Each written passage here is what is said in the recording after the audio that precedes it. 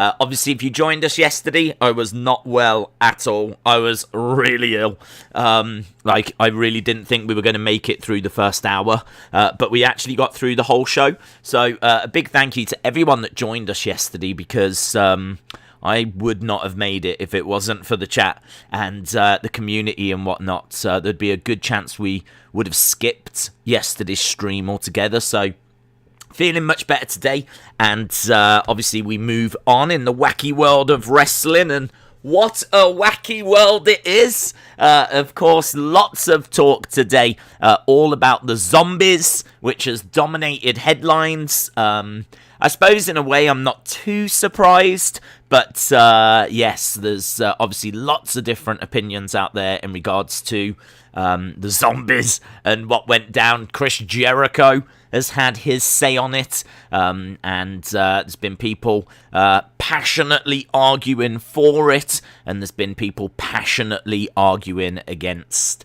So we've had lots of feedback on that. I would say that is the talk of Twitter in particular. That seems to be what everyone is talking about today. But as well as that, we've got things to look forward to tonight, and a few other little bits of news and rumours. Honestly, not loads. Normally on a Monday you get tons of stuff coming out of a pay-per-view. There hasn't been that much today. It's actually been relatively quiet in regards to like news and rumours and all this kind of stuff. I think it's because last night's pay-per-view was... It didn't really have like many surprises or anything like this, apart from the zombies. It was just kind of like a show, really. It was a show without adverts, and the card wasn't the most exciting going into it. I thought the matches, by and large, were good, but there's not really much to talk about or speculate on. A lot of people predicted that card. We do like a members prediction game for people that subscribe to the channel, and so I had about 30 odd people send in their predictions. Pretty much everyone got it bang on. Like, pretty much everyone had the same outcomes, and it was exactly the same as what I had as well. So I do think this was one of the most predictable pay-per-views. There's not really any shocks. There wasn't really any returns. There's not really too much to speculate on. So as a result, there's not tons of news today. But there are a few things that we've got as we move forward. Tonight, we've got Alexa's Playground. So you're not just going to have a little Alexa thing backstage. It's going to be an actual segment. And apparently the tag champs are going to be on. So I would imagine that will get people talking about... Because normally if someone's on a segment like that, there's going to be an altercation of some kind. You would imagine that that would lead to some sort of match. You know, is it going to be that Natalya and Tamina are going to defend those titles against Alexa and a mystery partner or something like this? I think that might excite a few people. The first name that would come to mind then would be Nikki Cross, if we was going to go that way. Or they might even do something like it's Alexa and Lily, and they might even do something with the doll being on the outside and maybe Alexa's trying to tag in Lily. Or right now, I don't think anything is off the table in WWE. So as crazy as that sounds, I could see them doing it.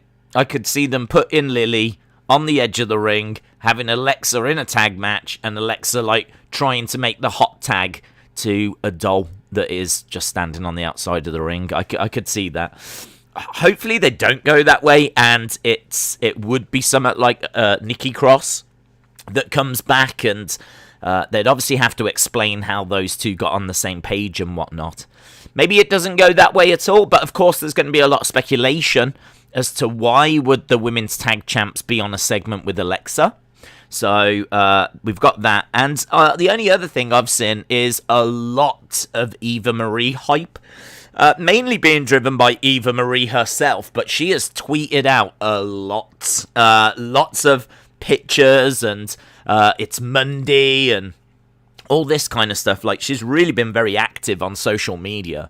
So it might be another little video package, or because we're now past the pay-per-view, I could see them doing a little bit more now. It does make sense to tease like Aleister Black, tease Eva Marie up till the pay-per-view, and then after the pay-per-view, that's when you would look to actually do something with them, because you've got to be building towards something, and they were never going to be at the pay-per-view, but the first episodes after would make a lot of sense. So there is a good chance that we actually see Eva Marie tonight.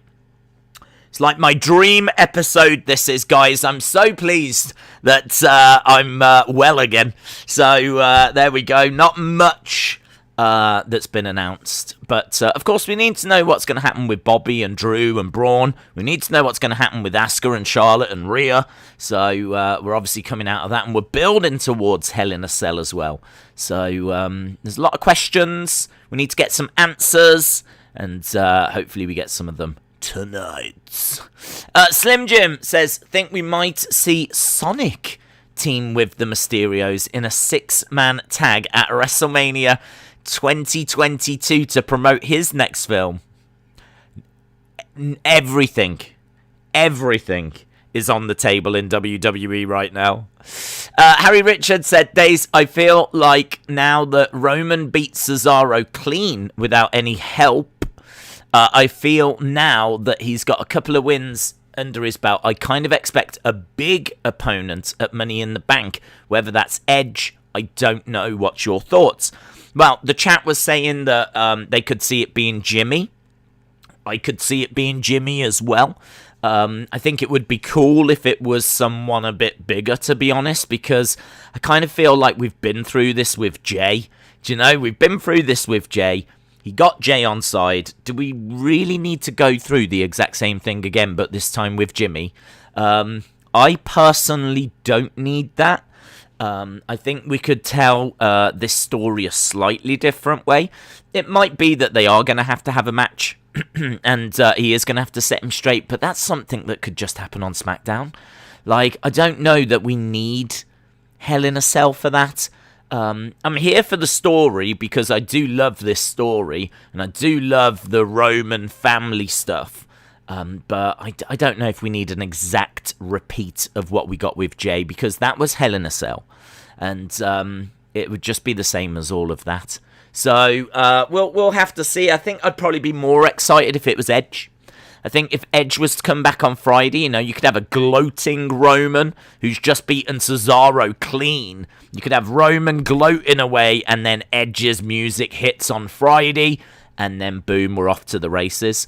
Might be a little bit too soon for Big E, but Big E obviously doesn't have that IC championship now, and he's got to be getting to the point where they're looking at Big E. I think Big E is in a perfect position to make that move relatively soon. He's had the experience of being a mid-card champion. He's been out of the New Day for a little while now.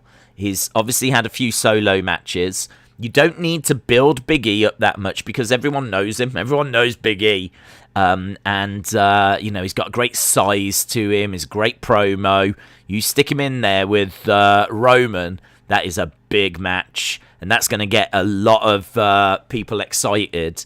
I do think Big E could be the one to finally beat Roman, though, so I don't think I would do it yet. I don't think I would do that yet. That might have SummerSlam written on it for me.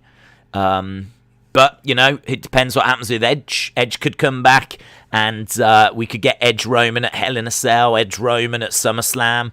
Like, SummerSlam's what, August time? So he could do a little feud with Edge right now, and that could carry through to SummerSlam. SummerSlam could be the blow-off. I personally would keep the title on Roman. I know many would disagree, but I just don't think Edge is the right person to beat Roman for that title. I would have Big E do it. I really would. Lauren said, how was Leo's date? I don't know. Is Leo in the chat at all? I've had so many people getting in touch with me about that, wanting to know how Leo's date has gone. And, yeah, I totally understand why. I also want to know. Harley says, Seth at SummerSlam. Could be good, yeah. They obviously did foreshadow that, I felt, with the little stare down moment. So, yeah, I think we will get that at some point. I don't know if SummerSlam might be a touch soon. But saying that, I mean, you've still got a couple of months to turn him, so could be. Johnny said, Days, I heard Daryl Dixon, Rick Grimes will be at Raw tonight to be on the safe side so that no zombies show up. If WrestleVote's tweet from the other day is true, I could see Black coming out doing a promo tonight, says Alex. Harley says, Days, did you see the picture of Charlotte during a women's triple threat staring at the camera, tilting her head and smiling? That freaked me out. Didn't know she was doing that. Maybe she's possessed a little. I haven't seen that image. No, I haven't seen that image. Maybe we are building towards Alexa and Charlotte. Maybe Alexa and Charlotte might be. Maybe she is possessed and she's going to be Alexa's tag partner. I honestly don't know. Days, it should be Roman Edge at the next pay-per-view. Then Big E wins the title at SummerSlam, says Dylan. Sounds cool. Taboy said, I won't be shocked if Miz comes out tonight as a zombie. Jeremiah says, hey Days, did you hear that Tyson Fury was backstage with his son? Do you think we will ever get the rumoured match with McIntyre and Tyson? I think there's a very good chance of that, yes, because Tyson will do it. He'll absolutely do it. The fact that he's still going to the shows and he's still engaged with WWE and he wants to take his boy along and all of that. I think he's been a lifelong fan, actually. I'm sure he's got, like, belts and merch up on his walls. Like, he's a full-blown fan of WWE. So I think that he had a good time. I think they looked after him when he competed against Strowman. But I think he's still obviously in the prime of his career, and his career has to come first at the moment. He's obviously got one of the biggest boxing fights of this generation coming up very soon against Anthony Joshua in Saudi Arabia. So he's got to... I don't think he's going to be boxing for that much longer, to be honest. I think he's probably got a year or two left. I think that he is someone that enjoys fighting, enjoys boxing, but I think he's made money. I think he has overcome his mental health issues, or at least learnt to control his demons, shall we say. And he's at a much better place in his life now. I kind of think that when he went off the rails, he needed boxing to kind of refocus him, and he got to quite a dark place, Tyson Fury. And who knows, if he retires, he could get back to that dark place again. But I honestly think when he does retire, it really wouldn't surprise me to see him doing quite a bit with WWE. I think he would definitely be up for it. It's just, would WWE be up for it? And they will be up for it if there's money to be made. So if Tyson Fury stays on top, like if Tyson Fury loses now to Joshua and loses and his star power starts to fall, then maybe WWE won't have as much of an appetite. But if he does well towards the end of his career and is still a household name and all of that, then WWE will absolutely look to use Tyson Fury. If there's money to be made, they will make it. Tyson Fury will do it. WWE would be interested. McIntyre's interested. I mean, that's a big match for McIntyre, isn't it? Do that at WrestleMania. Tyson Fury, or one of them Saudi shows maybe. Tyson Fury versus Drew McIntyre. I think there's a very good chance we get that, yes. Very, very good chance that we get that. Roman was done. Cesaro took him to his limits, says Nova 2.0. Austin says Rhea versus Charlotte at the next pay-per-view, and Asuka being Alexa's first opponent is my prediction.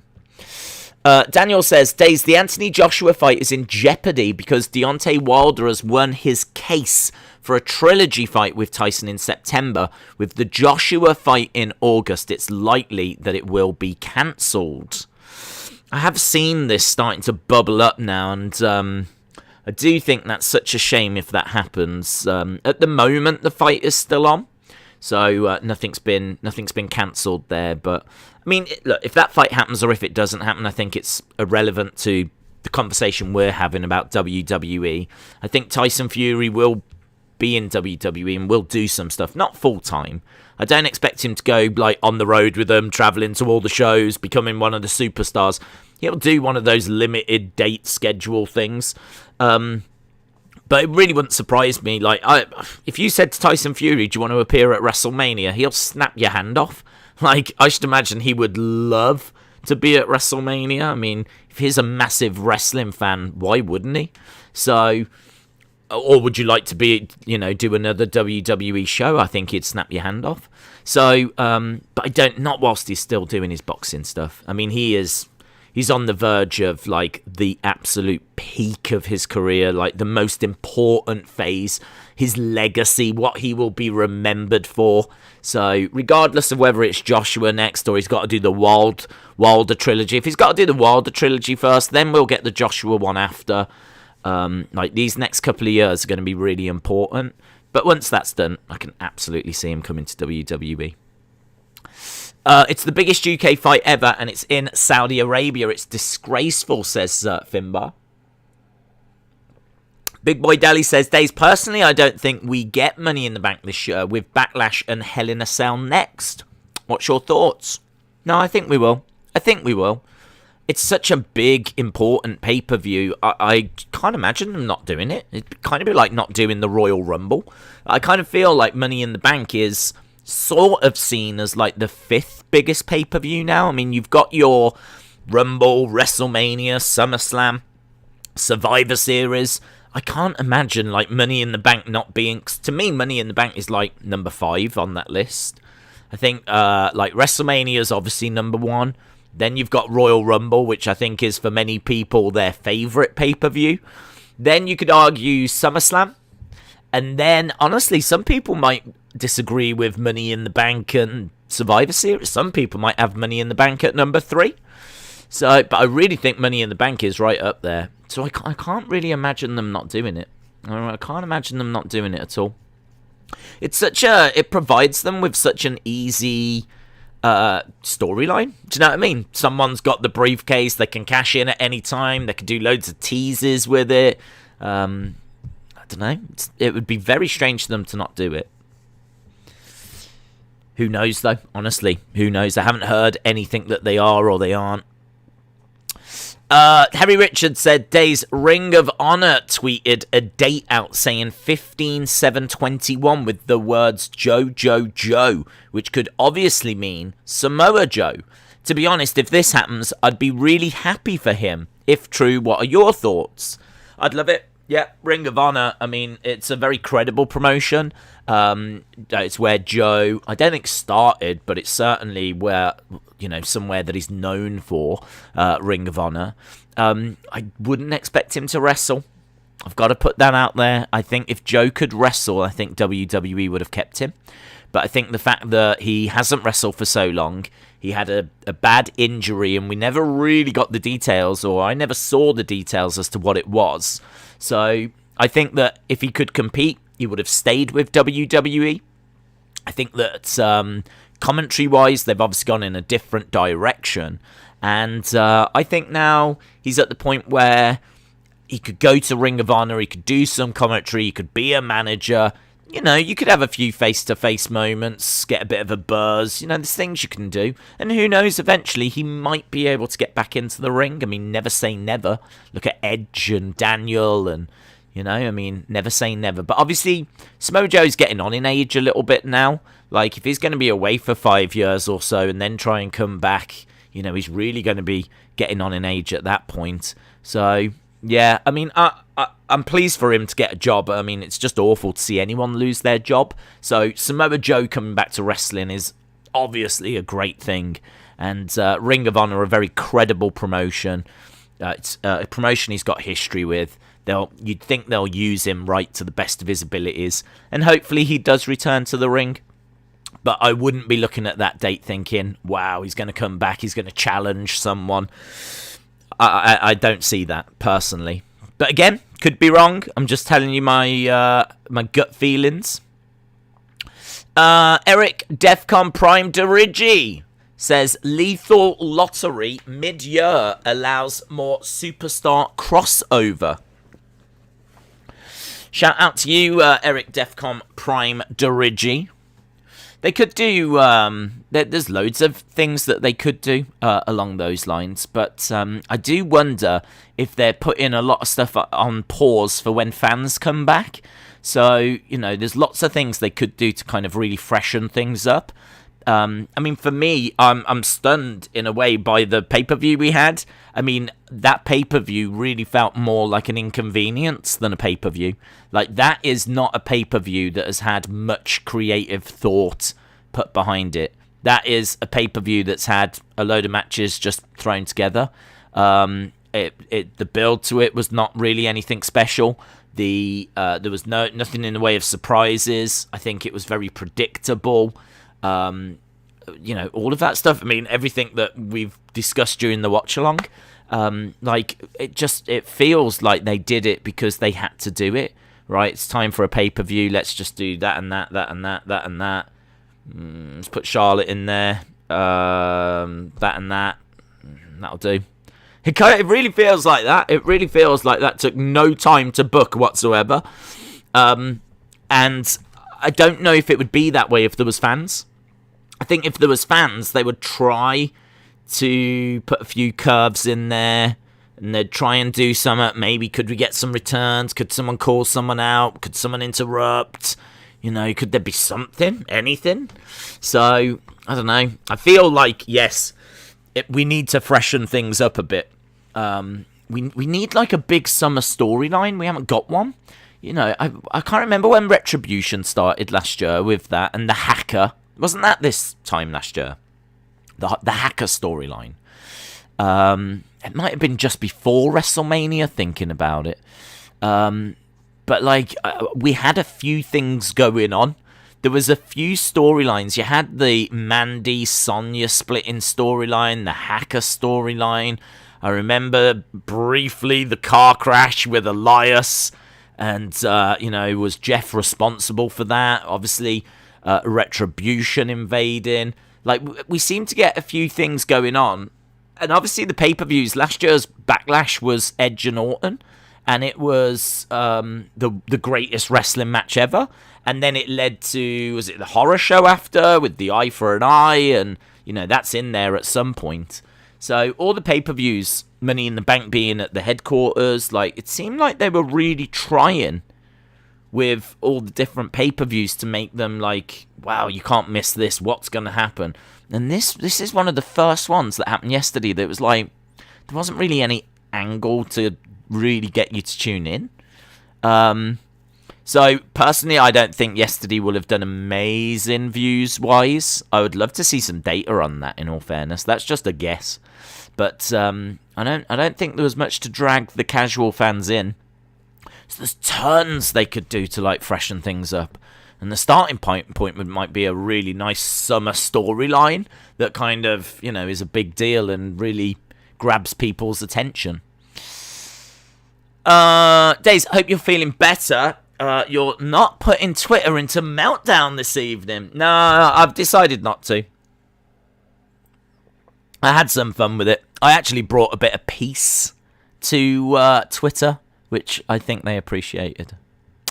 Days, one thing I really don't want is the main roster to use Adam Cole wrong. I feel like Vince won't know what to do with me personally. I'd have an AJ Styles Adam Cole feud. Thoughts? Yeah, I like that. I don't know that AJ's obviously in that tag team at the moment. So, not sure, not sure that you will get that. I suppose it's when he comes up, if he comes up. I'd like to think that when he comes up, they'd have creative plan for him. Because I think that's the problem. When they call up a load of people from NXT, they don't have plans for them. Do you remember that when they called up Heavy Machinery, EC3, Lacey Evans, there was a group of about 4 stars they called up.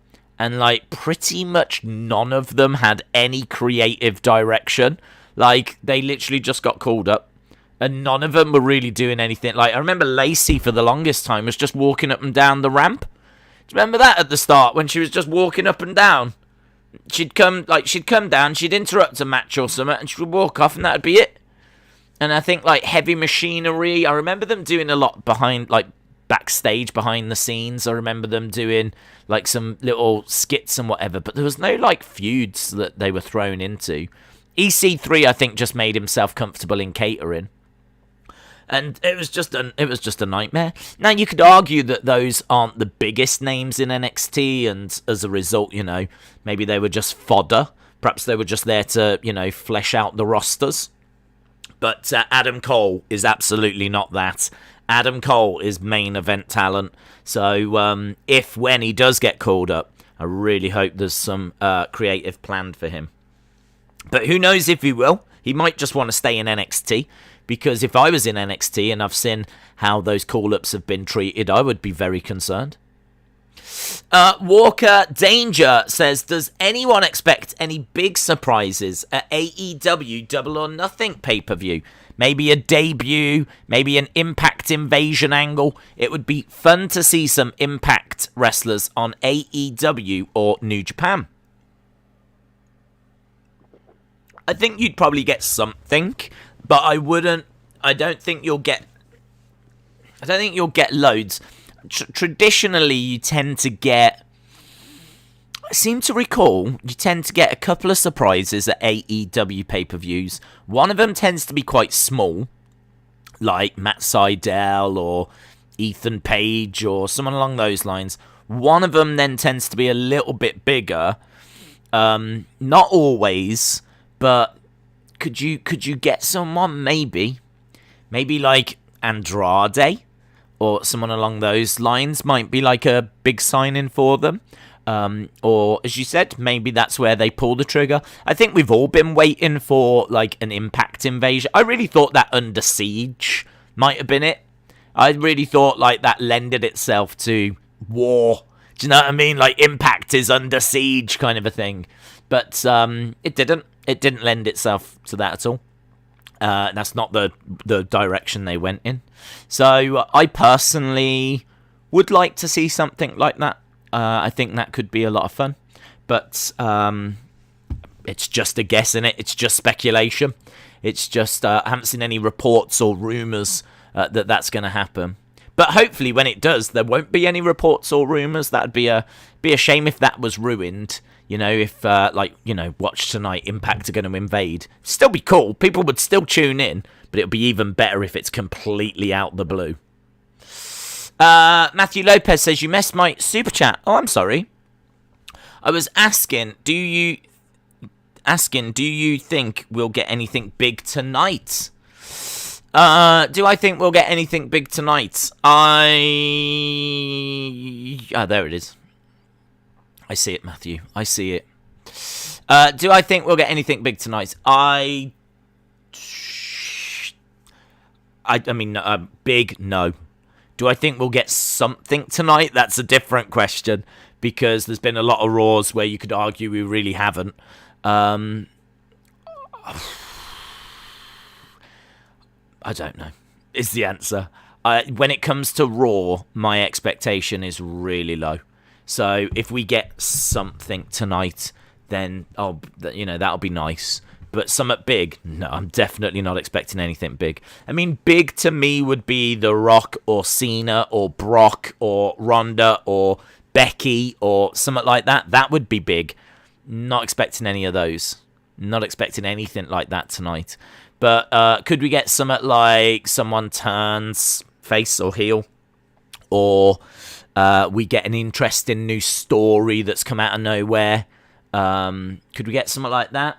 Maybe. I mean, this is the show after a pay-per-view. This kind of feels like this should be a fresh beginning as we build towards the next pay-per-view.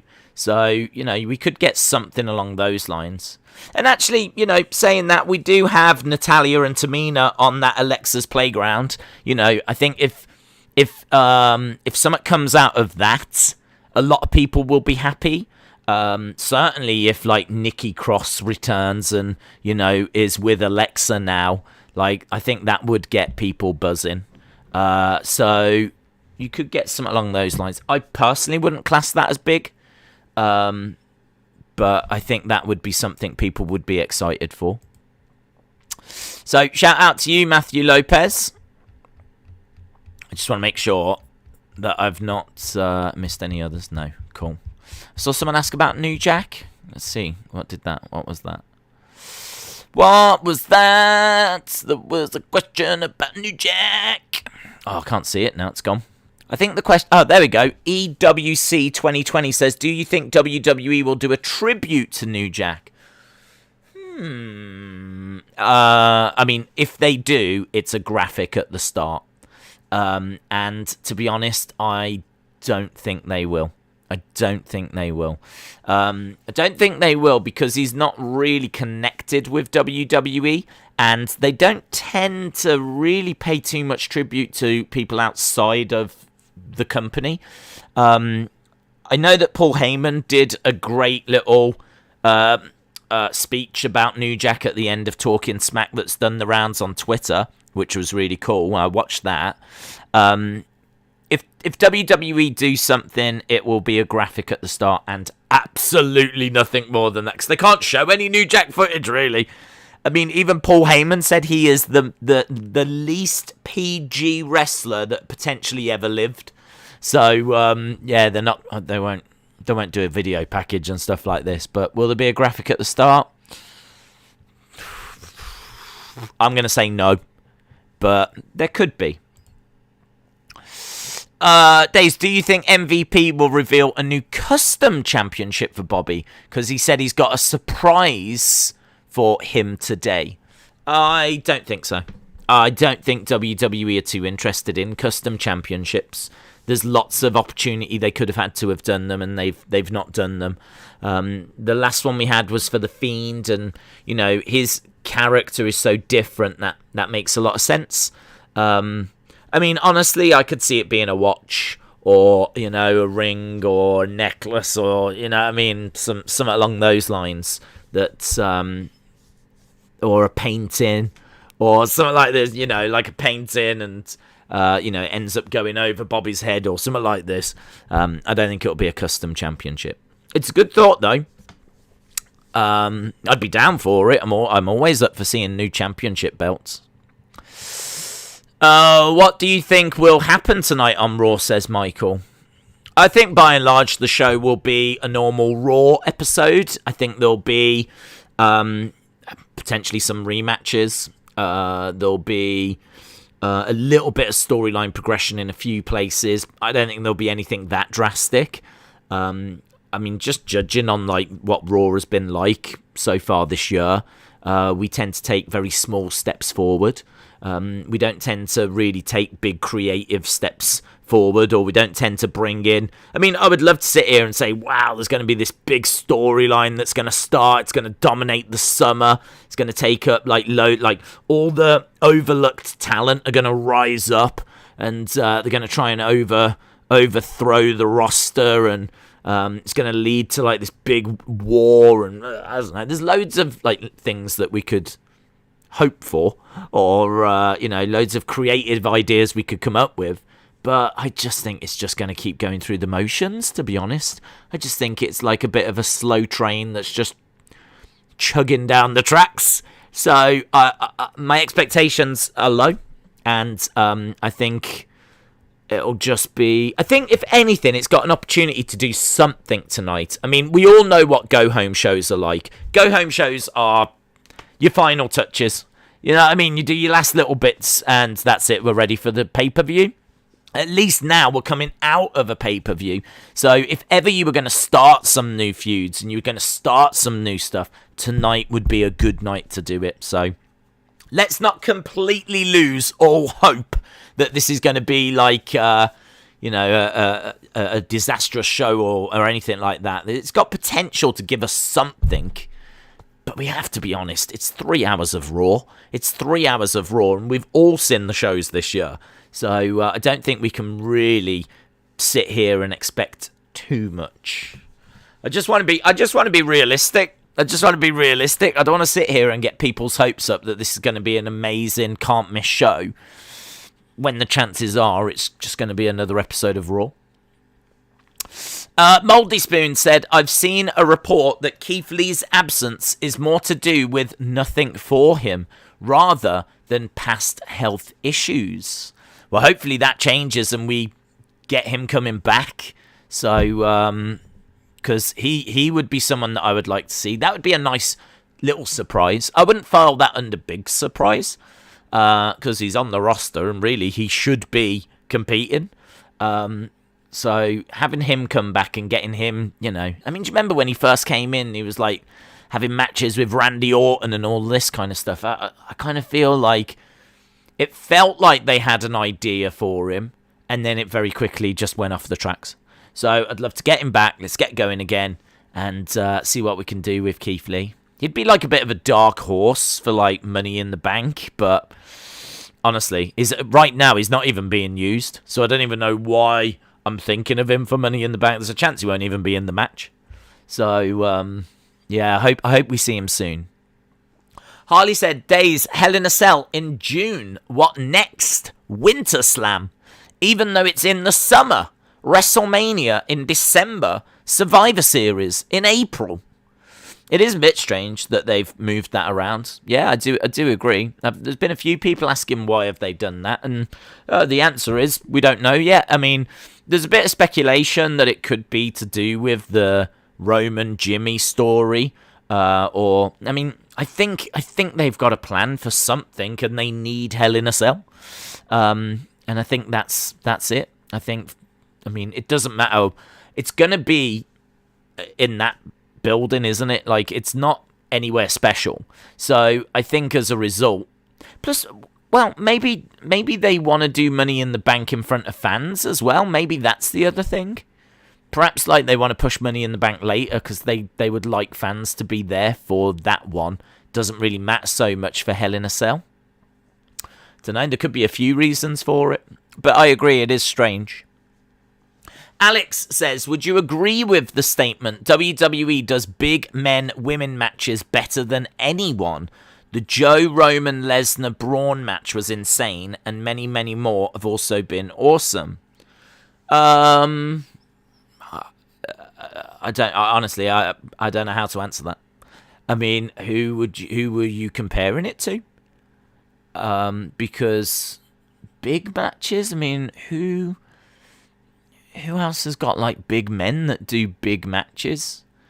I mean, there's not really massive guys in AEW. They have gone and recruited some. You've got Wardlow and people like that, but you don't tend to see them that often. And only really now Miro has got going. So I would say AEW are only really now just starting to find their feet with that kind of a thing.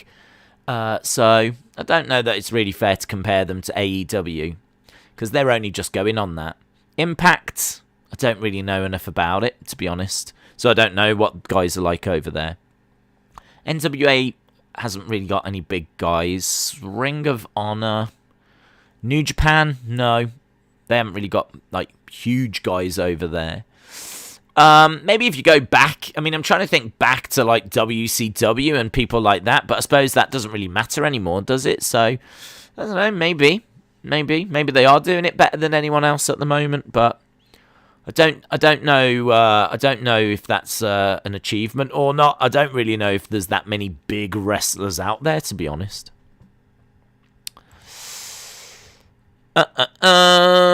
Days, do you think a wrestling promotion could get over using old school bubblegum pop wrestling, cartoony gimmicks, big hosses, squash matches versus jobbers?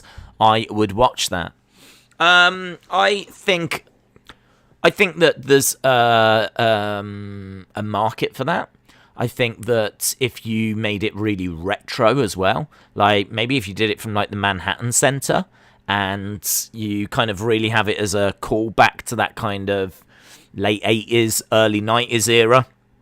I think there's a lot of fans that were watching around that time that have really moved away from it now.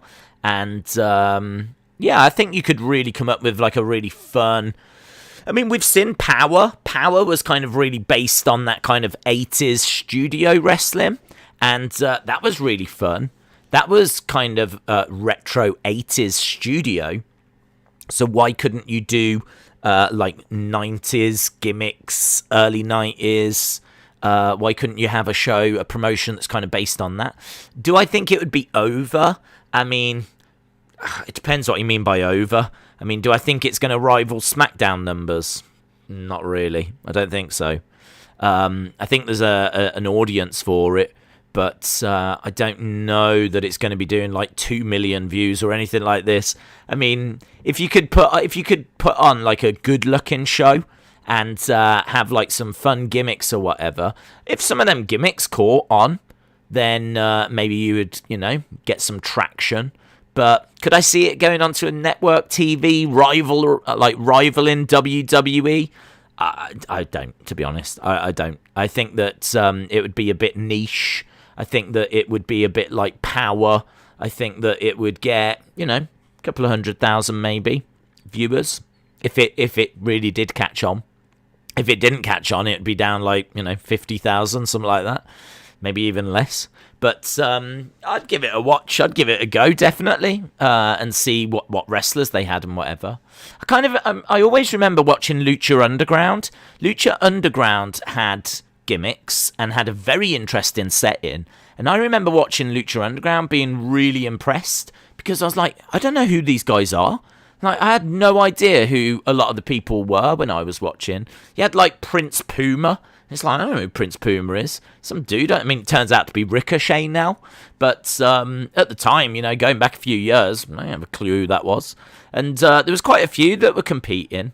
I mean, obviously, as it went on, there was names that came in that, like John Morrison, that you recognise and whatever. But when I was watching it, which I think was about season 1, something like that, end of season 1, I was just really impressed. There was like these big guys and high flyers, and I was really impressed by what I was seeing, and that was great, and that really caught my attention, and that did all right, but it didn't set the world on fire, and actually it's gone out of business now. That lasted about 4 seasons, and couldn't keep going, and I thought that was brilliant. That had great action, great wrestlers, great looking arena.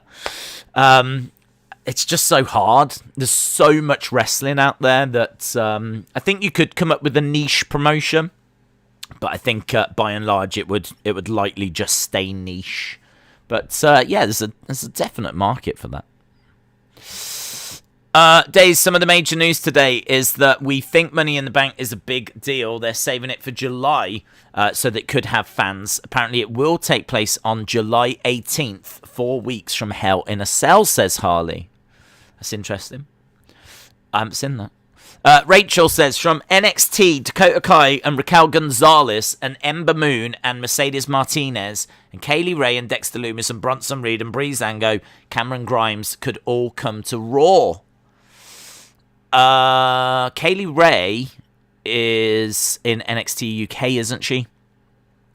And she might be NXT bound, but I'm not sure she would go straight to Raw. I mean, those are all names that absolutely could get called up, but I don't know. I don't know. I don't know. There's not many names, if I'm being honest, there that excite me too much if they get called up. Mainly because I just don't think they'd be used right. I mean, Bronson Reed is a big guy, but so was Keith Lee. Keith Lee was more over in NXT than what Bronson Reed is right now. And look at how they've treated Keith Lee. I've got no confidence that they would book Bronson Reed well on the main roster. Breezango's already been there. Didn't work. Cameron Grimes probably would get called up as the next Elias, to be honest. I could see Cameron Grimes being someone that is kind of that cocky heel. He's got a very strong gimmick, whereas Elias plays music. Cameron Grimes has got money now. I could see Cameron Grimes coming up as, the next Elias, just being a cocky heel that loses all the time.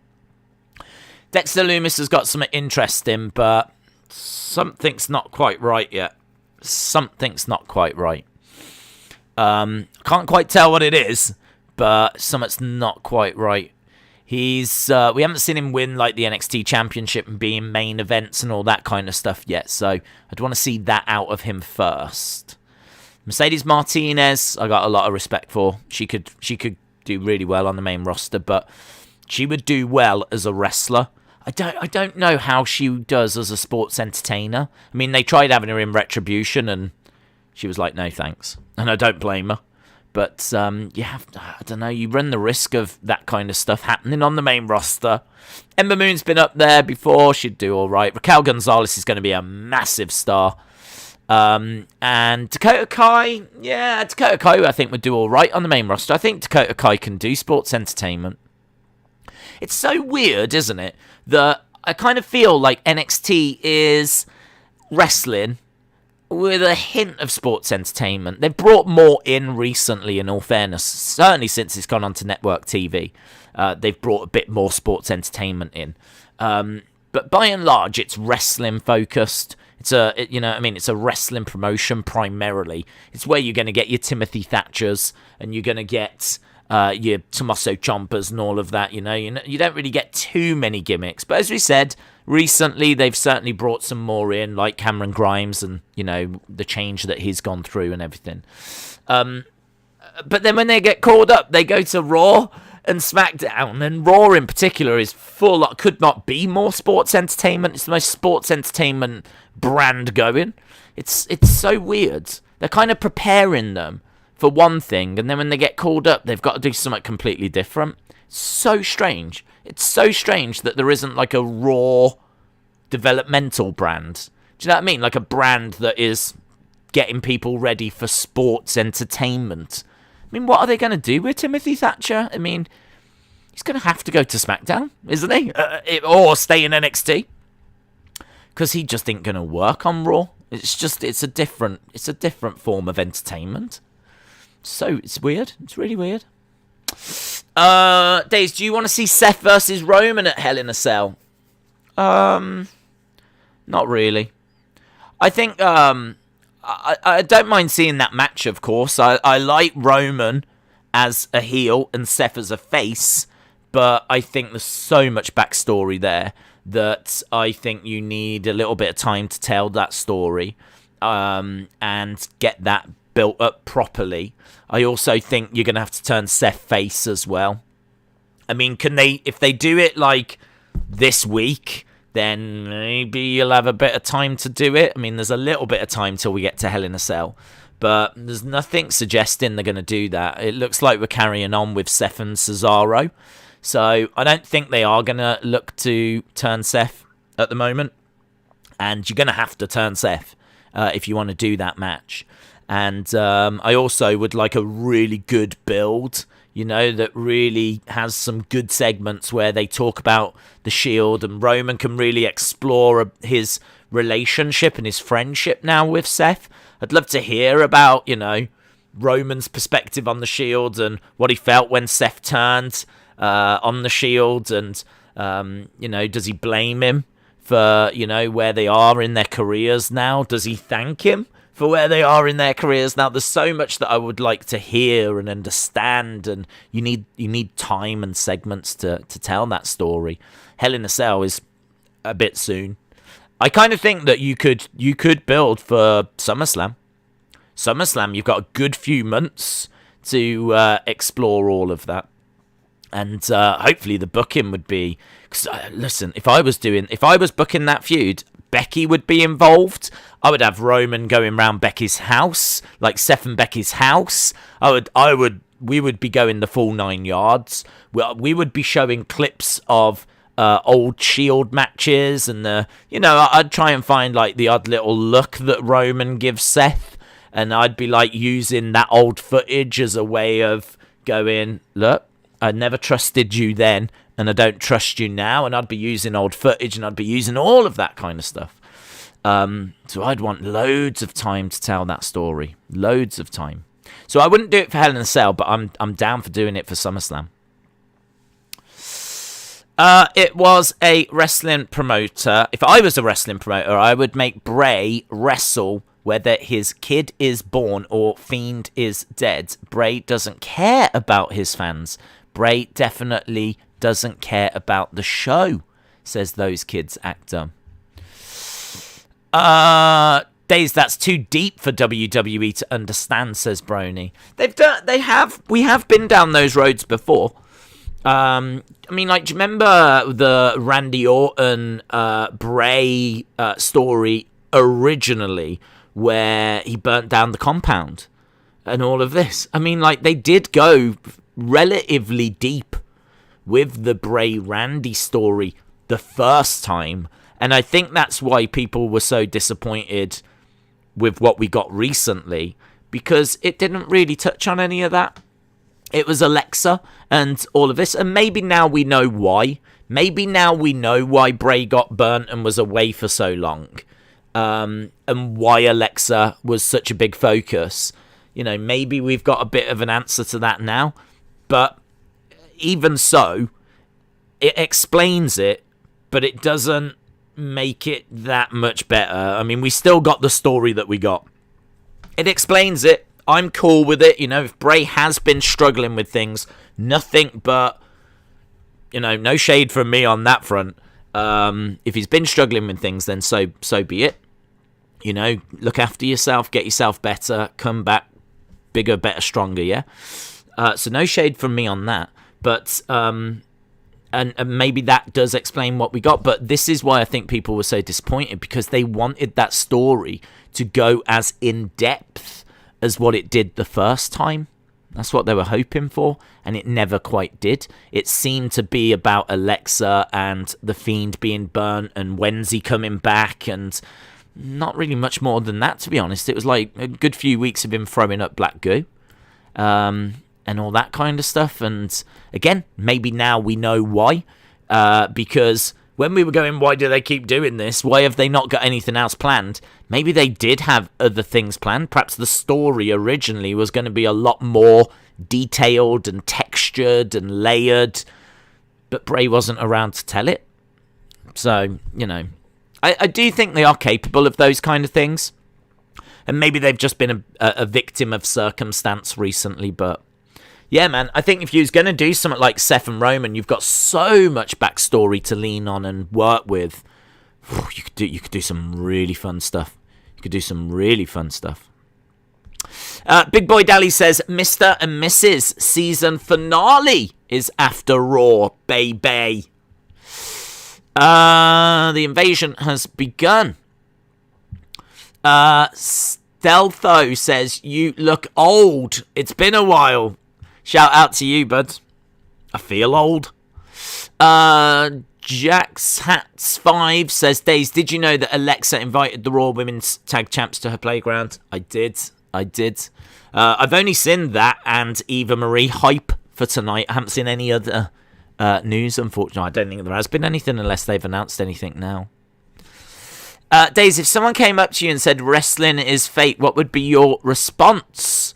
I would say those silly soaps and Marvel movies are fake, but you don't see me moaning about them. I'd just be like, okay. I mean, I always think that if someone is going to say that to you, there's more behind it. Do you know what I mean? Like, they're going out of their way to talk to you about it. So they must either have... They clearly want a conversation about it. They clearly want to talk about it, or they clearly want to wind you up about it, or there's something... It's clearly, you know, there's a reason why they're saying it. If it's just in conversation, if they're being... like, say if you're having a chat with someone and they go, yeah, but isn't it fake? And they're, you know, they're cool. They're trying to understand. That's different. Then I'd be quite happy to sit down and, you know, have a good conversation. And it'd be a conversation I'd look forward to be honest, because I do think that pro wrestling has got that kind of a stigma to it. And, you know, I would very much enjoy explaining to someone why I enjoy pro wrestling and what in pro wrestling I look for and why it, you know, appeals to me. And that'd be a conversation I'd love to have. Because you're kind of sharing your passion, aren't you, really? It'd be like going up to a stamp collector saying, why'd you collect stamps? I'm pretty sure they would love that question, because then they can tell you why they love collecting stamps and all of that kind of stuff. So if you go up to a pro wrestling fan and say, isn't it fake? In a nice way, then, I'm sure we would all enjoy explaining why we enjoy it and why that's not a problem. But if it's someone that's like, just being an idiot, you like pro wrestling, that's fake, blah, blah, blah. My response to that, I wouldn't even try to explain it. Why would you even bother? They're only trying to, like, wind you up. They're only being idiots. So just be like, okay. And that's it. I mean, you're not giving them what they want. What they want is to wind you up. So don't let them. Days, unfortunate news. I've been diagnosed with mild congestion. The doctor says if untreated, I've got 60 to 70 years. That's awful, Esteban. Thoughts are with you at this difficult time, buddy. Have you heard anything about WWE planning to tour again? I heard people saying that it's looking like they might be doing some touring in July time. I've still not seen... do you know what? I might have seen it, and I might not have seen it. I know that AEW are touring, and there's a chance I might have seen like some WWE announcement and just dismissed it and got it confused with the AEW thing or whatever. So, off the top of my head, I don't know. But I can certainly tell you that people have been reporting that WWE... Almost got confused again. WWE are looking to tour around July time. I don't think it'll be anything too big, in all fairness. The AEW tour's not that big. It's a couple of dates in Texas and one in Florida, I think. So we're only talking about 2 states out of 50. But, I think that, it's symbolic, isn't it? So will they start touring around the country? Well, I mean, when they do that, that's when the vaccine needs to be, fully working, and COVID's got to be under control, and all the different states have got to open back up, and people are looking at it. I mean, it was really interesting listening to Dana after UFC 262 on Saturday. So, I think we will get there, but it ain't going to be for a while. Days, is Miz going to show up as a zombie tonight? There'll be some reference to it, of course. There'll be some reference to it. I don't know that he'll show up as a zombie, no. I can't see that, but I could see there being a Miz TV or some kind of backstage segment where he refers to it. Where, I could see him talking to Morrison, saying, "Where did you go? Why didn't you help me?" And Morrison could be like, "Don't ask." They're obviously going to reference it, but I can't see Miz coming out dressed as a zombie. Do you think the draft messed up Raw? No. I think Raw's creative messed up Raw. I still stand by the fact that Fox have obviously got much more involvement with SmackDown than what USA have got, or Fox have got a better idea of what they want. I think like Raw started on USA Network, and I know that it did leave and come back, but I kind of think that USA by and large just leave WWE to it. They might get involved with a few things, like USA might say, yeah, we'll allow this, we won't allow this, blah blah blah blah blah, but I don't think they really give them much of a direction for the show. I think Fox do give SmackDown more of an idea of what they're looking for, and I think they want a much more in-ring sports-based show than what you get from Raw. So I don't think it's a draft that's messed up Raw. I think it's maybe a lack of creative direction, and I think that comes from the network, and I think they get it from Fox and they don't get it from USA, and as a result, you get what you get. If I was USA and I was paying loads of money for Raw, I'd be telling them exactly what I want, what I don't want, and really, not just leaving them to it. Right, we've got Bobby Lashley and we've got some lovely ladies. How many ladies? 5 ladies. Bobby, 5 ladies. Bobby, 5 ladies, Lashley. Yeah. Woo! Bobby's a legend. I've never had more respect for Bobby in all my life. Bobby, Bobby, Bobby.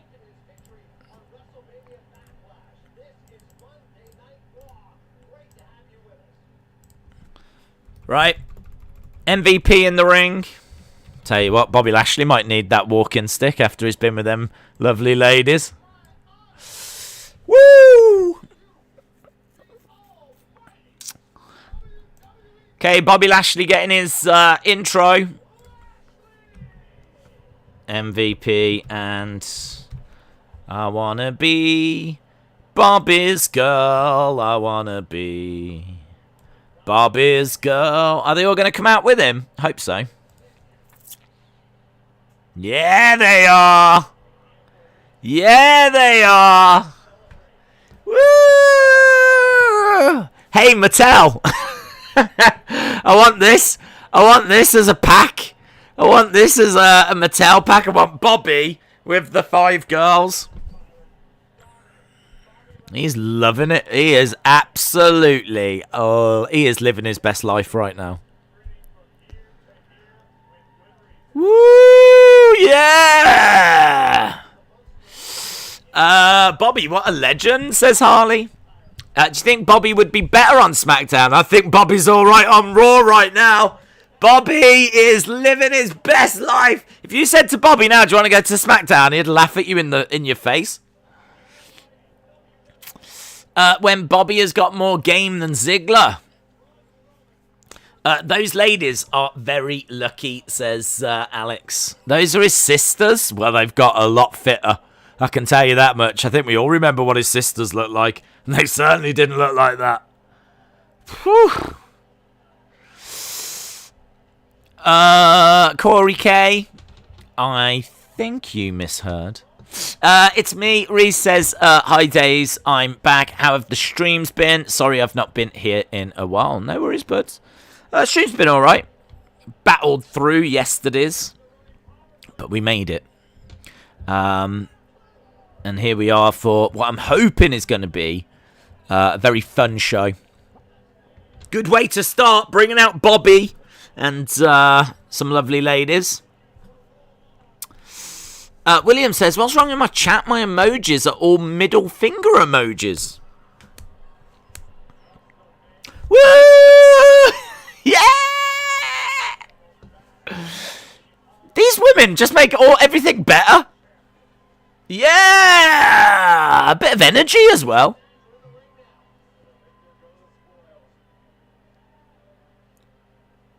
Thank you, ladies. Thank you. Oh, that's the surprise! MVP, that's the surprise!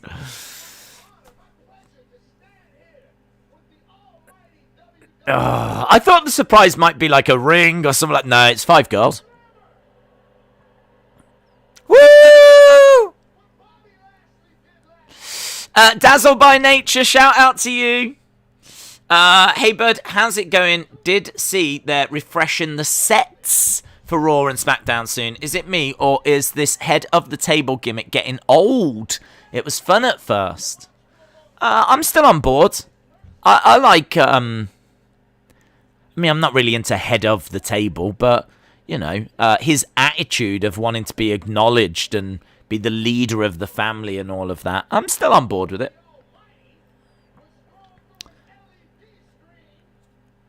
But yeah, head of the table I don't really need. Woo! So Dazzle by Nature, shout out to you, buddy. He did all of that whilst injured. Show me your fist. What's he done?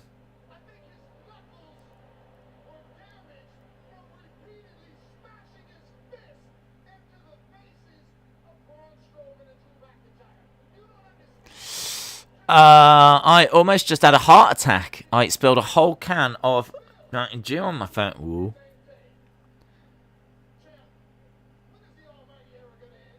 When is the almighty era going to end? I would love to see Bobby doing a little bit of Ric Flair in the sense of, you know, going off onto private jets. He's got the girls right now. He's got the sharp suits. Let's get him some private jets. Let's get him some limos. Let's have him come. Don't have Bobby walk out. Have the, like cars when they come into the arena, like JBL. Let's do that for Bobby. I know it's a flashback to JBL and all of that, but it works. It works. This guy has got the girls. He's got the championship.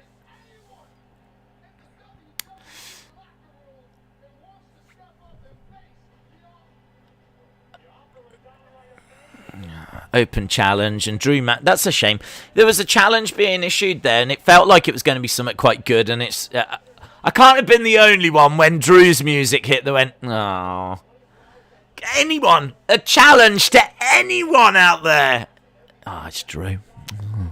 Matthew Lopez says, who do you think Bobby fights at Hell in a Cell?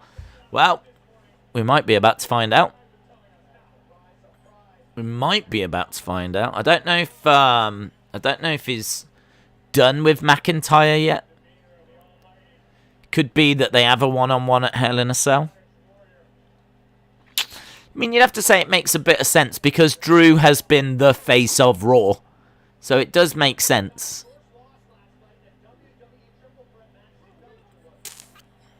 I mean, I don't think he's winning the belt, to be honest, because I think he's going to feud with Jinder or something.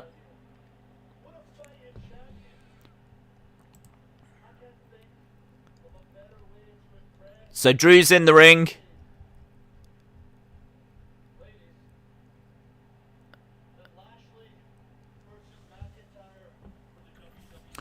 I can't think of a better way to impress these ladies than Lashley versus McIntyre for the WWE Championship.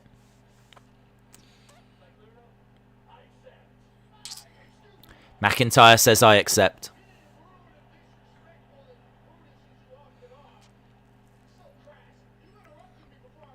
You interrupted me before I was finished.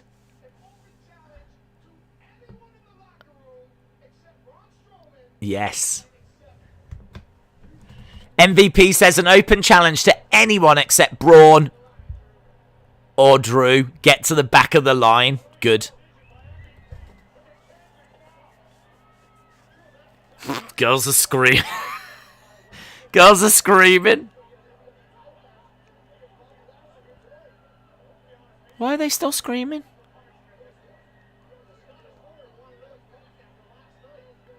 Why are they screaming?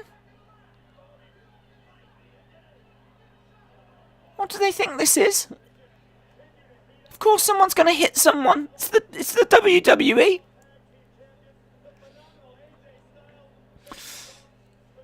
Okay, well, we've got no closure on that. Coming up next, we've got AJ Styles against Elias. Commercial break.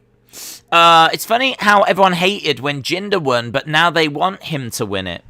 I actually didn't hate it. I didn't hate it when he won. I do think that his run was underwhelming. That wasn't really his fault. That was the creative's fault.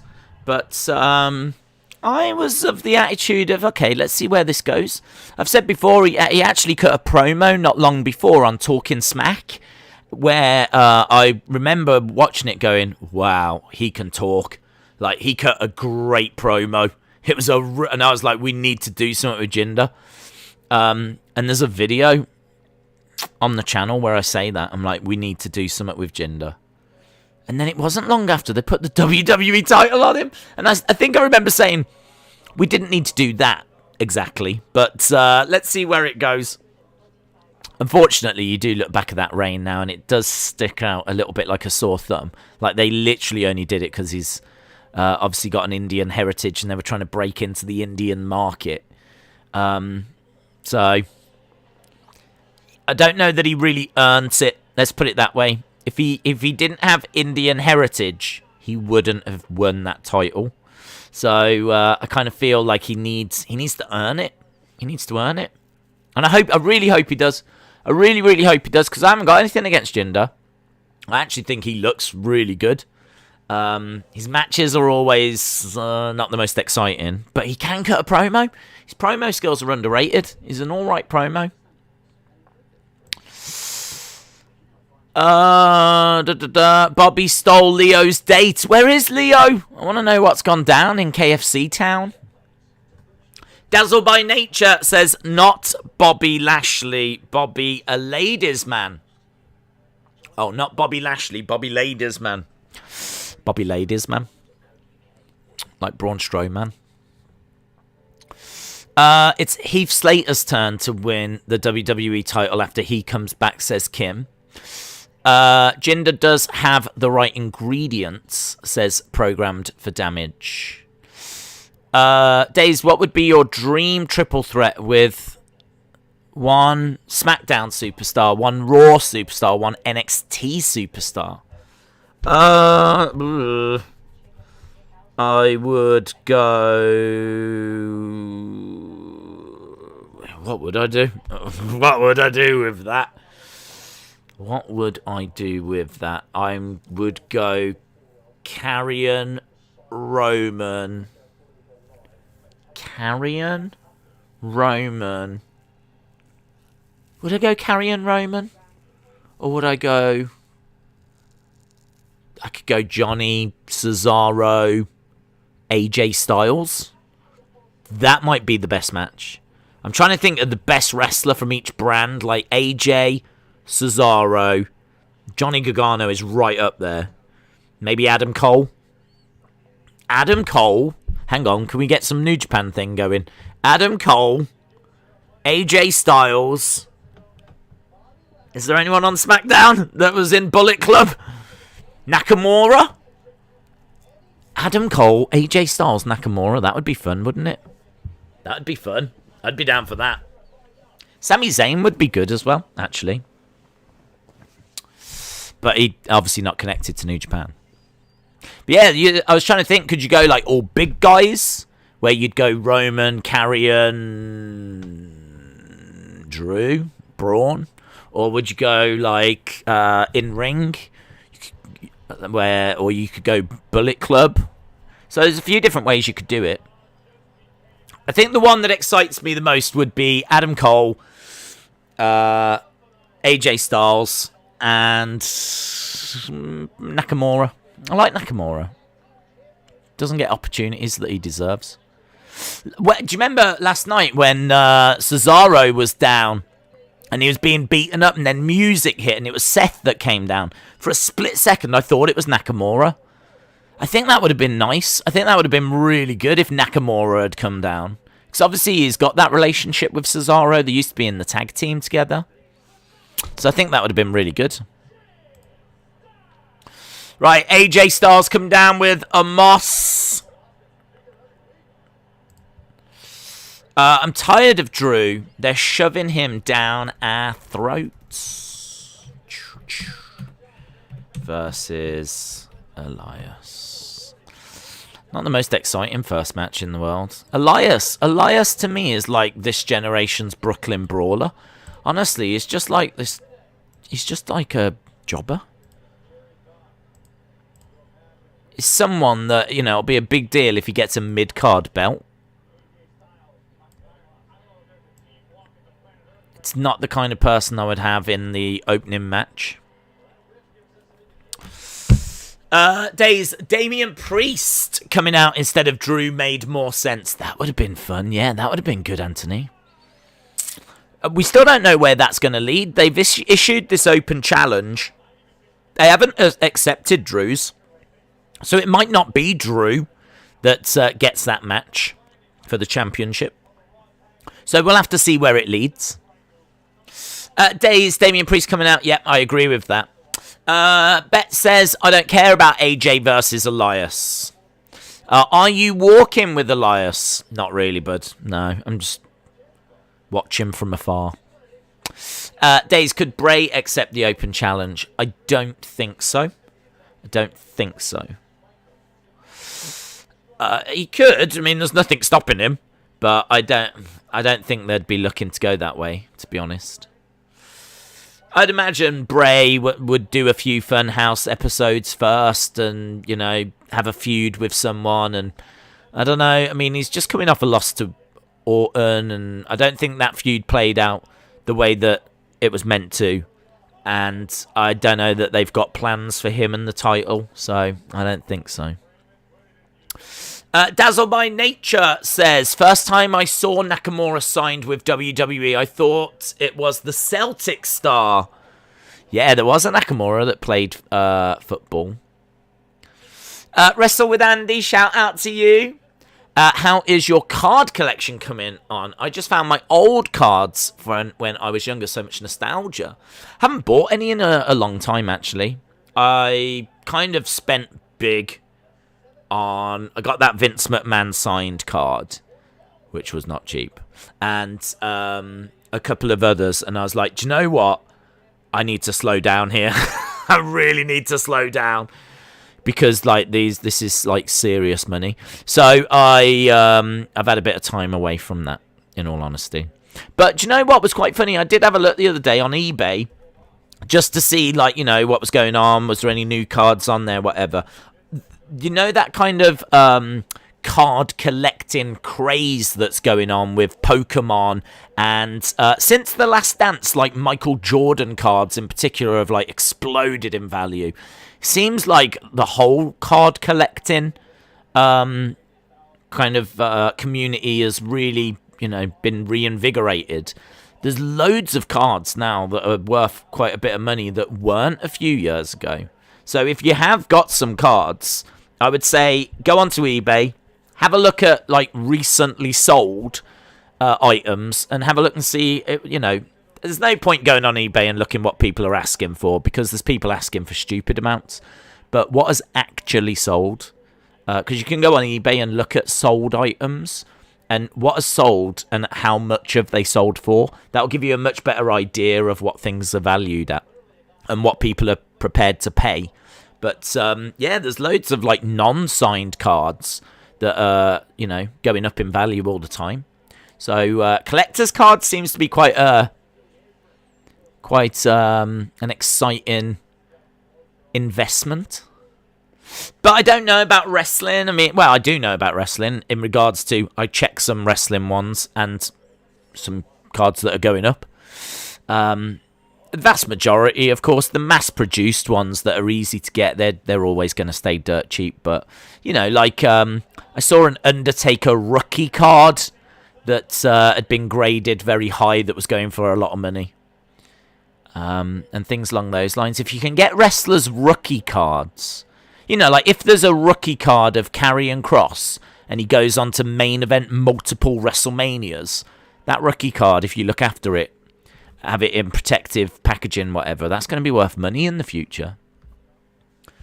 Same with like Raquel Gonzalez. You know, if Raquel Gonzalez goes on to, you know, main event WrestleManias and go on to be a big deal, if you've got her rookie card and you keep it safe, that will go up in value. So, yeah, looking for rookie cards, like their first cards, keeping them safe and whatever.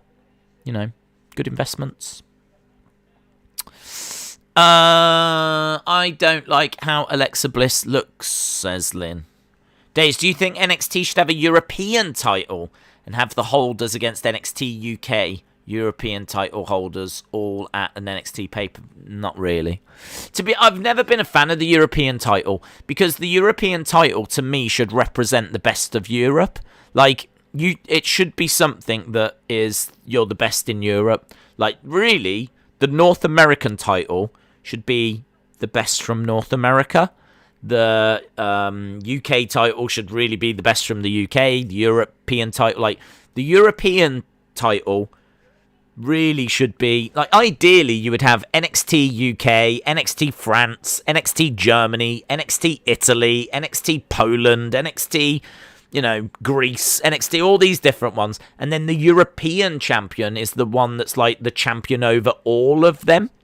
Like, that's how I would use a European champion. Just having a European champion in WWE never made any sense to me. Just didn't really make any sense. I mean, I suppose in a way the champion represents Europe, but then there was loads of people that were like from US and Canada, and I don't really know what they had to do with Europe. It just became just a generic mid-card title. It didn't mean anything. Didn't you might as well have called it the abracadabra belt. Do you know what I mean? It didn't mean anything. It was just words. Pointless. So I kind of think if you're going to have a European Championship, you need to have... It needs to be in Europe, and it needs to represent Europe.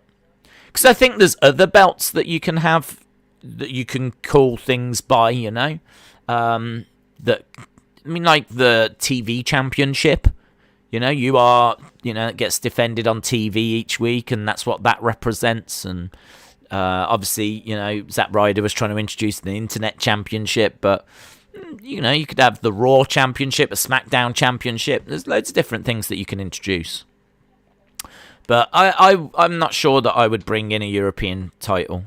I suppose you could argue that you could bring it into NXT UK, and that could be the big belt people try to win in NXT UK rather than the NXT UK Championship. But I don't know. What do you do with the NXT UK Championship then? Do you make that the mid-card? Bit weird to make that the mid-card. I don't know. Perhaps I'm in danger of overthinking it, but to me, the European Championship should represent Europe. Dazzle by Nature says, did I see Vega coming back to NXT? Yes. Apparently she was at the Performance Center, and there's big rumours that she is on her way back to WWE. Don't know if she's coming to NXT or what brand she's going to, but apparently she is on her way back. If you are wondering about why are we not talking about wrestling, there isn't any. We just went to commercial break for a while. We have come back to it now, and we do have Elias and AJ Styles in the ring. We've got Amos on the outside, Jackson Riker on the outside. They're exchanging a few words at the moment from a distance. And big spine buster by Elias on AJ. If you could make a War Games for Raw and SmackDown, what superstars would you choose with the condition of no champions? I'd want a reason for it, to be honest. I mean, you could sit here and easily pick like 4 or 5 great male stars from each brand. Be a bit generic, but you could easily do it. But I would want a bit more of a story. I'd want a bit more of a backstory to it. Similar to what we've got recently with, you know, Pinnacle in a Circle. I mean, that was good, the way they built that. I thought some of the build was not amazing, but by and large, the build was pretty good, and the match, by and large, was really good. So, I don't know. I mean, like, Raw and SmackDown, it's all right for Survivor Series as, like, a one-off pay-per-view, but there's not really much heat there. Like, I always watch Survivor Series, and I just don't really care. Because I'm not really rooting for either brand. I prefer SmackDown, but I'm not really going to be cheering for SmackDown. If SmackDown lose at Survivor Series, I don't care. Because there's no consequence. Nothing happens. There's no stipulation that means if you lose at Survivor Series, there's any issue. Do you know what I mean? One brand is a bit sad for the opening part of their show, and by the time you're halfway through the show, they forgot about it anyway. It just doesn't mean anything. It's pointless. So, I don't know. I could sit here and go, AJ. I'd have AJ. I'd have... I'm trying to think of some good wrestlers that are on Raw, in all fairness. Male wrestlers that are on Raw. You could go AJ. You could go Bobby. You could go Drew. You could go Riddle. You could go Orton. I mean, I don't know. It's just a bit... I don't really find that very exciting. But then I don't really find Survivor Series very exciting with the brand versus brand thing. I've said before, I think last year Survivor Series should have been WWE Stars against Retribution. And I don't think we should be doing Raw SmackDown because we've done it for a few years. And it's a bit dull. I mean, I like the invading in the build. I like the invading. I don't mind the champions versus champions thing, because you can get some dream matches out of that. But by and large, it just doesn't mean anything. Unless you bring in a stipulation. And we have spoke about this before. About there should be a forfeit for like the brand that loses. Or there should be a really good prize for the brand that wins. And there should be a reason as to why people want to win that and why brands want to win that and they don't want to lose it. So it just reminds me a little bit of that, to be honest. Regarding Bobby's open challenge, 2 words. Daniel Bryan, says Anthony. Will RK Bro versus New Day be good? Yeah, I'm sure it will. All of them can go in the ring, so... I like RK Bro. That's one of the shining lights on Raw for me. I am into that group. Harley said, I'm being fair. They tried with last year. All the Soul Survivors got the opportunity to face the champion at TLC in a non-tournament, which AJ won.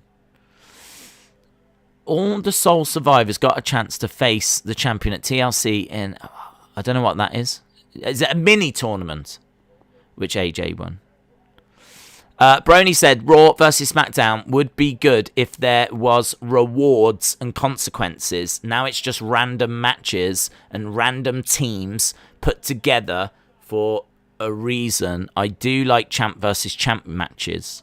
Yeah, I mean, the only problem with the champ versus champ matches is the titles won't change hands. So the champ versus champ matches are bragging rights again, you know. We did get Roman Drew, which was cool. And obviously that could play into the future. But, don't know, I mean, I don't know. I kind of feel that for Survivor Series you could do something better than that.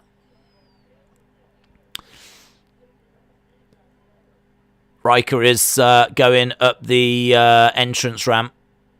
Amos is chasing after him. I would love this match. Scarlett, Lana, Dana. Amos chasing after Elias.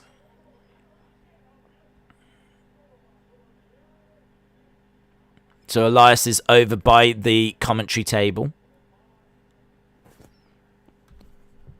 Amos standing over AJ.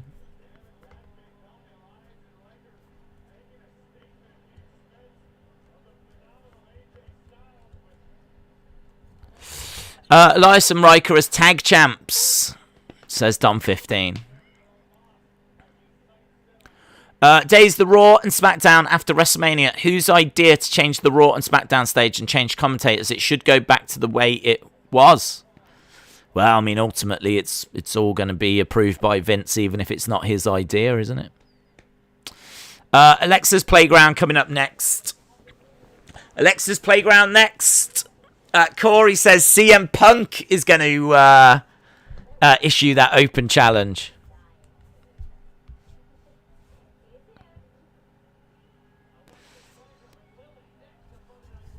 Okay, Alexa's Playground next. The fans are more for AJ, so maybe that will push him to go face. That match sucked. So far, the best part was Bobby and his women. Yeah, that match didn't really do it for me. Right. Alexa's Playground. Winning brand at Survivor Series gets number 30 in both Rumbles. I like that. Mini tournament. AJ won, so they did give him a reward for last year. It's not a thing, though, is it? It's not a thing whereby if you win, if you're the it's not a thing.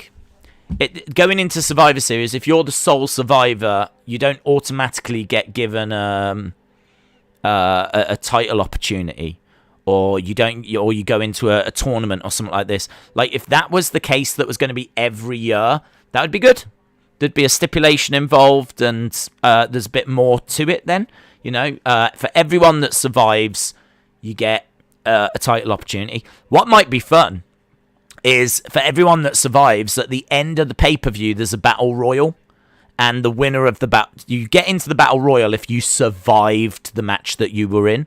If you survived, it's called Survivor Series. If you survive the match that you're competing in, You go into the Battle Royal at the end, and there's a Battle Royal. Winner of the Battle Royal gets the title shot at the next pay-per-view or something along those lines.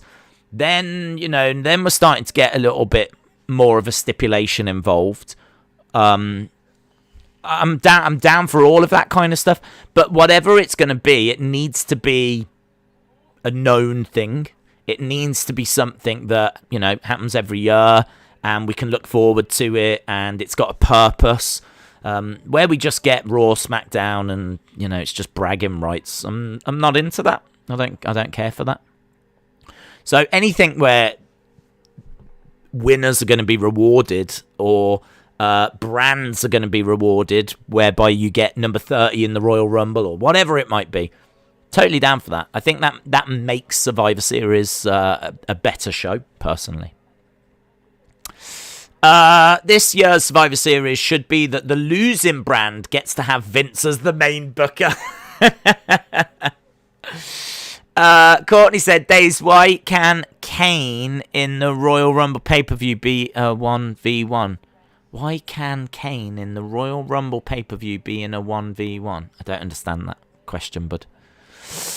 The brand versus brand should only be during NXT's Invasion. Who is the one superstar that you want to interview and talk to? I want to speak to Vince.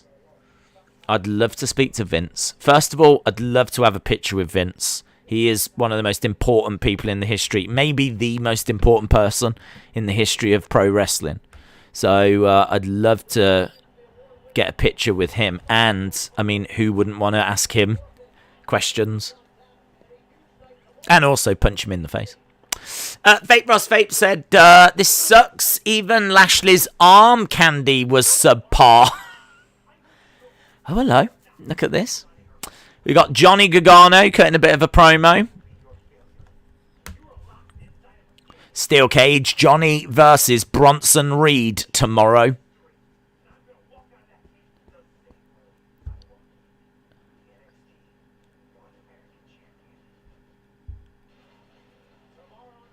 Tomorrow night, Johnny Gargano, Bronson Reed, an epic steel cage match for the North American Championship. And in the bottom corner, it says must see. So there we go, guys. You can't argue with that. Anadors! Days, I don't see why they don't unify the top two belts and the winning Survivor Series team gets the champion on their show. That's interesting. The only problem you might have then is how would the other show get an opportunity at the belt? Is it a case they have to wait for the Rumble and try and win that, or because you'd kind of want both shows to have access to that top champion? But I do get where you're coming from. I definitely agree with unifying the belts, and yeah, you could look at something along those lines. My only initial reaction is, what would the other brand do if they didn't have access to the WWE Championship or whatever it's called? The WWE Universal Heavyweight World Championship.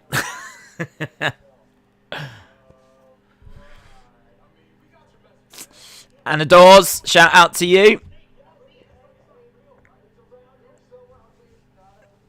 McLean says, Anna Dawes, is that a profile picture of your dog? That's Anna. That's Anna. A lot of people don't know that Anna is a dog with the ability to type.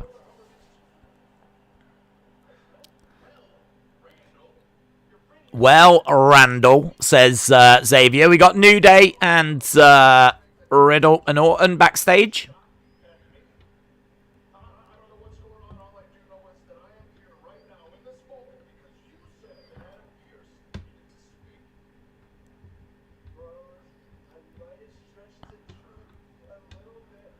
Bros, I might have stretched the truth a little bit.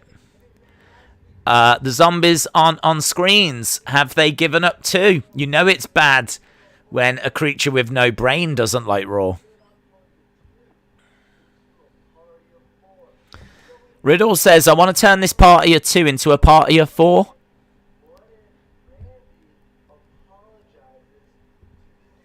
What if Randy apologizes to the New Day? Yeah, of course, he did attack them last week.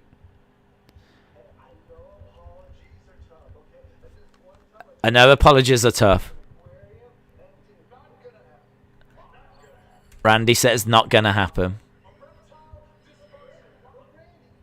Erectile dysfunction.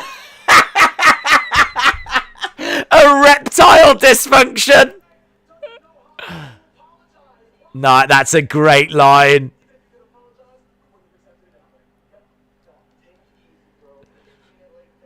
Erectile dysfunction.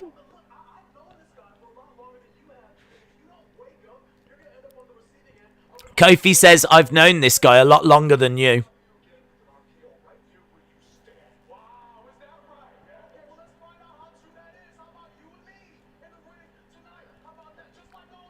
Kofi says, how about you and me in the ring tonight like old times? Look at Riddle losing his mind. Riddle. That's not what Riddle wanted.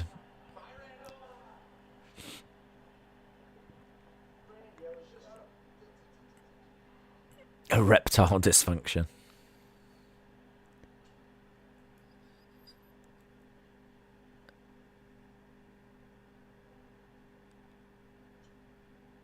Why is the camera still on him?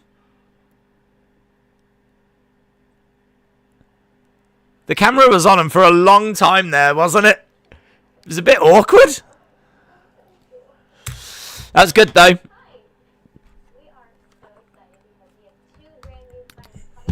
Right. Alexa's Playground.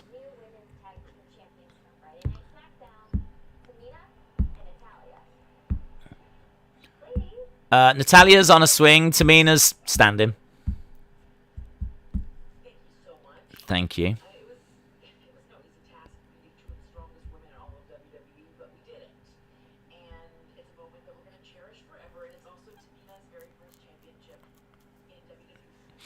Tamina's not impressed.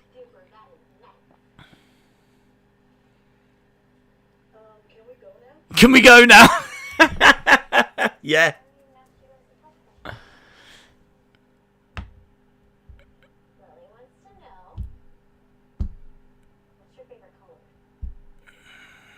What's your favourite colour? Say blue and go to SmackDown.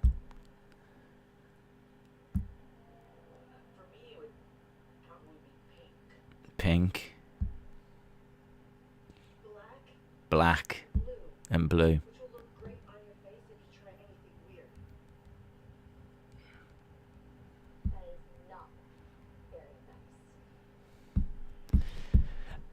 Days, hear me out. Winners of this year's female Survivor Series go 5v1 versus Roman.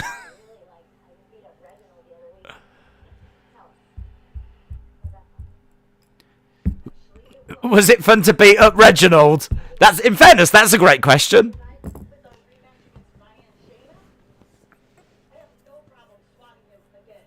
I'll have no problem swatting him again.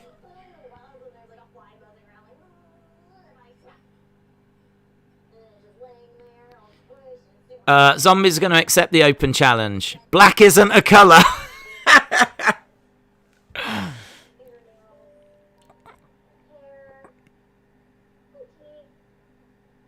Wow. That was as great as expected. Tamina, Natalia have left.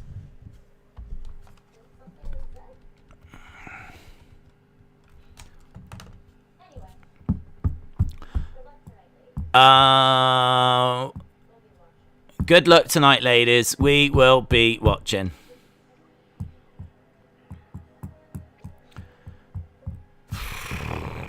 I like Tamina, says Ryan. Right, we've gone to commercial break. Commercial break. Does anyone think Raw and SmackDown need a new stage entrance? Something needs to change, says Walker Danger. I miss Bray, says Nico Guy. Sonny said I like that. How about wrestlers versus zombies? Another week of Alexa talking. garbage. Bunyak says, Days, I'm here. Everyone has missed the schizophrenic multimedia extra character. No one is better than... To be honest, I don't know who I am right now. Bunyak, shout out to you. I don't think I'm going to make it. This Raw is bad, says Future Compilations. Tamina is a legend. We need a new stage for SmackDown. I like it because one day Monster face Alexa will appear.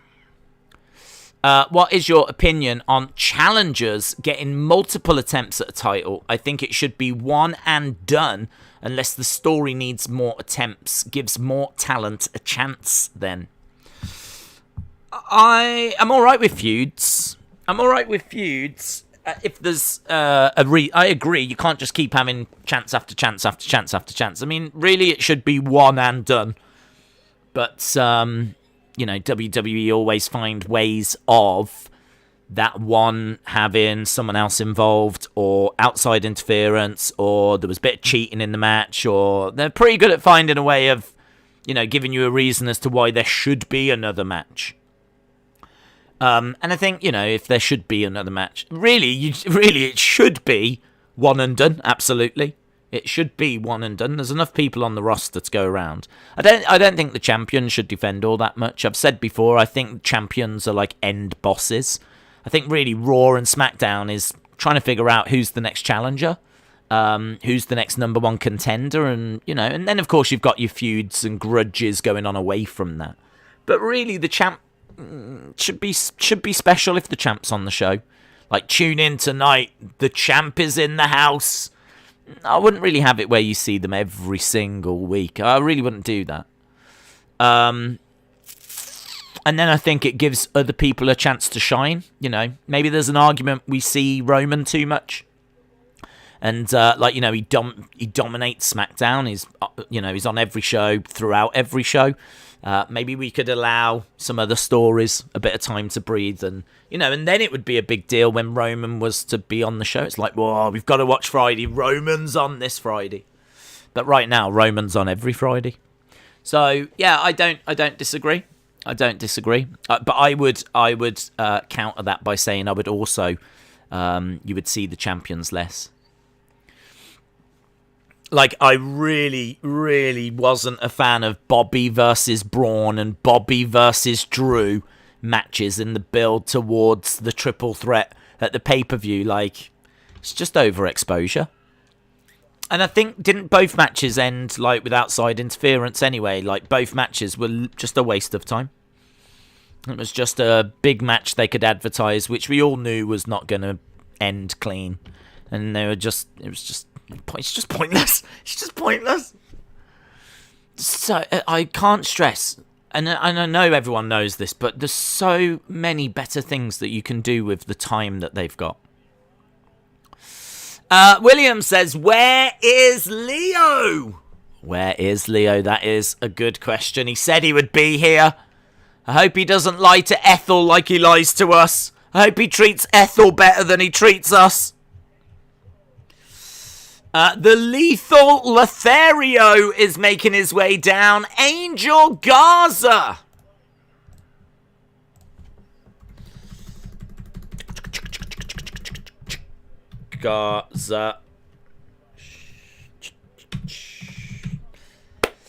Days, everyone. Alexa can't use Bray's Firefly Funhouse song. She's not with him.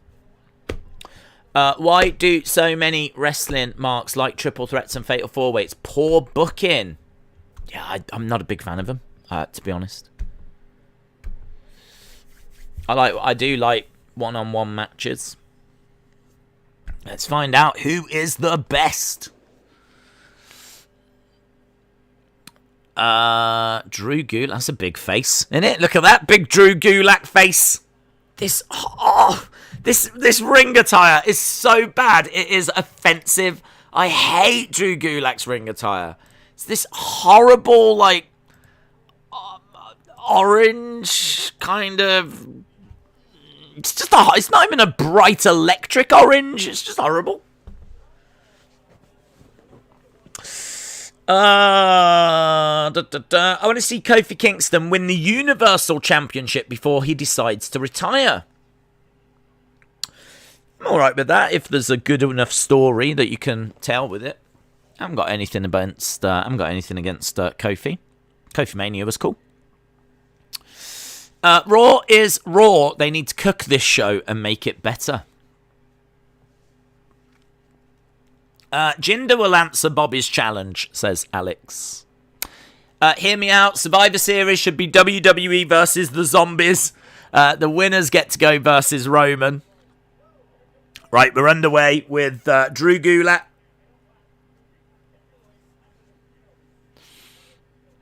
And Angel Garza.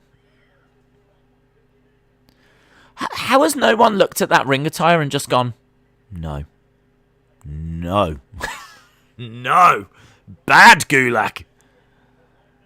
That is not the kind of attire that's going to get you going up a card.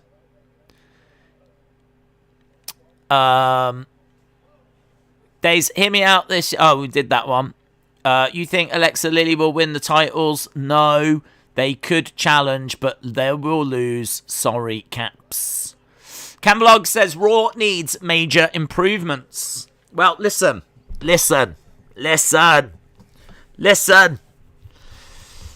If you accept that Raw is aimed at 8-year-olds, it becomes a bit more understandable. And I think I've learned over recent weeks and months to slowly accept that fact, that this is aimed at a younger demographic. This isn't AEW. This certainly is not NXT. It's certainly not SmackDown. But I don't think it's trying to be. I don't think they're trying for this to be those kinds of shows. Because if they were trying to make it that kind of a show, this is failure on a level that has never been seen before, right? So they can't be aiming for that. I think this is aimed at a different audience. I think they've got two brands. I think the SmackDown brand is aimed at a slightly older demographic. I think it's, a bit more sports in ring orientated. And I think this one is the sports entertainment brand that is aimed at a younger demographic. This is where you're going to get tomatoes being thrown. This is where you're going to get Alexa's Playground. This is where you're going to get... It's for me, it's aimed at a younger audience. And if you're into this show, I don't mean that as a disrespect, right? I'm just saying, I really think this is the sports entertainment, wacky show. And I think SmackDown is the more sports-based wrestling show. And I think that's the difference between the two brands now. And it's took me a long time to just come to peace with that. But that's why I'm not getting, stressed out, worked up, upset. I've accepted it. I mean, look, I think Angel Garza's going to try and shove a rose up Drew Gulak's backside again. Why is Raw trending #1 in the United States? Well, it does tend to do quite well. He shoved it in his mouth this time. That's better. In all fairness, that's an improvement. If I was down on the mat, I'd rather it go in my mouth than... Do you know what I mean?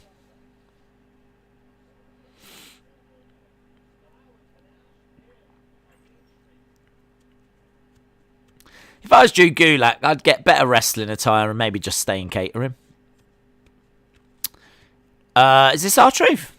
Oh, we were talking about this, how we haven't seen the 24/7 belt in a while.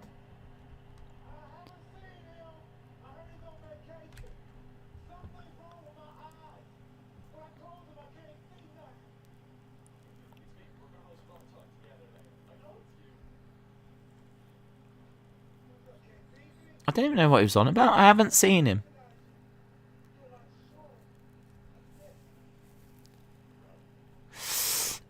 This is awesome. They could do a lot more creative things with the Lashley McIntyre feud, but they decide not to. Days, Leo should take Ethel to Raw. Absolutely. Kira Tozawa in the background, crawling down the steps.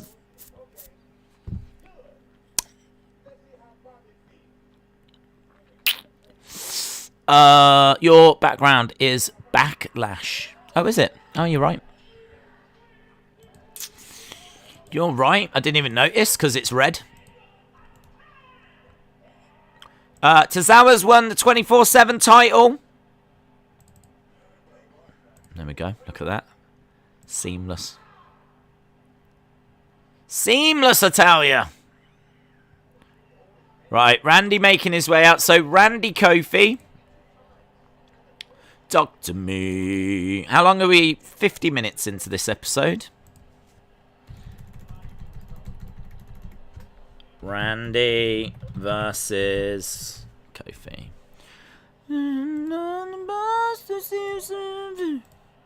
There's Riddle with his scooter. I don't think Mattel have made that scooter yet, have they? I was waiting for Mattel to make that. Tozawa's been waiting for that, says Magic. You're right, this is made for 8-year-olds. They're called Vince and Bruce, says Planet Dan. Could your background be toys? The background could be anything. I don't know if I've got a picture of the toys, to be honest. I don't think I have on this computer. I'll double check. No, I haven't got one. If I had a picture of it, I could put it on.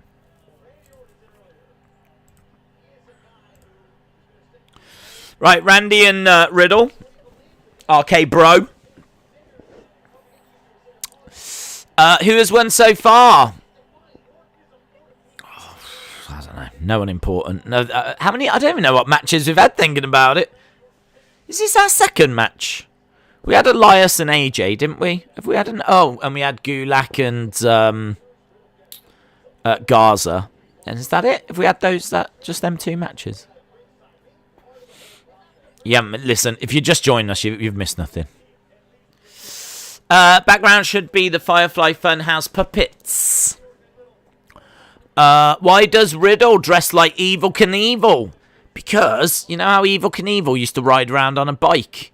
Well, Riddle rides around on his stallion, doesn't he? Plus also, Evel Knievel, I think, isn't he like a United States icon? And Riddle was the United States champion. I seem to recall he was dressing around that time. So I think there's a few reasons for it. But I'm sure it's connected a bit more to when he was like United States champ. But it looks cool. Kofi versus Randy. How long before Randy RKO's Riddle? Oh, well, I'm sure it will happen. I think this group's meant to be together for a bit of a little while, though, so I don't think it's going to happen anytime soon.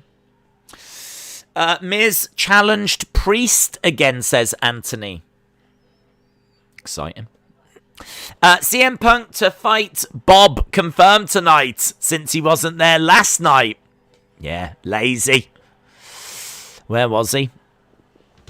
Riddle is giving me Damien Sandow vibes, and I love it, says Brony. Alex said WWE are booking Asuka wrong. My inner child agrees with me that this sucks, so they're trying to get 8-year-olds to watch it. I think they're failing miserably, says John. Do you know, I think the irony is they are potentially failing there, because I'm sure the demographic that Raw does well in is like the 50-year-olds. Because I think there's a hardcore older fan base that was watching during Hulkamania, during the Attitude Era, during Ruthless Aggression. I think there's a hardcore older fan base that watch and hope for, you know, something else than this. I think I still think there's quite a few people watching that are hoping that better is to come. And I was one of them. And as I said, I think over the past few months, I've slowly accepted where they're pitching this show. And I'd need to look at the breakdown, actually, but I know like the 50-plus demo does really well on Raw. And I can only imagine that is people hoping for better. I really can't imagine this 50-year-old sat there loving this. Just can't be. Just can't be. So, yeah, I can only imagine that it's similar. It's like why we're all here every week. I watch this because it's Raw. It's, always been the A show. And, if this is the show where Rock's coming back or something like that, it's going to be on this. And you just... FOMO. It's the fear of missing out. I think Raw gets the ratings it does because of FOMO. People just don't want to miss out on, Becky coming back or Rock or, some big new storyline. But by and large, you don't tend to get that 99% of the weeks. I don't know. It's very interesting. Very interesting to... I'd love to get some thoughts as to why 50-year-olds are watching this still. Vape Ross Vape says, I'm that older fan base, but boo, boo, boo. How do they know what age the person is watching? I think it's all to do with how they get the demos. So it's the Nelson ratings, isn't it? So isn't it a case that there's people in America that provide feedback on what they watch? So I think they sign up to this thing. They know how old you are, and then they get paid to provide feedback of what they've watched that week. So I think it's only a very small amount of people that do this, like, I don't know, 10,000 or whatever. But from that sample size, they're able to get a decent read of what that would mean across the whole nation. I'm sure it's done that way. It's some kind of really out-of-date way that they do it, but that is how they do it. That is how they get... It's the same way they get the ratings for AEW and everything. Everything is judged the same way. But I'm sure it's like a very small amount of people that take part in it.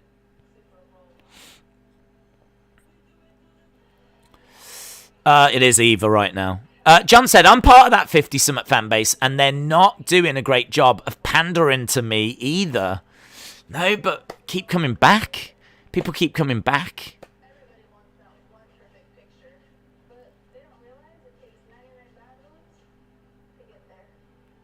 It takes 99 bad ones to get the perfect picture. This is Evolution. Coming soon. So still not on this show. It's fine by me.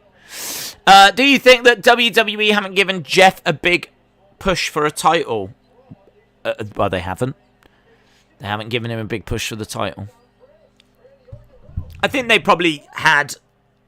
I think they probably wanted to do that. I think they probably did have thoughts of doing that. But, I don't know, perhaps like the numbers they were getting, the analytics were suggesting that it just wasn't the right way forward.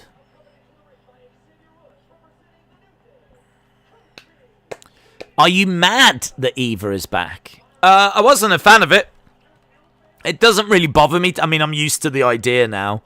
And I said that I'll give her a chance. I don't think she couldn't wrestle before. She wasn't a good wrestler. She wasn't someone that I was enjoying watching her segments. I really don't think that's going to have changed.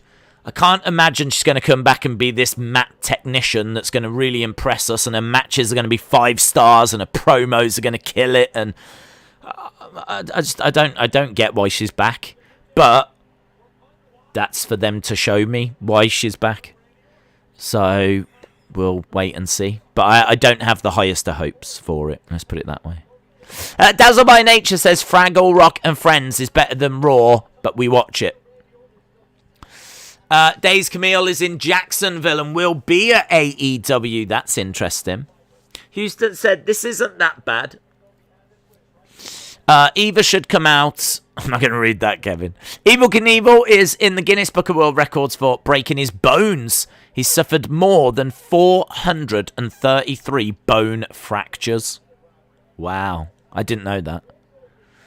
I'm mad that they fired Mickey, James, Billy Kay, Peyton, and then hired Eva. Yeah, I do understand that. That's not her fault, though. I can't pin that on her. She obviously, didn't play a part in them getting released. I understand, like, people being annoyed with WWE for that. But I can't pin that on her. Like, when she comes out, don't get me wrong, I'll boo her. But that won't be the reason why. She gives me enough other reasons why. Why is Eva back? Raw is desperate, says John. Lazy says, open challenge. Alex said, Days, how would you rate all of the eras in terms of importance? Well, I mean, most important one you'd have to say is probably the Attitude. It's the one that gets the most love. Golden Era is obviously very, very important. And then probably Ruthless Aggression. So, Attitude Era, Golden Era, Ruthless Aggression, and then I'm not too sure the others. I mean, New Generation's going to be quite low down. That was not good for the business. And I'd say, really, what's going on right now is not up there. Camille is going to be on loan to AEW. I think Eva is a part of the 99 bad ones, says Alex. Prediction for Bobby's Open Challenge. I don't know. I mean, we haven't seen any more on it. I mean, I'm surprised that we haven't gone back to that story, actually. So, MVP said it can be anyone apart from Strowman and Drew. So, I'd like it to be someone like Keith Lee. That would be good. I mean, ideally, it's going to be the start of a new feud. When was the last time we saw two faces on the sidelines? This is cool. Says, help me, I need Dr. B. Uppercuts by Randy on Kofi.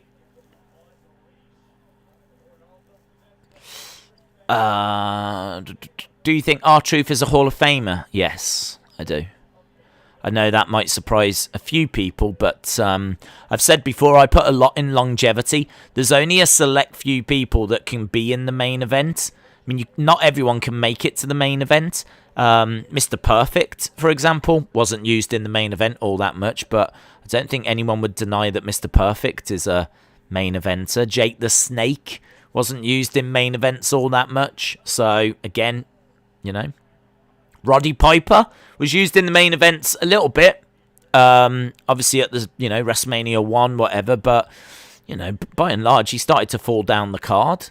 But no one's going to deny him in there. So I kind of feel that the fact that R-Truth, he was in a main event. He did take on John Cena. But even if he didn't have that, not everyone can hold the WWE Championship. Not everyone can be in the main event. I don't think that should be what determines if you've had a Hall of Fame career or not. I think, what have you provided to the company? I think longevity is important. And I think your role on the cards, He performs an important role. He's the comedy character. And he has been for a long time. And he's actually been in WWE for quite a while. I mean, think back to the whole Little Jimmy stuff. And, he's been around a while now, R-Truth. So I kind of think longevity-wise, he's given a lot. He's always, done what he's been asked. He's not been at the top of the card that much, but that's not a factor for me. It might be a factor for some. Some people might believe that the Hall of Fame should just be the champions and that's it. But then I do think that you would be leaving out some big names. Like, as we said, Roddy Piper was never a champ. Perfect was never a champ. Bulldog was never a champ. Like, WWE champ, the big one. There's lots of stars that never achieved that. But I would say they all deserve to go in. So, yeah, R-Truth, 100% for me. Kofi rolls up Orton and gets the pin. So, Orton was distracted by Xavier Woods. And Kofi rolls him up. And Riddle's trying to play peacemaker here. Orton is furious. This hasn't helped.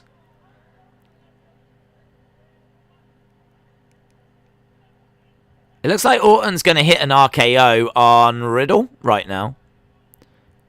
But he walks away. Orton was fuming then. It looked like he was going to hit an RKO on Riddle. Riddle pushes Xavier Woods.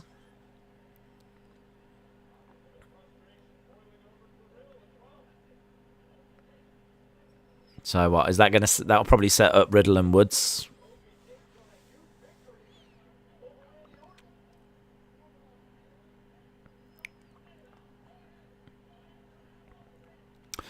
Right, we're backstage. We've got women everywhere.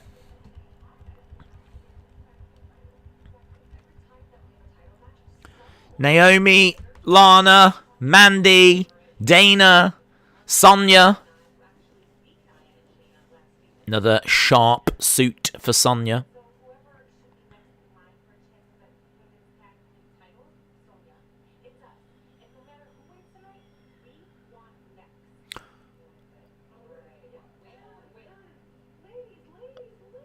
Charlotte's here. Cruella DeVille. The cow.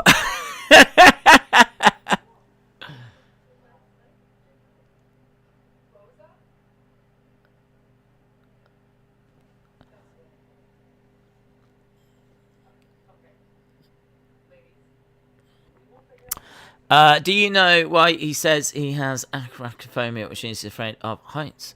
If you could bring one wrestler from any time period in history and put them on Raw now, who would it be and who would they rival? God, it'd be The Rock, wouldn't it? Yeah, this show needs charisma. It needs electrifying. And the most electrifying man in all of sports entertainment. Yeah. I mean, think of the promos, think of the matches, think of the feuds. I'd bring it. If I could only bring one in, it'd have to be the most charismatic person I could think of, and that'd be The Rock. Charlotte says, technically I did not lose the triple threat.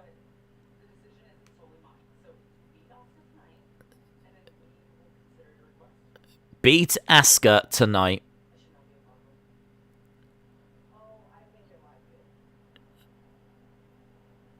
Here's Rhea.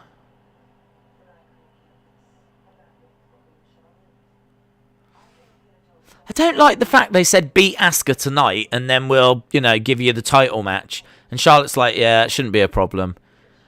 Talking about, Asuka? That no one could beat not that long ago. And now she's taking pins left, right, and Buffalo.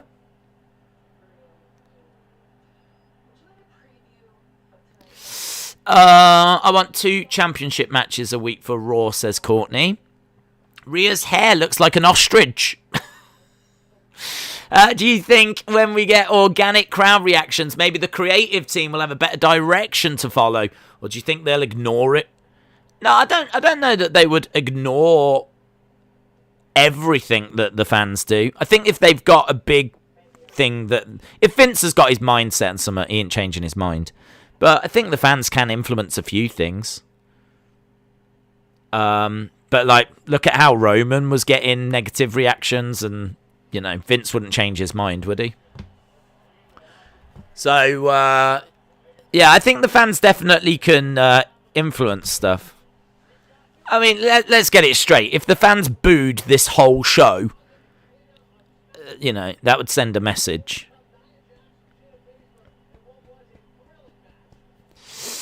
I feel bad for Asuka. Right. There's no time to feel bad for Asuka. We're moving forward with this tag match.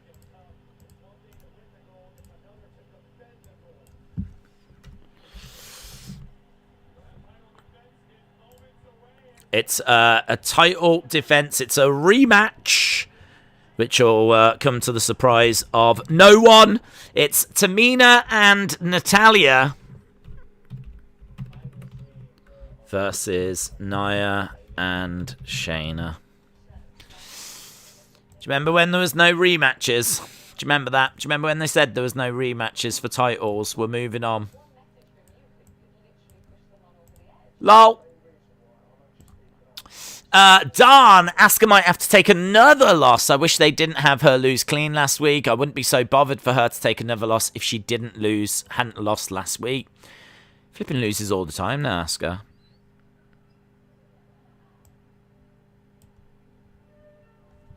And wasn't it Batista that was very angry at Asuka's booking? I saw a little comment that was made. I want Naomi to go to SmackDown. I want that as well, yeah. Harley said, last year we had 3 amazing Hell in a Cell matches. Let's hope they do it again. 2 men's, 1 women's. Do you think Rhea Charlotte would be inside Hell in a Cell? Or maybe Bayley and Belair? I think it's more likely to be Rhea Charlotte. I don't know how long the Bayley Belair feud will go on for. I can't quite tell if that was one and done. I don't think it is. I think the way that match finished means that it is likely to continue. Maybe both will be inside Hell in a Cell. Maybe this year we get 2 women's and 1 men's. Kind of feels like we're definitely building to Rhea and Charlotte in Hell in a Cell. I could see that. I remember these Sonic commercials. Jennifer Lockhart, shout out to you. Raw has been terrible, but we watch because we love wrestling, says Zachary. We are about 18 minutes away from the half-time scores. 18 minutes away from the half-time scores. In your opinion, what are the least used 2 titles? Least used 2 titles. Least used 2 titles.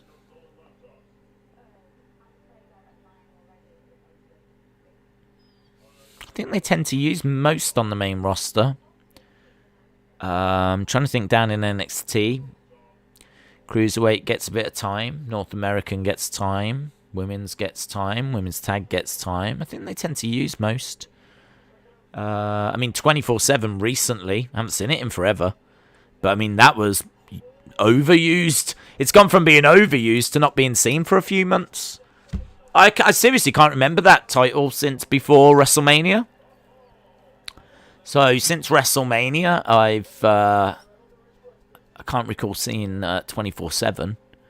But I'm not bothered by that, if I'm being honest.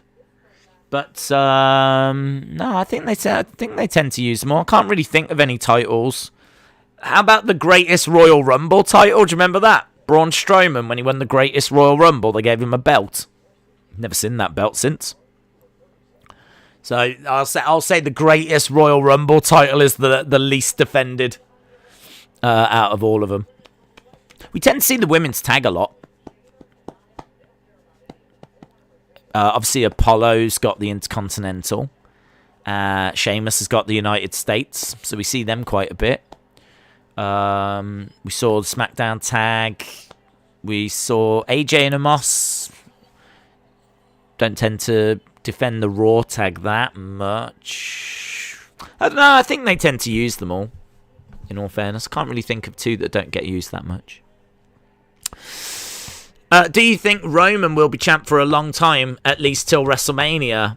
I would love for him to be champ till WrestleMania. I think the longer he holds it, the more it will matter when he gets beaten for it. So, yeah, I'd love for him to keep holding it. But, I don't know. They could look at SummerSlam as being somewhere where he'll drop the belt. I think once we get to SummerSlam, I think we're at a point where it's gonna mean something. You could argue we're there already, but because he's held it for quite a while now. But I'm always gonna want that little bit more. I love long title reigns. I love them. I think there should be long title reigns. Welcome to the Candy Chop Shack, says Scout. Nia and Shayna. Where is Simpinord come down? I haven't seen him. Did he? Yeah, there he is. Oh. Yeah, he's on the outside of the ring. I want COVID-19 to be finished. It's creative fault that fans are turning on Drew, says Elite Squad. The Maharaja needs to be put in the main event. Oh, yeah, man. Let's get him back. The modern day Maharaja. It's just a fun word to say. Definitely. That's the best nickname as well. Big Dog. The Queen. Empress of Tomorrow. No. I'm all about the modern day Maharaja. I love that. I agree. Let's get Jinder back and go in. I'm not sure I'm into the two guys that are with him. But I suppose having some people in his corner makes sense. But I hope he wins clean. I don't want a repeat of what we were getting with the Singh brothers. We've already had that, so hopefully he wins his matches clean, but I'm not sure he will. Days, the less Raw is entertaining, the more these streams get entertaining, says McLean. Shout out to you, buddy. It's a great name for a Canadian.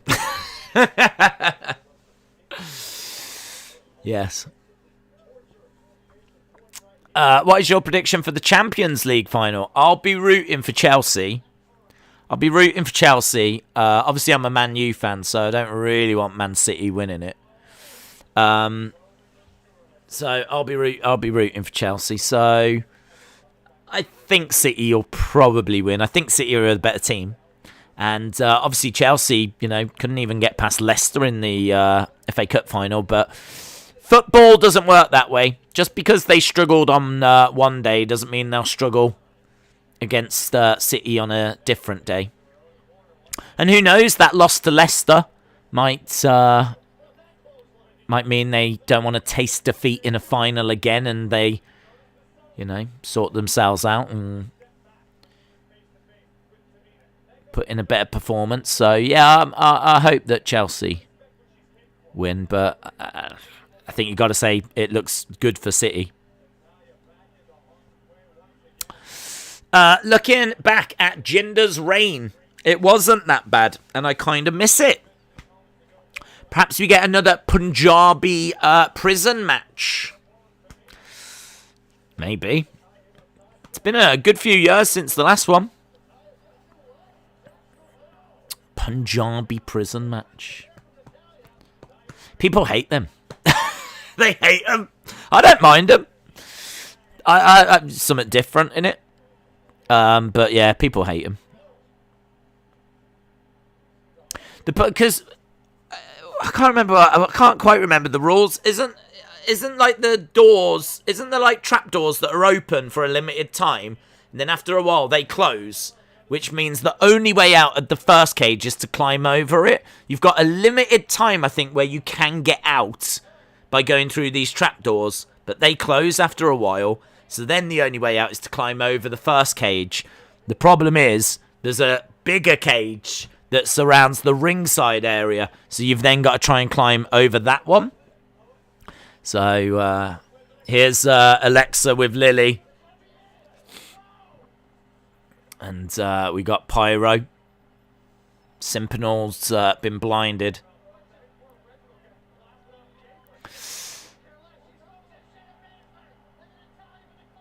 One, two, three.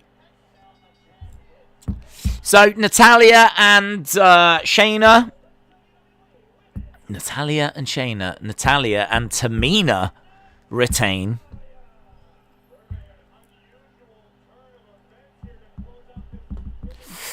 That was Alexa, says to Boy. They retain. If you could go on a date with one wrestler, who would it be? Linda McMahon. I don't know if she counts as a wrestler.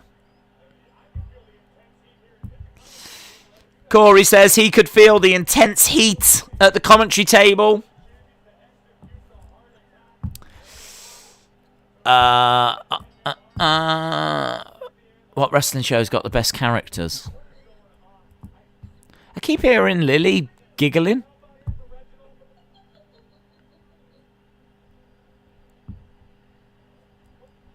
Look at how concerned Tamina is.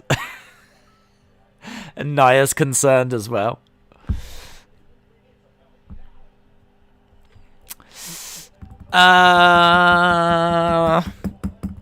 It didn't hit him though. Why didn't he get seriously injured? Ricochet versus Sheamus. Simp is being simped hard by Nia. Young Brooks should get some custom sneakers.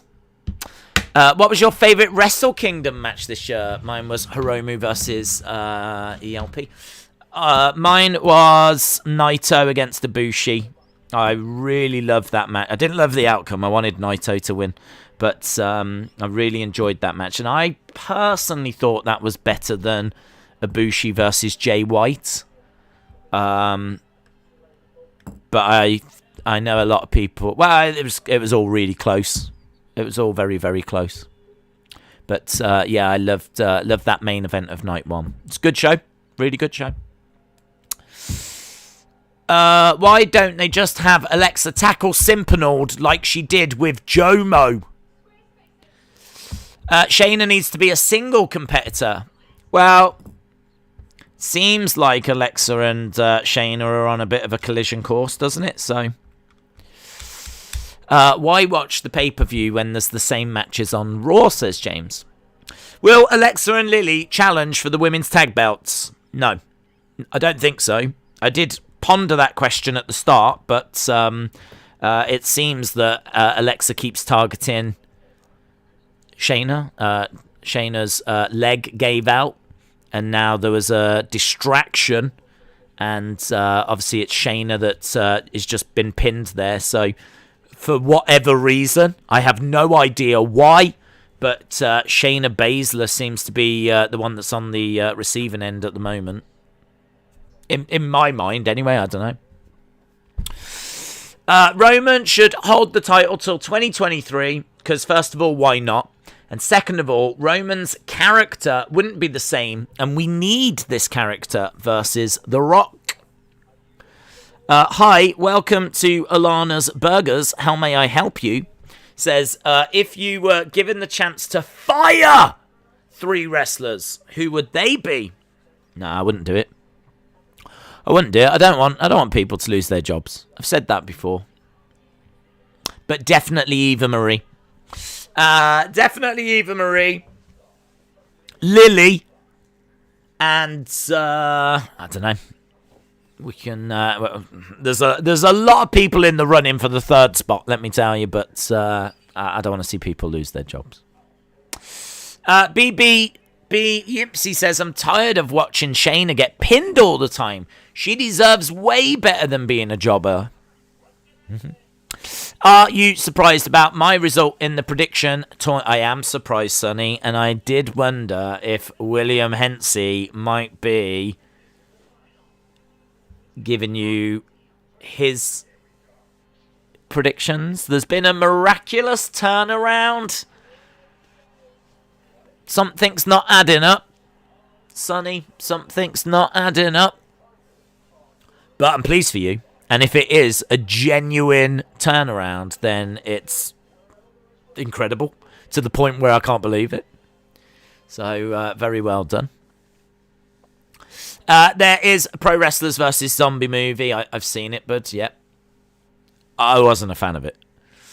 It was like, to me, it was a bad film. I mean, I don't think it was really ever expected to be anything amazing, but I did buy it when it came out because it had a lot of big names in it. Right, we got Sheamus coming out. Sheamus against Ricochet.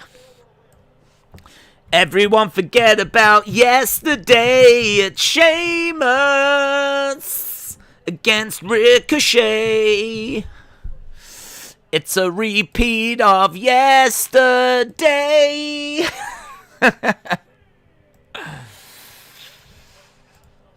I've been looking at who wins, how the person wins, previous fights, Chesma, fair play, Sonny. Fair play. You think I'm out here playing?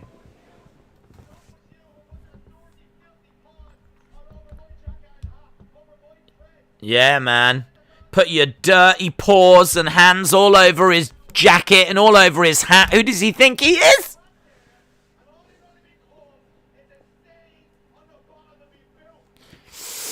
Days, WWE will be introducing new Raw and SmackDown entrance stages in July, says Rated R Wrestling. Yeah, Ricochet, why are you not at Gorilla?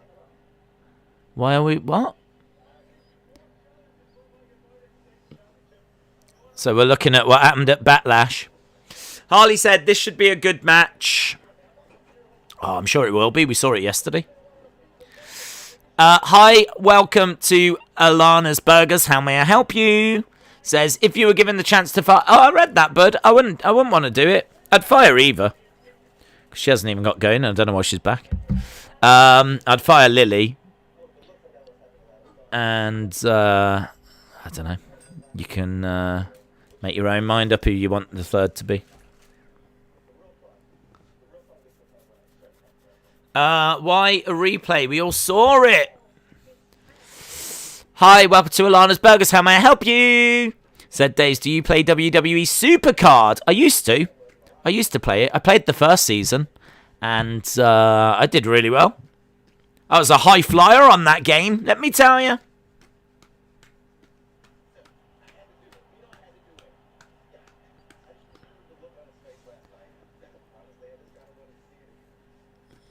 Ricochet's got Sheamus's hat and coat.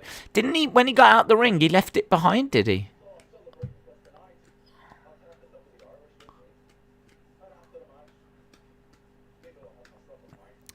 It's quite hard when there's a robbery and no information on previous fights.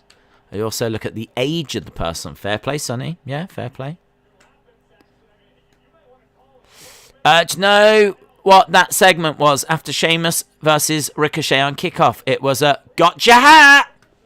Gotcha hat! Well, here we go, guys. This is a match because Ricochet has stolen Sheamus's hat and coat. Unbelievable! It's a match based on fashion.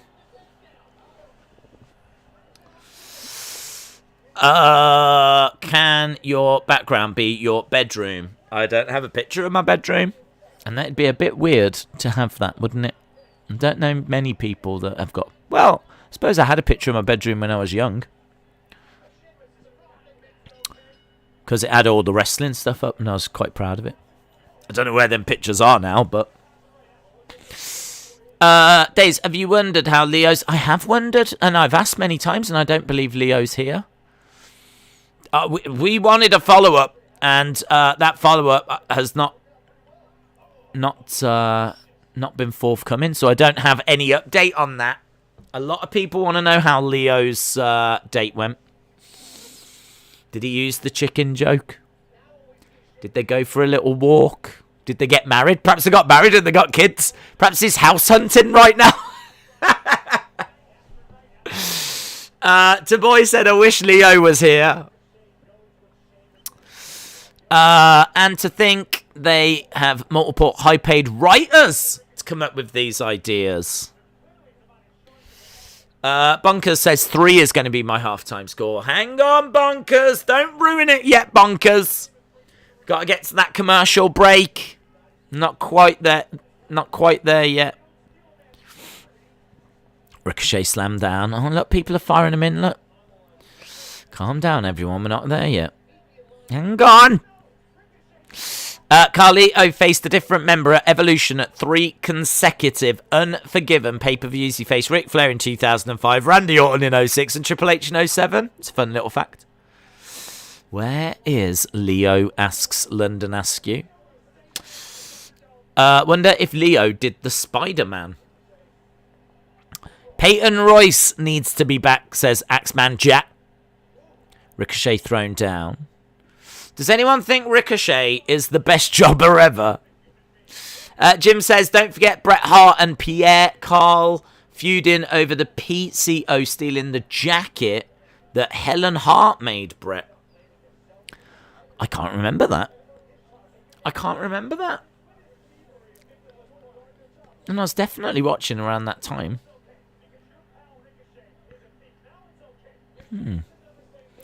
That's a good one. I can't remember it. I'd have to go back and rewatch that, Jim.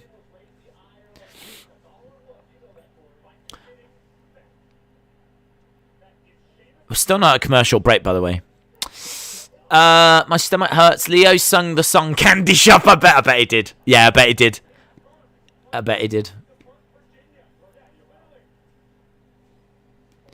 He might have got arrested for being inappropriate.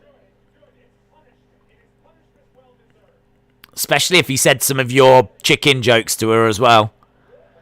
I think some of us were forgetting that Leo was 11 years old. We've got Sheamus on the outside. Ricochet over the top, crossbody. The chat should be ashamed. I myself am. That boy probably got his dreams crushed. We don't know that. It might have gone really well. You know what I mean? He might be in a jacuzzi right now, surrounded in Ethels. Might be Ethels everywhere. It might be like the Bobby Roode of this community. Bobby Lashley of this community. Do you know what I mean? He's just sat there right now. We're all sat here watching Raw. Leo's off in a jacuzzi. Do you know what I mean? It's like, yeah, I'll take you to the candy shop. Right, get in your halftime scores. Halftime scores. I'm gonna read out halftime scores whilst eating a banana. I've learnt the power of potassium, guys. I have fully learnt the power of potassium. I'm not passing up on that anymore. A lot of people are saying my comeback yesterday was the greatest comeback since Edge. Brandon says 6.5. Lone Star Friend says 5.5. Dylan says 7. Big Boy Dally says 5. Taboy says Leo's probably in Paris right now. It's a good shout. Probably is. Taboy says 4. Zachary says 6. Corey K says 6.25. Jimmy says 2. Brony says 5. Jacob says 4.5. J14 says 4.75. Crazy Ginger Jake Holden says 5. David Conley, Man U. I'm a Man U fan, so it'd be weird if I went with Villarreal. Bananas are amazing. You do not need to tell me that, my friend. Anna says 4.5. Mark says 3.75. WWE TJ8 says 5.25. Robert says 4 out of 3. James says 2 repeats out of 10. Laurie says 3.5. Martin says 2. Wow, these are low scores, aren't they? These are low. Look at these numbers on screen. Woo! Austin with a 6. Crazy Ginger Jake Holden with a 5. Hi, welcome to Alana's Burgers. How may I help you? Says 7.09. And then other numbers. 5.17. Creepy Lily Chuckles out of 10, says John. Big Boy Dally says, I don't think anyone is calling it the comeback as good as Edge. Well, you'd be surprised.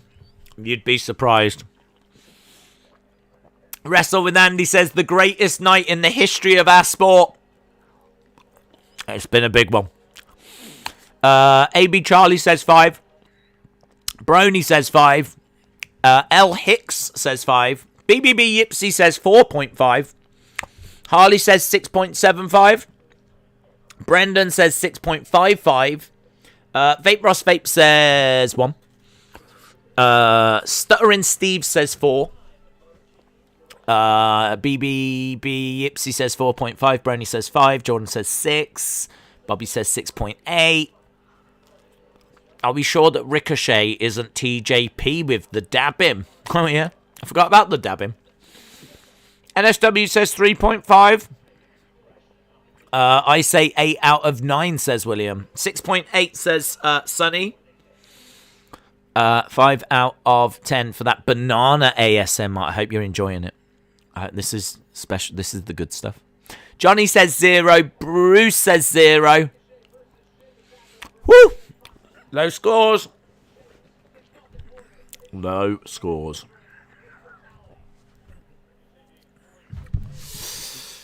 Right.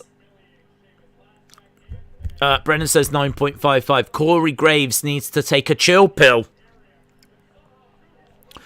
Brony says, I'm going to go down to 4.5. Shaquem says 4. Deez Jazz says 8.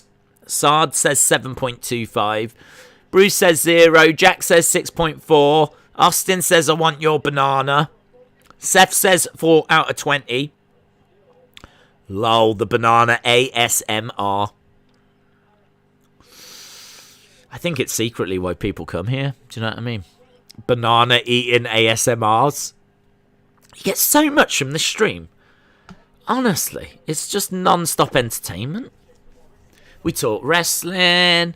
We, throw to some theories. We bat around some news. We do banana ASMR. We help out 11-year-olds with their dating. I mean, there's so much that we do. So many boxes that we tick.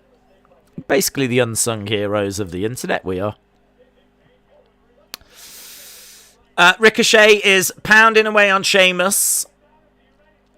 Do you see the open challenge for the WWE Championship? Do I see it? I will see it when it happens. I don't know who's answering it. Who do you think's going to answer it? Let's throw that out to the chat. Who is answering the open challenge? It can't be Drew and it can't be Braun. So who's answering it?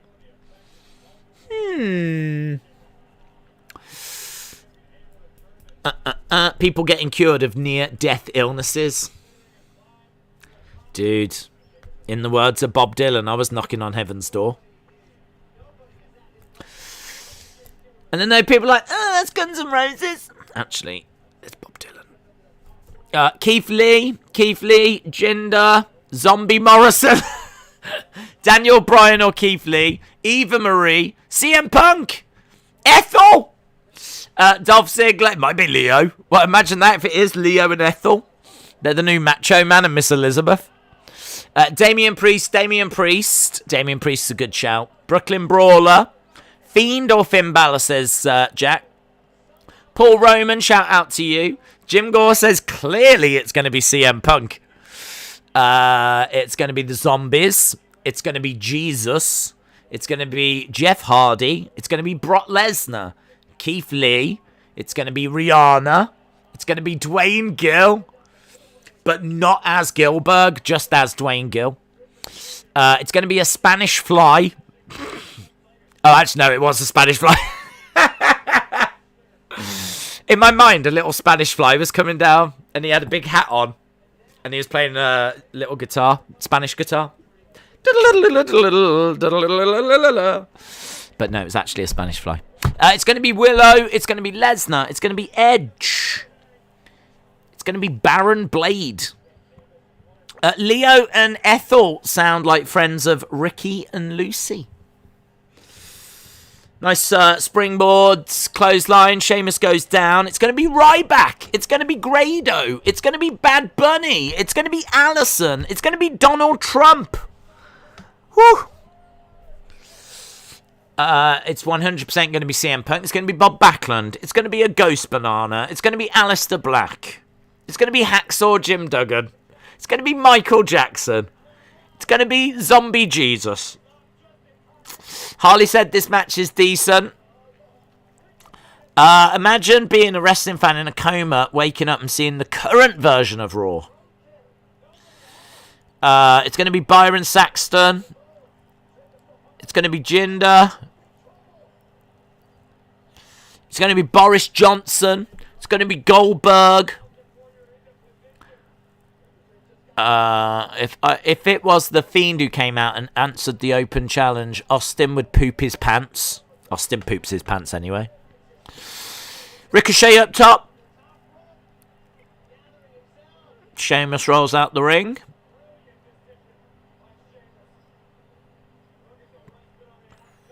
Ricochet has thought of a plan B, and that plan B was a crossbody to the outside. John Cena and Casper, you just can't see them. It's going to be the Korean Zombie. It's going to be Corey Graves. It's going to be El Gran Gordo. It's going to be Pepe the Hobby Horse. Who's Pepe the Hobby Horse? It's going to be Dana White. It's going to be the $1 Million Man. It's going to be Shark Boy. I think we've covered every wrestler there is. Ricochet splashes onto Sheamus and gets a 2.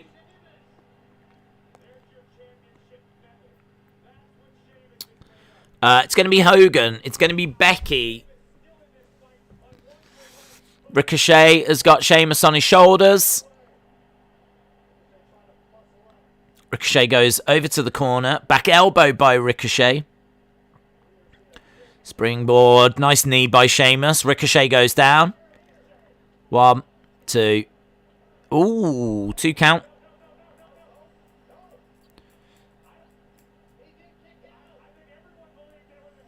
Two count.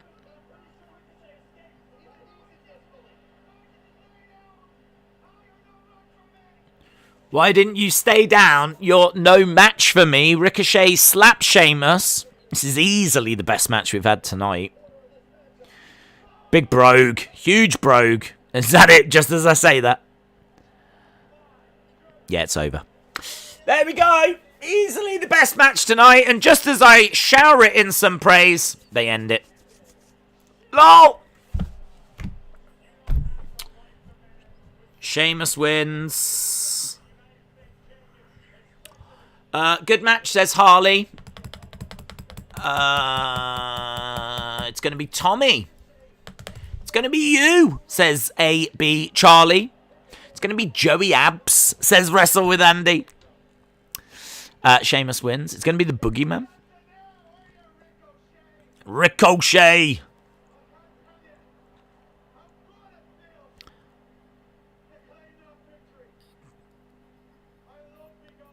I love me gold. This shoulder feels empty.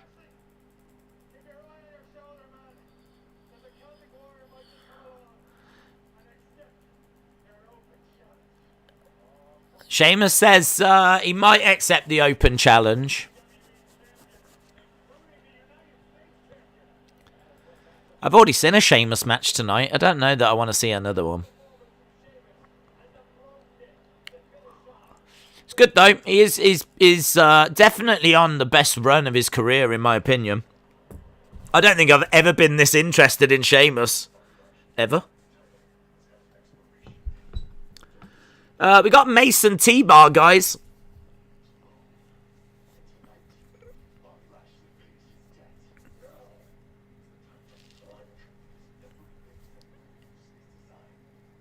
It breaks my heart that Dominik Dijakovic's on Raw and we're just not doing anything with him. Dominik Dijakovic is such a good wrestler.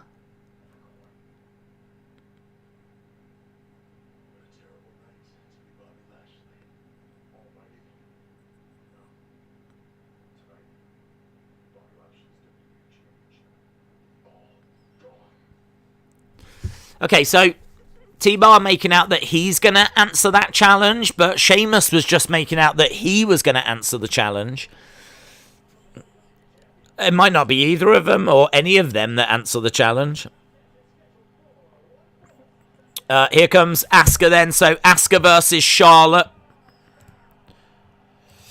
It's going to be Kim Jong-un.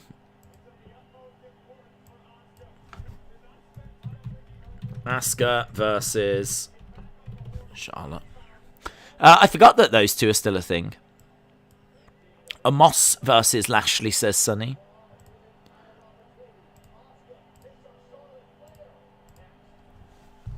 I hope it's Big Match Mansoor. Yeah, where's he been, actually? I haven't seen him in a few weeks. Thug Rose! Do you think good is an average match for Sheamus? What a great match. How many times is he going to have great matches? Do you think good is an average match for Sheamus? Not really. I mean, maybe at the moment, if he just has like a, that was good, then maybe that's a bit average for him right now. But honestly, I mean, I've seen so many bad Sheamus matches over the years. This is a really good period for him. So maybe right now, good is below kind of the standard that he's operating at. But no, good is still well above. I mean, I've seen really bad Sheamus matches. Sheamus, I think even he would admit that he's not been, there's been times that he's gone to the ring and just not given his all. He can't have, because he hasn't been doing this. This isn't the kind of quality we've been getting from Sheamus. This is easily the best he's been. He's really going through such a great spell at the moment. So, yeah, I'm pleased that he's got the belt, and I'm pleased that he's getting used. Hopefully he can have a good feud. Hopefully he can have a good feud to get his teeth into that isn't over a hat and a coat. It's going to be Leo that answers the challenge. Won't turn the music up. We all know it's going to be Braun and Drew, says Anthony. If you bring Goldberg in, Bobby versus Goldberg would be cool, says Big Boy Dally. What WWE is doing with Dijakovic is ridiculous. I do wonder, right, are they putting him as in a tag team? Like, I don't mind him being in a tag team with Mace. I think both of them are quite big.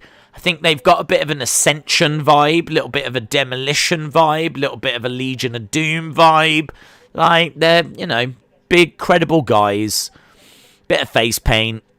Give them a cool tag team name. Give them some cool music, entrance attire. Like, they're not wearing the masks anymore, which is good. I kind of think, like, you could do something with them in the tag division. And then eventually split them. And then you've got Dominik Dijakovic, who could go on a really good solo run. And maybe a solo run to the title. So, I'm alright with it. Retribution was trash. I'm alright with this if they book them well. Make them the dominant Raw tag team. Give them a good name. Give them good music. Give them good entrance gear. And make them the dominant Raw tag team. Make them this generation's Legion of Doom. This generation's Demolition. I think you could do something really cool. Like, could you imagine, like, T-Bar and Mace, whatever they're called, against Viking Raiders? Just a really good match. Really good match. Go out there. You've got 20 minutes. Burn it down. Burn the house down. Yeah, have a really great match. Could be really good. Could be really good. And then, after a while, year or so, couple of years at most, maybe not even that, split them and put the Rockets on Dominik Dijakovic. He's so good in the ring. His matches with Keith Lee and NXT were some of the best in recent years, weren't they? Have I changed that? I don't even know if I've... Oh, I have. Okay, have I even changed over that it's Asuka Charlotte now? I have. Dun dun dun dun dun dun dun. I'm not joking when I say Sheamus Volta. It will get a good 25 minutes and one of them will die, says Harley. That'd be a hell of a match. That'd be a great match to book right now. That match. Sheamus would lay it in hard. Volta would lay it in hard. I mean, yeah, they would go at each other and it'd be awesome.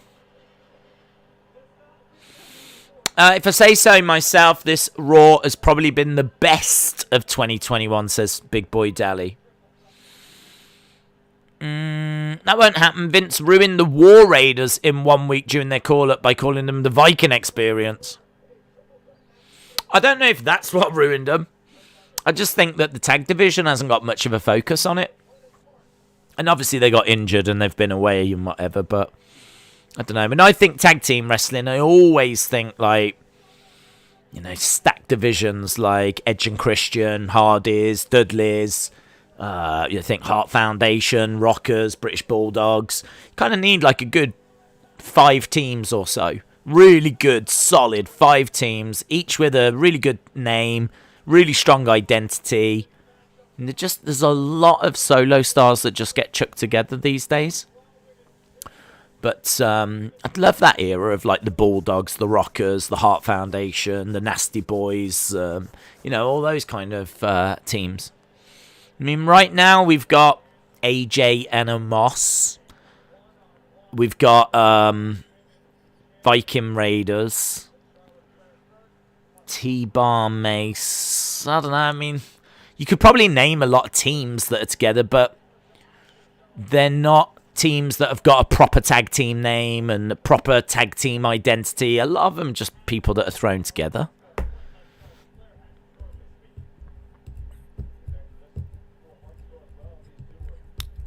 So, yeah, I don't know. I think it's just the tag division needs a bit more love. We're underway with Charlotte and Asuka. Asuka with a drop kick. Charlotte goes down. I would love to see Beer Money together again. Would you say the SmackDown tag division is good? Well, with the Usos back, I'd say it's got a... you know, better. I mean, obviously they need to get onto the same page, but the Usos might be the best tag team in all of WWE. So the fact they're, you know, Jimmy's back and he's healthy and whatever, that's obviously brilliant. Honestly, I'd need to have a look at the list of rosters to see what teams we've got. I mean, honestly, it could be that there are 5 really good tag teams, but they're just spread. You know, if you have a look at all of the brands, you could probably put together a really good tag division. That would be fun, actually. If you took all the great tag teams, put them onto one brand, you could have a really, really good tag division. That'd be good.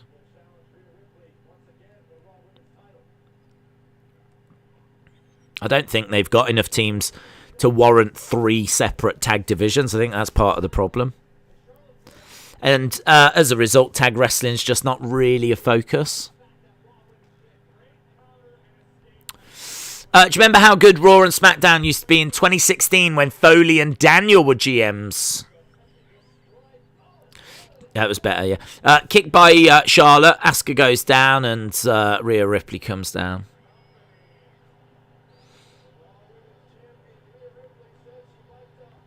What if it's a swerve and Samoa Joe returns? That'd be cool. That'd be really cool. I'd love that. Zombies are back.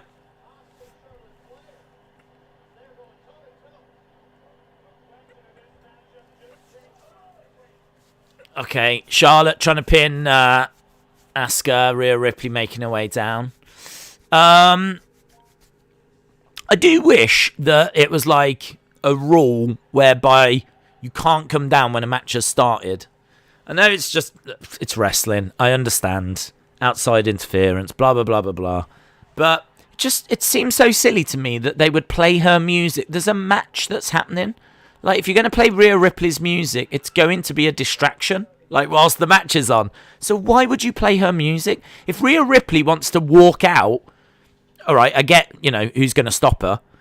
Like, it's going to be a bit weird, like, security trying to stop her and all this. But you could, I suppose. You could have Rhea come out and loads of security telling her to get back because there's a match on. Like, that would be good. But if she's going to come out, she's going to come out, right? But why would you play her music? Why would you play her music and have the Titantron playing and all of this whilst a match has started? It's not like the match is about to start. We've got the final few seconds and, oh, here's Rhea. The match has started. I don't know. I really, really wish those little details, and there's a million of them, but I wish it was the little things like that they just tighten up. Just don't have someone walk down in a match. When a match has started, you can't come out, right? But if she wants to, no one's going to be able to stop her. But don't play her music and have Titantrons and all this kind of stuff. So it's honestly, it's little details like that I'm watching the show and I'm like, oh, why have they done that? But it's all little tiny little, just little nothings. But it all adds up to something big, you know. And this is why I think you have to accept that wrestling's just not going to be what you want it to be. Because if I was booking the show, I'd be changing everything, even little bits like that. Not just big storylines, but I'd be putting, like, you know, rules in place and whatever like that. You can't go out when the match has started. Out of everything that's happened tonight, that's what you're complaining about. I'm just pointing out the fact that there's so much that goes on these shows that I don't even mention that is irritating, and that's just an example of one to me. So I'm not going to complain about it or go on about it, because honestly there's loads, and I'd do nothing but moan and complain if I was to talk about absolutely everything. But I don't really get it. I mean, I suppose to me, I wish this was a proper sporting contest. That's what I want wrestling to be. I want it to be two people trying to prove that they're the best in ring. I mean, that's the whole point of it. We've got rules, we've got a referee. We're trying to figure out who's the best. Like Charlotte's trying to earn a title match. And I just can't imagine any other sport where it would start and someone would come down and interfere and it'd be a big distraction and all this kind of stuff. But again, I know it's pro wrestling. I'm fully aware that it's pro wrestling. But I'm just saying, if I was booking it, I wouldn't allow something like that. But there's just loads of things like that happen that are a bit irritating. But Rhea is sat down and we're underway. We're back from our commercial break and we are approaching the final hour. The Alexa thing was disappointing, says AJ. Glazers Out said, did Leo go on his date? We haven't heard from Leo. Leo is the unsung hero of the stream. Like, everyone wants to know how Leo did. I know. I want to know. But, no. If I find out, obviously I will say. Leo, if you're watching and it hasn't gone well, just drop me a DM or something. I'm sure it went fine. We gave you some pretty good chicken jokes. Asuka is jobbing now, says Ant Washington. Forearm strike by Charlotte. I know that Rhea and Charlotte don't like each other. AEW is garbage. It's a 1-year anniversary of Asuka's face turn. Charlotte stomping away on Asuka. Sports are boring. I don't want wrestling to be like a sport. Well, I have to disagree because I think that you can have storylines. I'm not saying that you take away the storylines or you take away the entertainment. I'm just saying that things can definitely be tightened up more. I think when the bell rings, like, it should be a contest to find who's the best. And, you know, you're still going to have a place for outside interference, but, I mean, you just wouldn't do it all that much. And, you know, Rhea Ripley could come walking down, but let's not have production playing her music and the Titantron. Like, if Rhea Ripley wants to come down, who's going to stop her? But I think that it can get tightened a lot more. I think we've really moved, for me personally, too far away from it being a sporting contest. That side of it all feels secondary now, really. I mean, the whole, you know, wins and losses don't matter and all that kind of stuff. Like, they should. They should, and they do. But, you know, it was quite famous that that was how WWE saw it. Like, the championships are just a prop. Wins and losses don't matter. Like that. Those are the kind of quotes that come out that are disappointing, really, to me.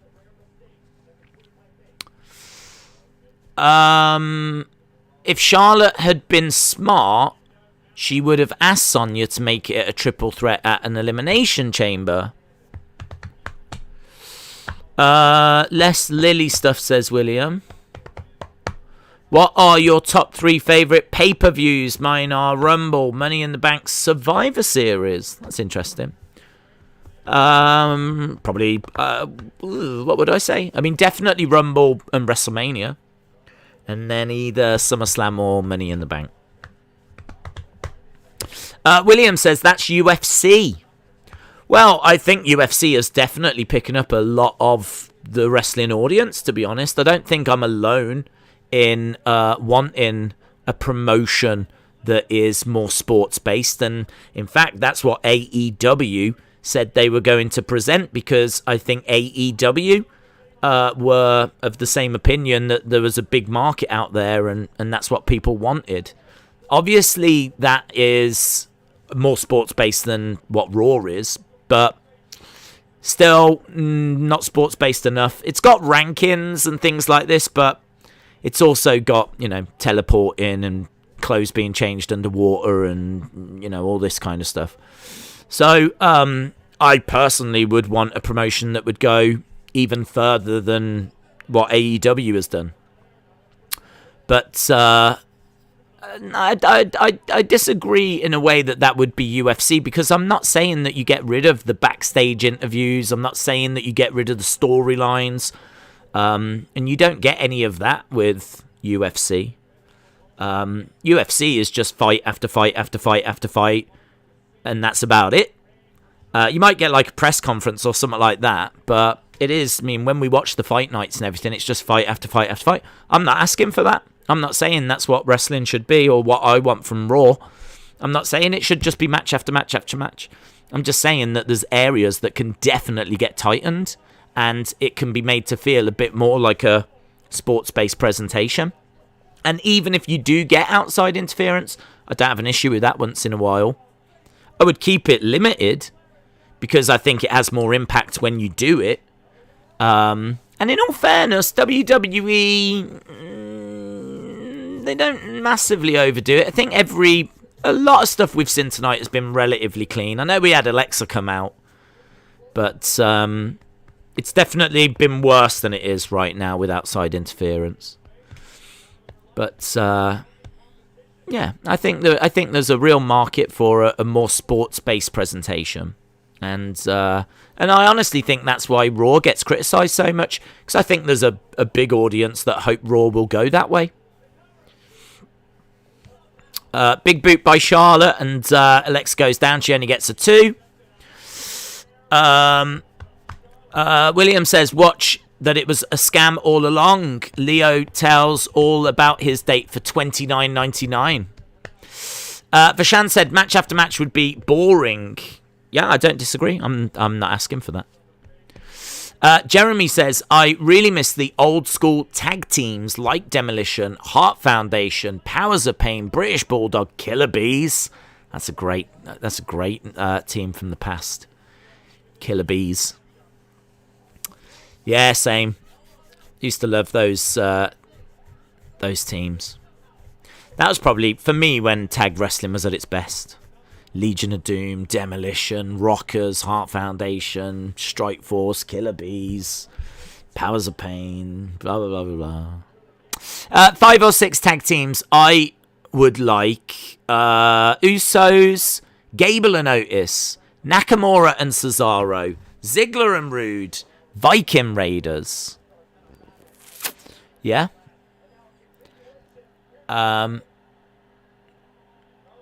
Charlotte did... I don't know what she did. I don't quite know what that was. It was like a moonsault, but there was no one there. I don't know why she did that, Charlotte. Was she looking for like a head scissor takedown or something? Like a hurricanrana of some kind?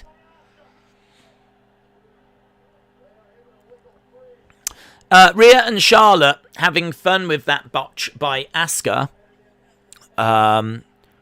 Harlem Heat. Yeah, great team from WCW. Kick coming in by Asuka. Asuka going against the ropes. Roll up by Charlotte.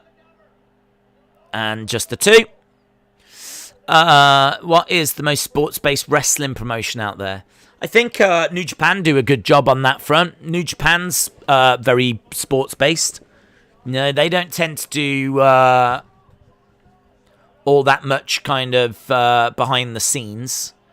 You get a lot of in-ring stuff with New Japan. They do press conferences and whatnot. And there's obviously storylines, and I think New Japan do an excellent job. I would love a New Japan promotion in North America. I need to. I don't know about New Japan Strong. I think that's American based. But I mean, to be honest, I don't mind a bit of the sports entertainment stuff. I haven't got a problem with, do you know what I mean? Like some of the backstage things that go on and whatever, and some of the larger than life characters. You know, part of New Japan is you have a few like characters, but nothing like WWE. 2 count. So yeah, I think New Japan, and haven't seen Ring of Honor in a while, but Ring of Honor used to be pretty good.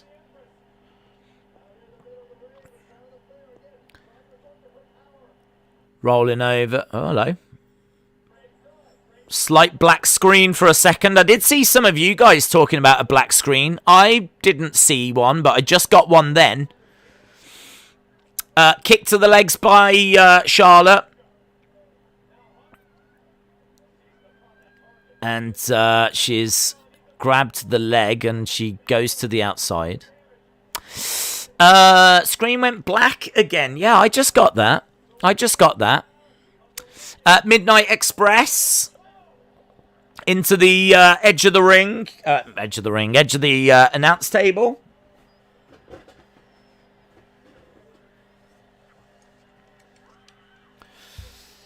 Forearm strike by Charlotte. Seth says New Japan is the GOAT. Nice trip by Charlotte. Big kick and Rhea goes down. Asuka rolls up Charlotte. Nice. 1, 2, 3. Asuka pins Charlotte. I mean, there was a bit of, you know, outside interference by Rhea. Let's hope Leo didn't choke on a chicken wing. Asuka wins. Yep. I really thought Charlotte was winning that, so that's a little surprise right there. I wasn't expecting it to go that way.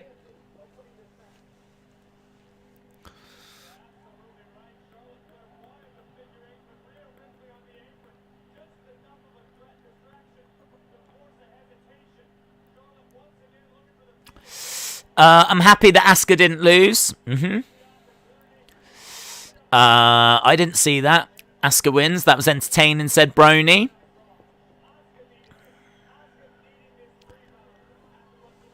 Of course, she needed help. I feel bad for Asuka.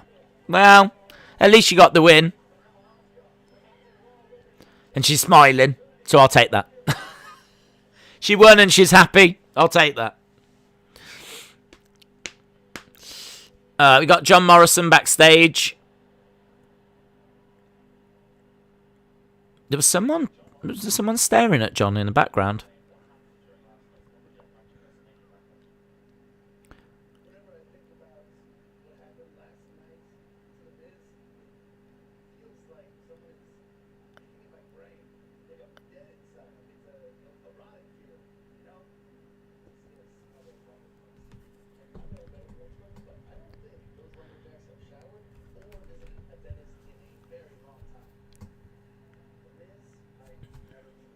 Miz might never be the same. I'm dedicating tonight's match to his memory.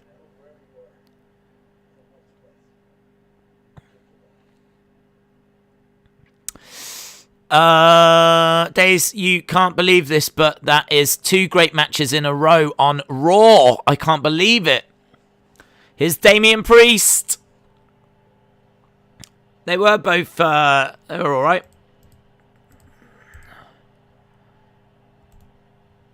If WWE implemented some sports aspect and had better storytelling and no pointless segments, that could be better. Yeah, I agree. Yeah, I keep saying, and I hope that the message isn't like getting confused. I absolutely wouldn't do completely sports. I mean, I do like sports entertainment. I do like characters and gimmicks, certain ones. You know, a little bit of colour gives it a, you know, bit of a difference to other sports that are out there, but I do just feel that Raw has gone a bit too far away. Right, Priest versus John Morrison.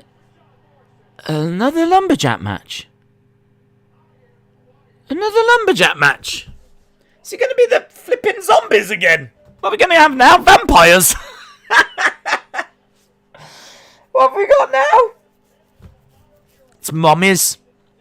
It's a load of mothers, actual mothers, surrounding the ring.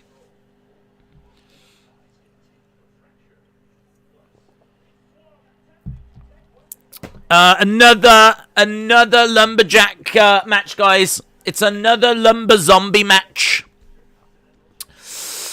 We need a chill, low blow stream, says William.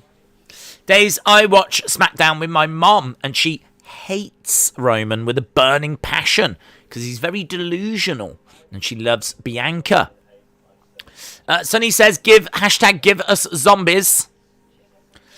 Days, at halftime, I was at a 6.75. There's now been 2 great matches in a row, so I'm at 7.5. I feel weird saying that. AJ says, more zombies and Miz as a zombie. LSW said, I don't have an issue with sports entertainment. I like characters when they're done right. I think Raw takes it too far sometimes. I agree. This Raw is basically Backlash 2.0, says Benji. Another one by DJ Khaled. Another one. He always says that, doesn't he, in each of his songs? Is that your favourite energy drink? I don't know if it's my favourite. It's just the one that we keep buying. In all fairness, Red Bulls tend to be in smaller cans. That'd probably be better, actually. If I'm thinking about it, that would probably be rather than this big thing. If we just had like a little Red Bull, that might be better. I think these tend to be on offer. It's the truth. I think that's why I have them. I don't particularly. I'm not really bothered. Which ones I have? We need a vampire slayer. Elite Squad said it feels weird. This Raw is actually good. Ant said this Raw might be an 8 out of 10. The scores were really low, like 40 odd minutes ago. Like, has these 2 matches really changed people's minds that much? Well, we'll find out, won't we? We'll find out. Best energy drink is Sparkle Dong. Oh, I love that. I've drunk loads of Sparkle Dong. Although I do hate the zombie stuff, if it's the same as Backlash, then my 7.5 will go down to 7 real quick. Just need the caffeine, says Seth Iroff. Do you know what? You can actually get little chewable caffeine sweets, which I was quite interested in giving a go at. So you might see me chewing on some of them. Miz Zombie. Oh, do you think Mazombi's going to be at ringside? Maybe he is. McLean said it was 5.75 for me. Now it's gone up 0.75. Philip said this isn't that good of a Raw. It's average. Well, hang on. 45 minutes. We'll find out. Full-time scores. It's below average for me, says Brad. What do you think about WWE teasing Seth Roman? I hope we get it. Yeah, I'd be down for that. I hope we get it. Hey, we didn't get that thing for New Jack, did we? There was questions about will they do Summit for New Jack. We didn't think they would. It's not zombies, guys. It's superstars. Nikki Cross is out there. Yeah, Nikki Cross is at ringside. Is she next to Titus O'Neil? Is she next to Titus O'Neil? Titus O'Neil surprised me. I don't even think he's an active superstar, is he? John Morrison coming down.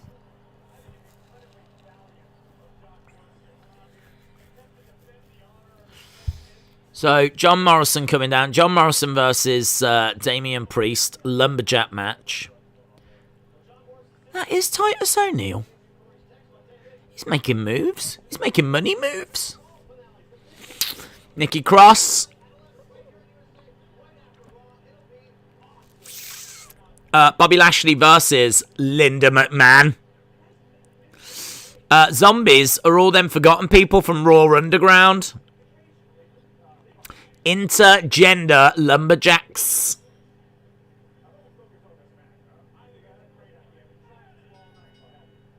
Right, we've got Priest and Morrison.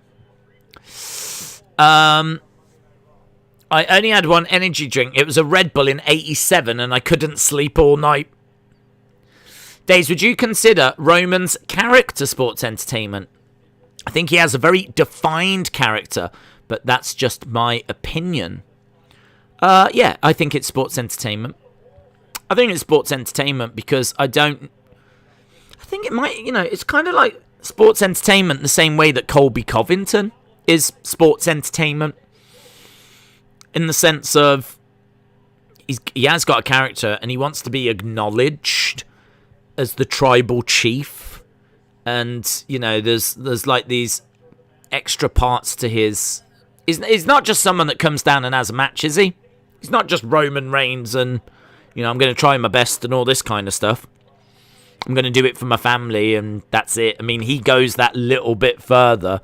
And I would say that little bit further is the sports entertainment side. And same with, like, Colby Covington. I mean, he's not a full-blown Doink the Clown. But I think if you're just an average guy that's fighting for your family and, you want to thank God and your mom and all that after, there's not much sports entertainment there. But it's when you turn up a certain side, you exaggerate. That's it. When you exaggerate a certain part of your personality, that's where we're going into sports entertainment. And I'm all for that. Roman,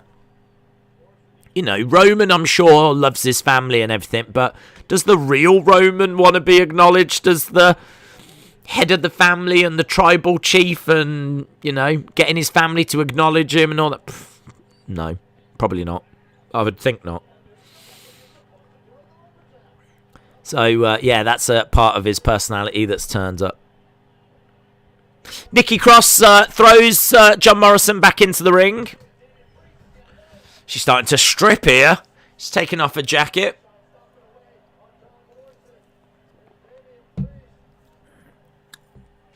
I'm sad there's no Bray because he's dealing with health problems. What is the high test score you have given? I don't know what you mean, buddy. How long we got? 40 minutes. Morrison is on the outside. Tozawa's just been thrown into the ring.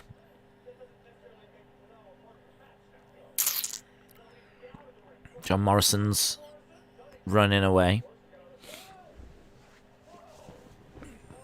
Oh, I just don't know what this is.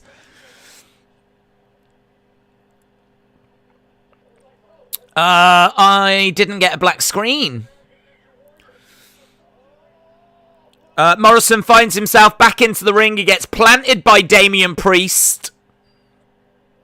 And we go to commercial break. Right, commercial break. Big Match Mansoor. Oh, is he at ringside? That's cool. Robin said, what is happening? The 24/7 Championship got involved. Why is T-Bar at ringside if he's going to face Bobby? We don't know that he is. I mean, Sheamus has called out Bobby. T-Bar has obviously said he wants to do it as well. We don't actually know who's going to answer that challenge. There might be a few of them that try. Days Gargano or Omega?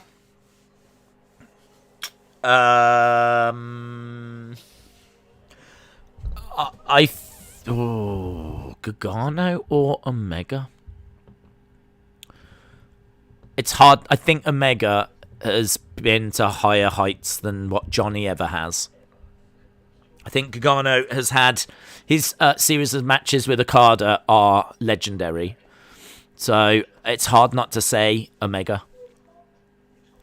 But I do like Gargano in the way, and Gargano has had multiple deserved 5-star matches. So it's very difficult, but I would probably have to say Omega. Because the way I think about it is, I'm losing one. Do you know what I mean? Who would I lose? Would I lose Johnny Gargano or would I lose Omega? Well, if I lose Omega, I'm losing what he's doing now with Don Callis, which I'm into. I think, you know, what he's doing right now is amongst the best stuff he's done in AEW. So, and obviously he competed in Impact, and, you know, there's some intrigue right now. I'm interested in what Omega's doing right now. So, I would be losing that, and I would be losing all of his New Japan Bullet Club stuff, and obviously that series of matches against Okada in particular. But he had multiple great matches in New Japan. It wasn't just the Okada feud, but that is the, you know, you want to talk about some of the best matches in recent years, past 10 years, that might be the best. That series of matches might be the absolute best. So, Johnny, if you lost Johnny, I feel like someone could replace him, like Tommaso could replace him maybe in some of them matches. But I do really like him, but I'd have to go with Omega. But it's close. It's close. I think The Miz is missing around. Harley says, Gargano for me. Kenny is bad on the mic, is a little overrated in the ring. I'm not saying that he's bad. He is fantastic, but just a little overrated. Jolson says, Days, could either the superstars who's standing next to the ring could challenge Lashley? Oh, anyone could challenge Lashley just because they're out there. I don't think it stops them from challenging Lashley. So anyone could do it. And we still don't know who it's going to be. We're going to find out soon. Would you be interested in Miz versus Damian Priest battle pack with zombies from Backlash? I don't mind if they do a pack of the zombies. I mean, we have had zombie Mattel figures before, but of superstars. But, I don't know, it's hard to get excited for a Miz figure. And certainly if it's in a battle pack, 'cause it's just going to be him in his trunks, isn't it? You're not going to get like his cool entrance attire. They've done some really good Miz Elites that have come with all these entrance gear. But you're not going to get any of that, are you? So, I don't know. Damian Priest, has he got any accessories? I suppose he could come with Bad Bunny. I don't know. Not really, to be honest.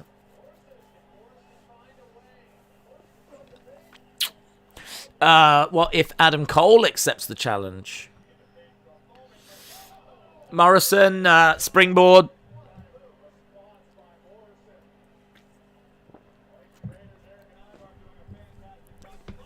Knee strike by Morrison. Days, let's be honest, it's going to be Slapjack. There's a reason why he's been gone for a while. He's preparing for this moment. Fury versus Joshua. Who have you got? My heart wants Joshua. I like Fury. He's overcome a lot. And he's very inspirational. But I've just always had a lot of respect for Joshua because he puts in the work, man. He's had a rough background as well, you know. He made some bad decisions. He was selling drugs around his estate, getting into trouble.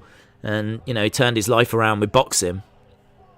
And, you know, he went on, won Olympics. And, I don't know, it's just, you know, he looks like an absolute Adonis as well. So I like Joshua.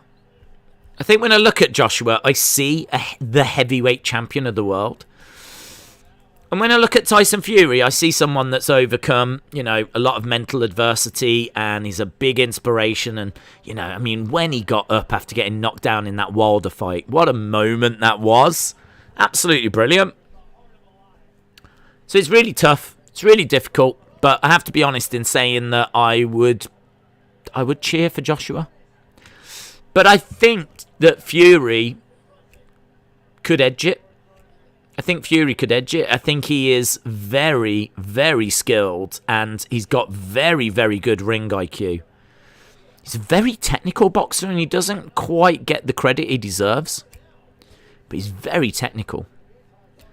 And I think that he's got a lot that Joshua would... He's going to be hard to put away. Fury will be really difficult to put away. I don't know that... I can't see Joshua knocking out Fury. I think if Joshua wins, it's going to have to be by decision. I could see Fury knocking out Joshua. Because, of course, Andy Ruiz... If Andy Ruiz can do it, Fury can do it. So, my head says that Fury... My heart would want Joshua.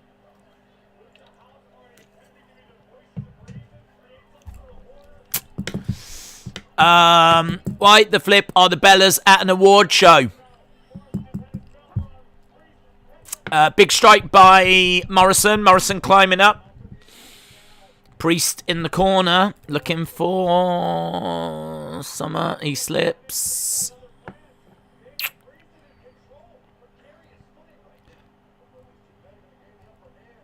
Suplex to the outside. On top of a load of people. Days, the RVD doc is great. You should watch it. And I need to renew my membership. Edward Brown, shout out to you. I do want to watch the RVD one. I still need to watch the Shawn Michaels one. Fury will win by knockout in round 3, says Thomas. If Adam Cole does challenge Bobby, I'll mark out so hard.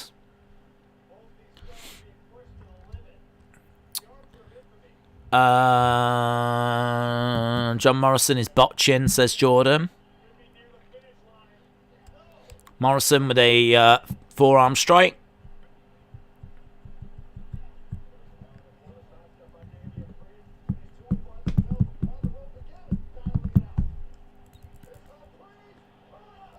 Hurricanrana.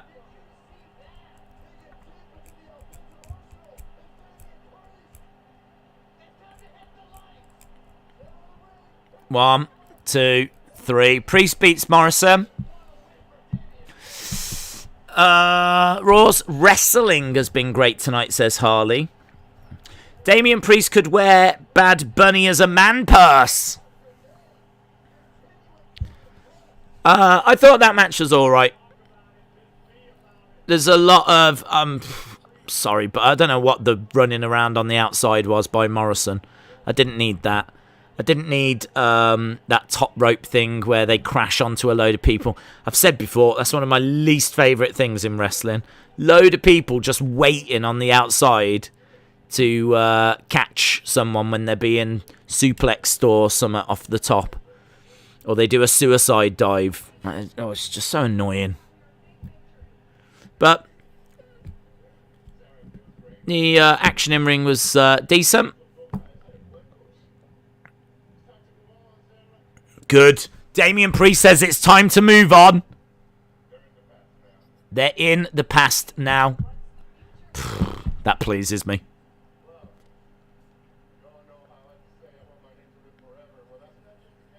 Is he going to say Bobby?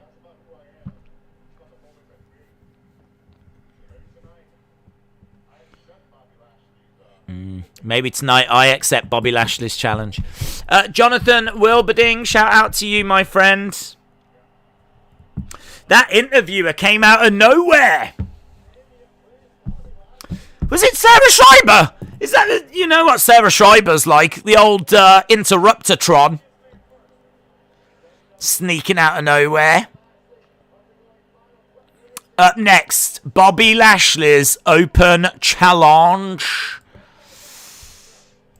Right, what will it be?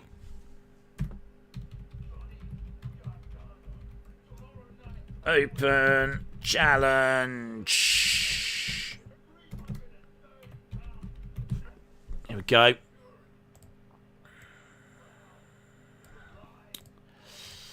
Everyone is challenging Bobby tonight.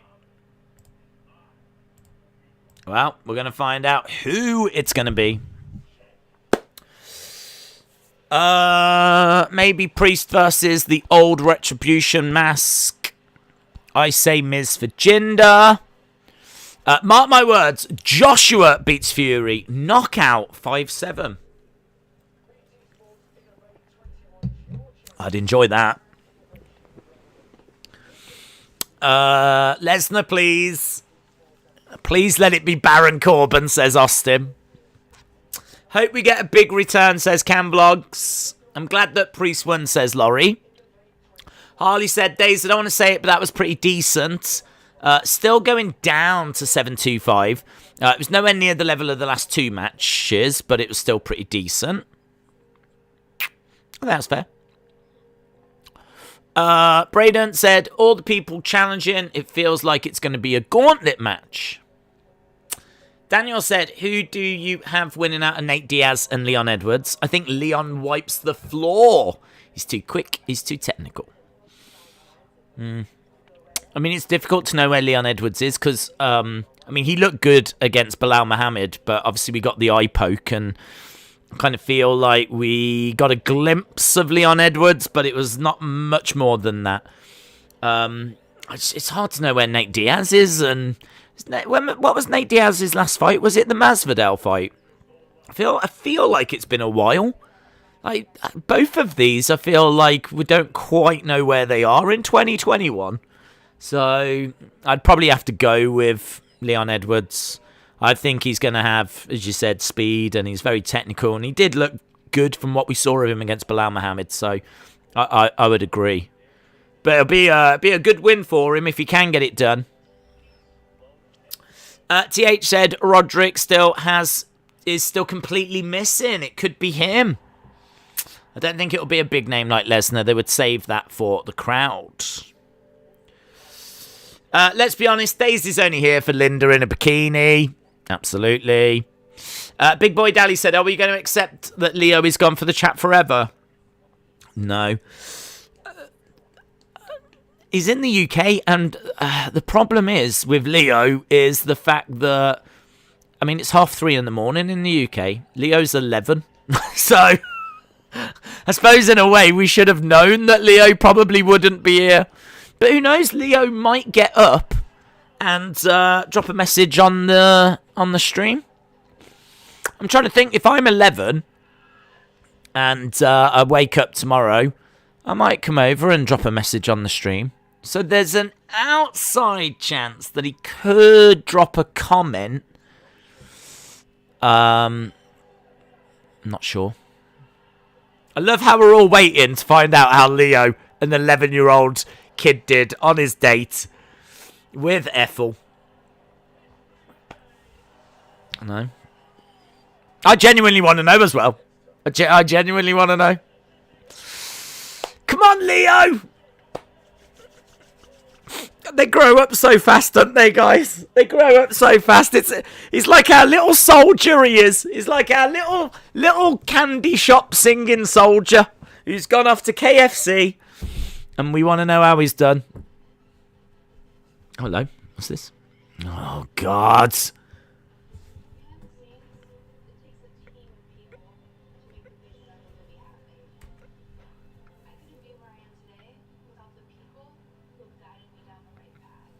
That's an old film as well.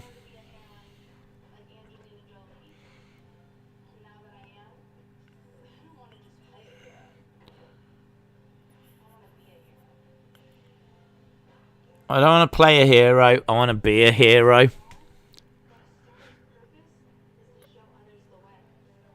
She can't be. I've heard she's coming in as a face. She can't.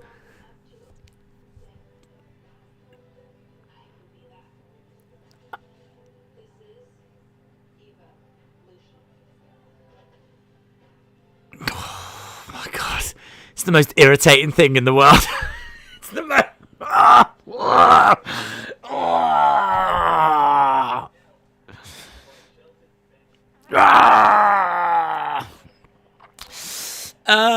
Days, a great wrestler in the past who needs more due was Ricky the Dragon Steamboat.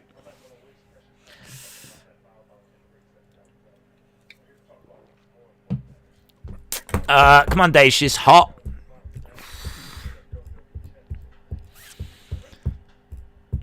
What acting has she done? She did do a film, but I swear it was ages ago. How much backlash if Dream comes out? They wouldn't do it. I just can't even imagine it.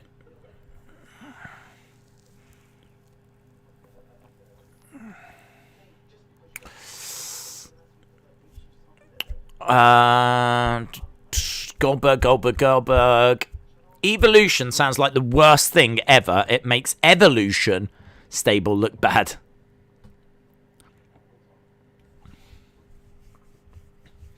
We've got Shelton and Cedric. Good.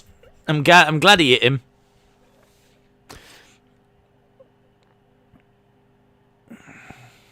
Yeah, he deserved that. Eva Marie was on Big Brother, and that was it. I skipped Raw tonight, but I had to drop in. Anything exciting happened? It's been a couple of alright matches, in all fairness. Not much more than that. I'm sorry to say, it's been another show that if you missed, you didn't miss anything.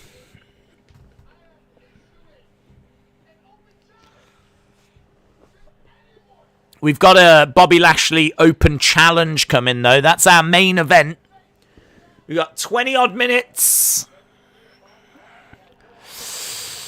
Days, other than the Drew, Sheamus, who is the best British wrestler in WWE at the minute? Other than Drew and Sheamus, who is the best British wrestler in WWE at the minute? Well, my brain straight away says Pete Dunne. I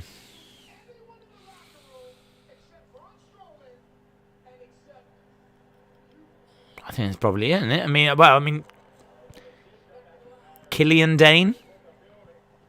Obviously, you've got the NXT UK guys, you know, Tyler Bate, blah, blah, blah. I'm trying to think of Danny Burch, Drake Maverick.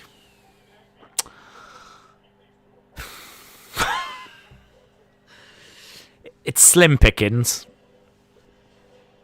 I'd have to say Pete Dunne.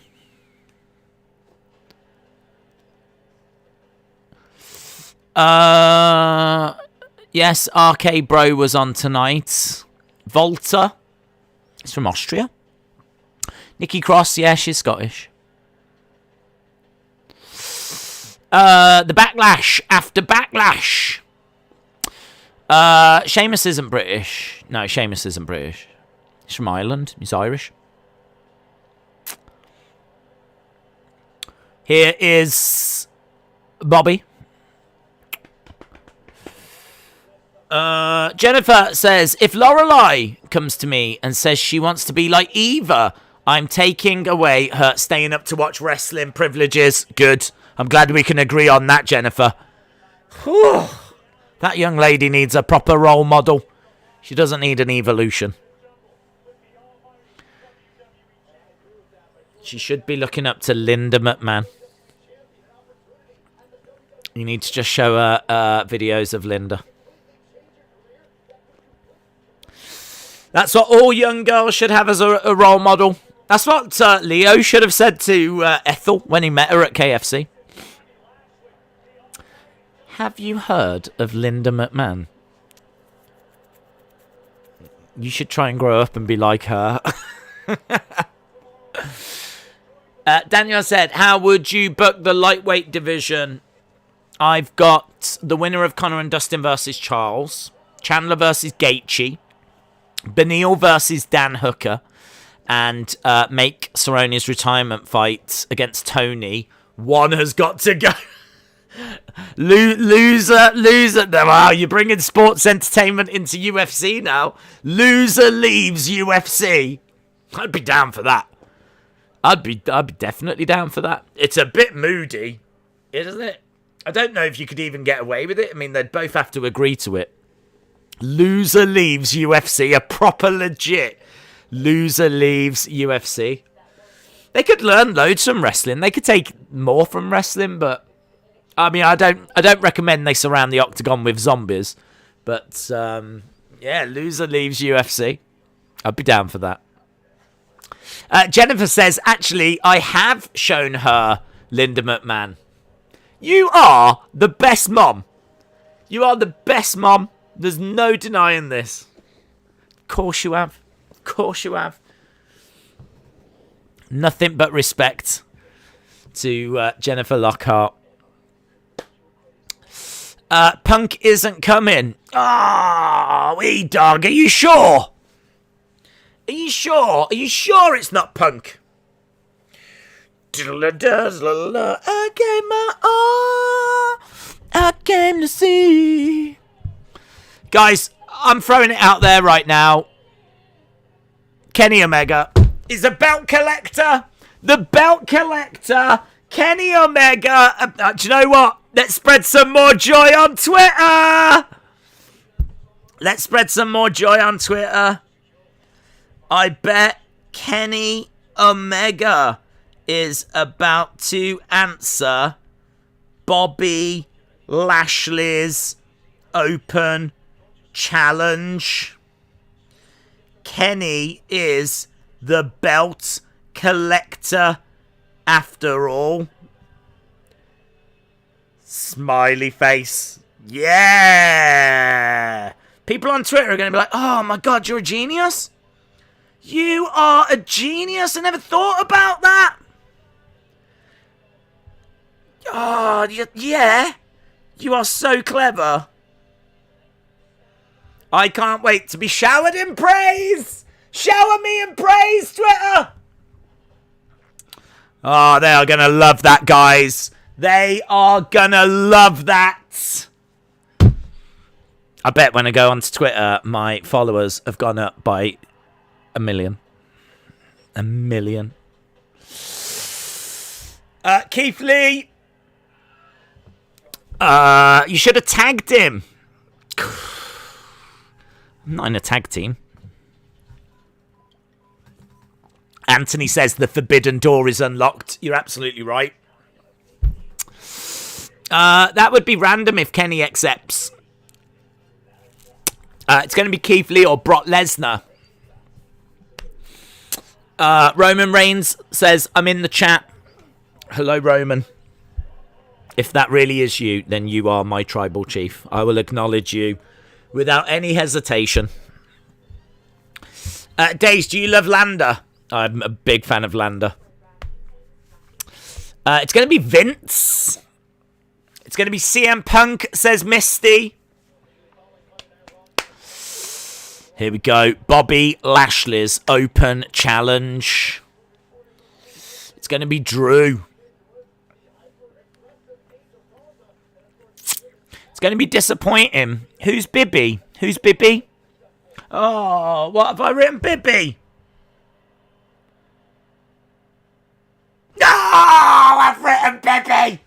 Oh, and people are going to love that as well. Oh, no, people are going to make fun of me now.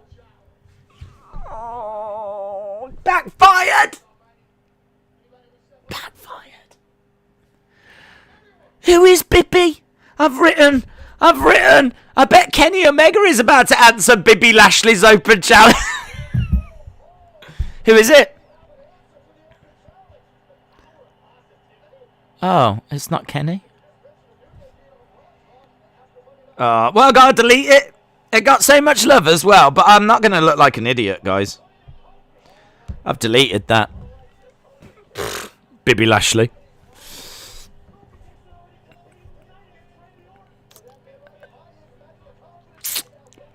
It's Kofi. I bet it. Will it really be Kofi?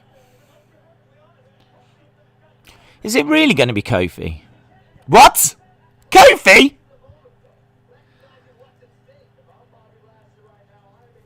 It's going to be Takahashi.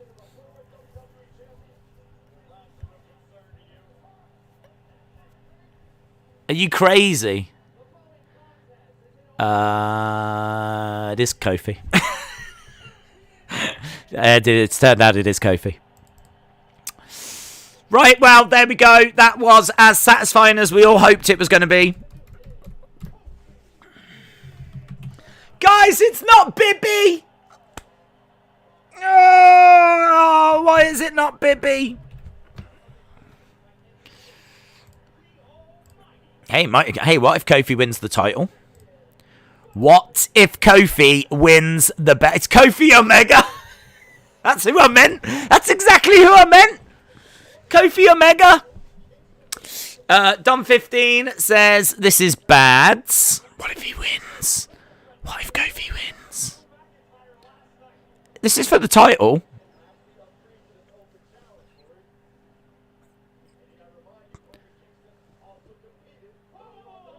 Whoa. MVP. You've rung the bell! He's rung the bell!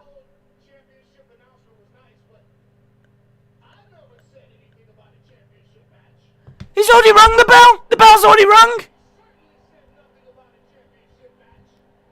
The bell's already rung! The bell's already rung! You can't say, whoa, whoa, whoa, before the bell rings. The bell's rung!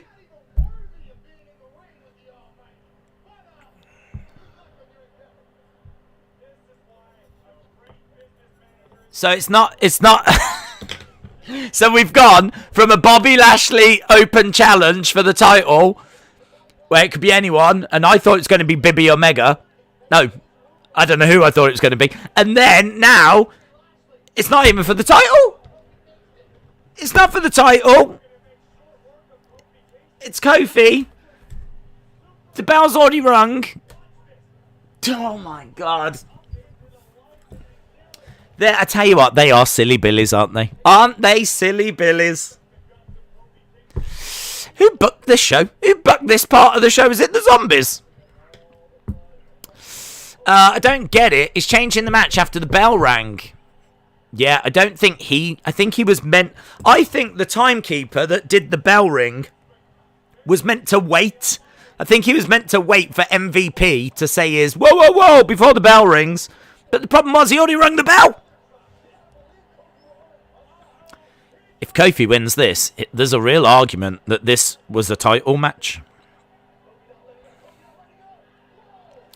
Kofi goes over the top, lands on top of Bobby Lashley. MVP goes over to Xavier. Xavier's bouncing around. He's got his trombone. Bibi rolls. I was asking if that's what had happened. That's what happened? What a disaster. Because of disappointment, the show is now a 7. People stop seeing Raw now is trash. Raw goes back to being 5.5, says E-Dog. When did Don Callis have an afro and come out with a trumpet? A trumpet! A trumpet, I tell you! When did you delete the tweet? I deleted it once everyone told me I'd spelt Bobby wrong. That's when I deleted it. I am not going to be made to look like a fool. Let me tell you. I am a well-respected wrestling journalist. Thank you very much. A well-respected wrestling journalist. So I'm not going to be having my name on a tweet that says Bibby Lashley. I'm so happy I went to sleep, says Cynics. Why didn't they give us King Corbin, says Austin. Days, I'm going the stream late due to work. It seems like you are feeling better. Going Ghost, yeah. Feeling much better. The power of potassium. Forget positivity. There's a new power in town. The power of potassium. We could have had Kofi Mania again, but no, says Lazy. If there was a crowd, the building would be booing. Do you think they would? Do you think they would if Kofi came out? People love Kofi. I don't know. I must admit, when he came out, I was like, no. But then I was like, what if he wins? What if he wins and we get Kofi Mania 2? Imagine watching 3 hours of Raw for a championship match and then you don't get one. Mark says, don't worry, Days, I screenshotted it. You mean photoshopped it? That's what I'm going to say you've done. Probably shouldn't have said that out loud. Because now you know my plan. I can't believe how bad this main event feels. I was hoping for a surprise return. I give WWE too much credit. Listen. WWE may have thrown you a swerve. They may have thrown you a swerve. They build up this big who's going to answer. Out comes Kofi. Everyone gets sad. Real surprise happens after the match. That is booking 101, right? That could be the play that they are playing right now. Just saying. More than likely, it's Drew that comes down and attacks after. Okay? More than likely. But you could run that play here right now. You could run that play.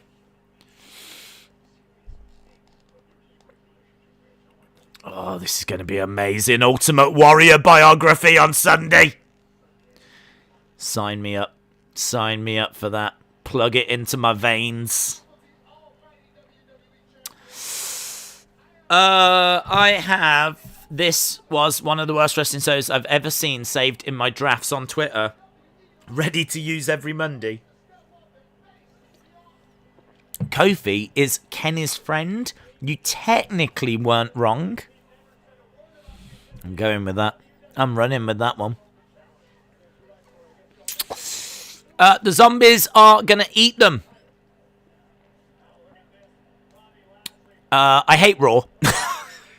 Says Amir. The only reason I watched was for the title match, and I didn't even get that. And on top of that is Kofi. I do love him, but I wanted a big return. Someone who has never been champion. Draven Dresden, shout out to you, my friend. Says, Days MVP secretly married himself to the title belt. It was such an emotional wedding that even the cake was in tears. I like that. That's good. That's good. Well done. Even the cake was in tears. That's a good marriage joke, that is. That's a good wedding joke, that is. You could use that.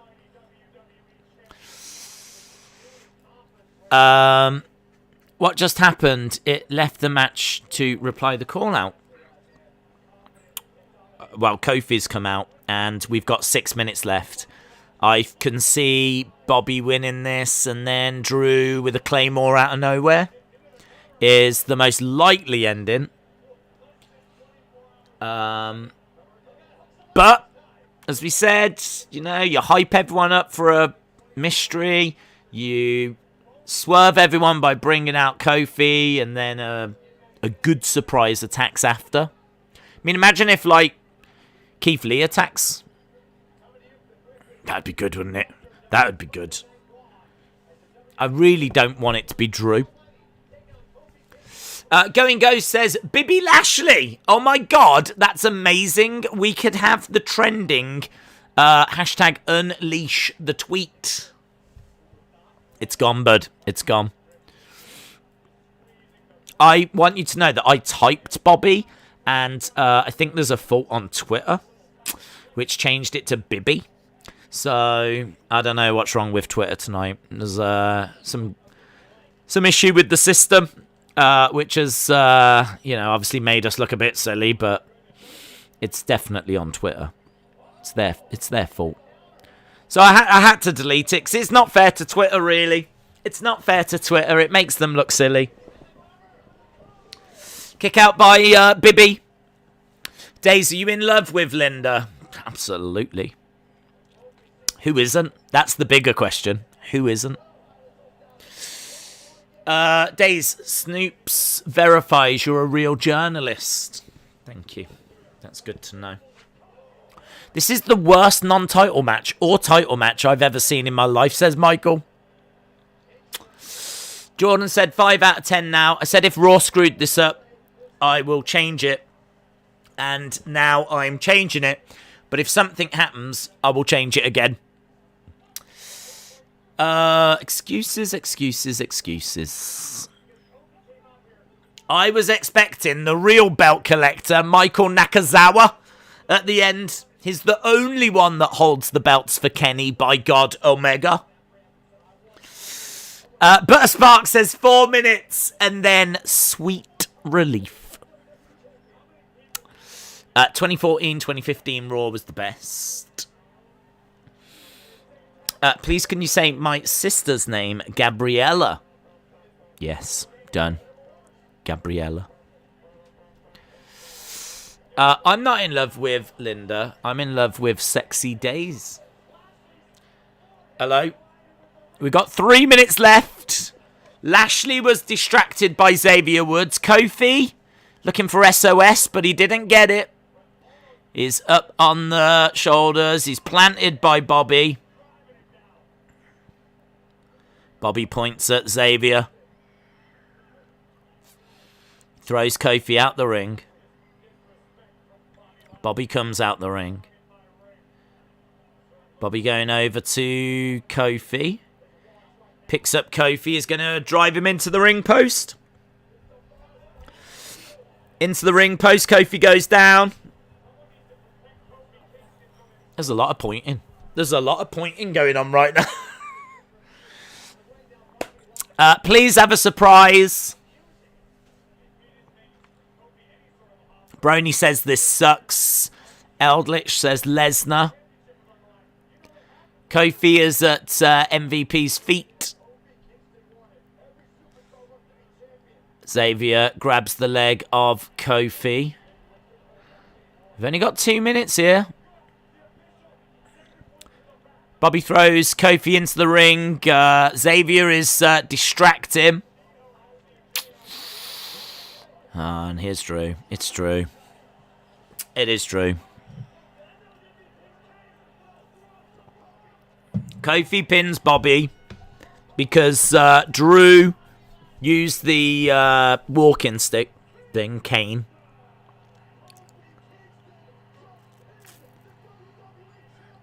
There should be a real argument that that's for the title.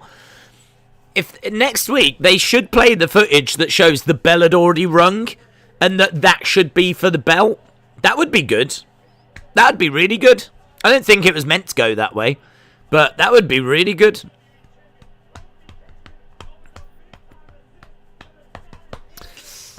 I hate Drew. Kofi wins. Kofi should be champ. He should. Corey says, I'm so sad you deleted the tweet. I had so many likes on my reply making fun of you.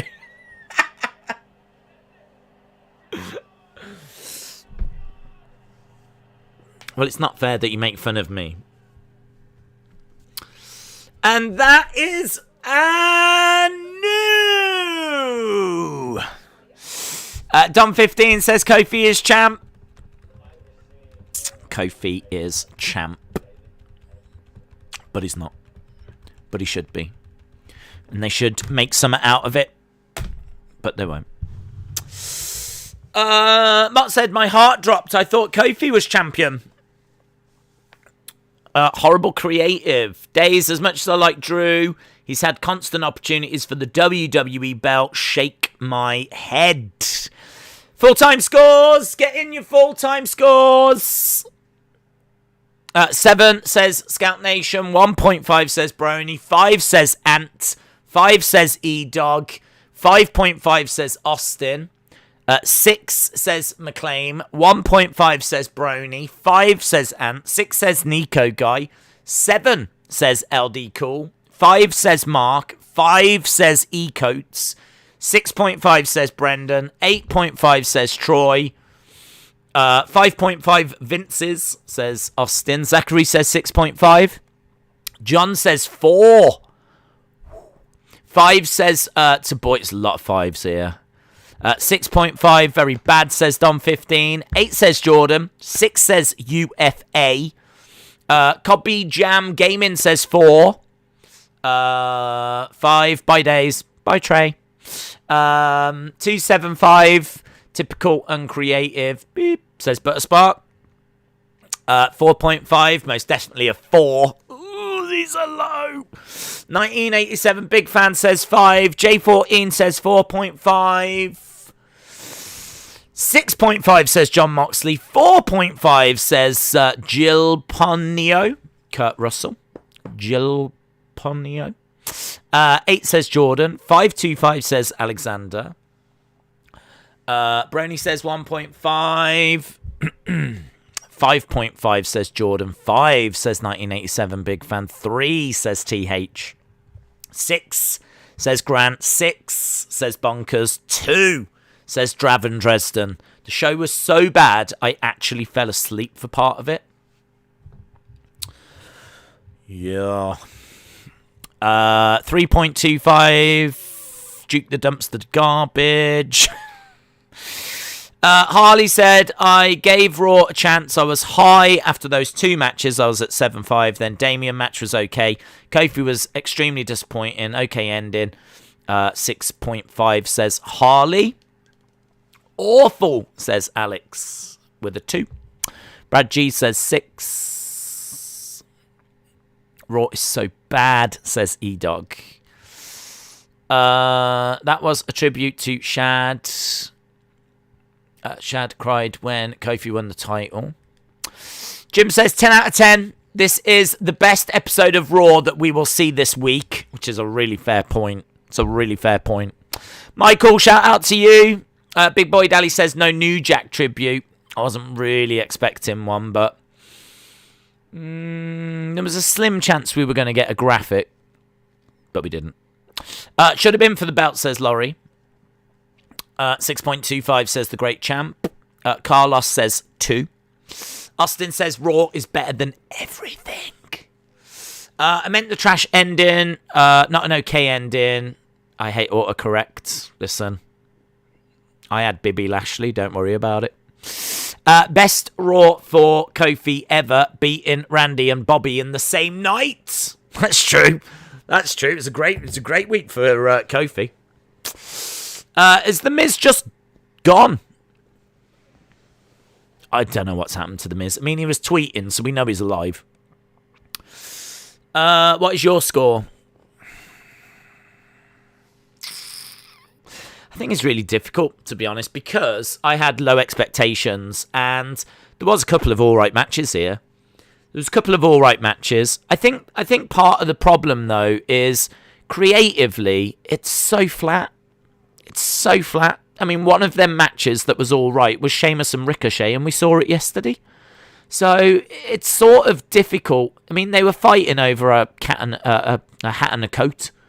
So, like, the reason for the match is silly.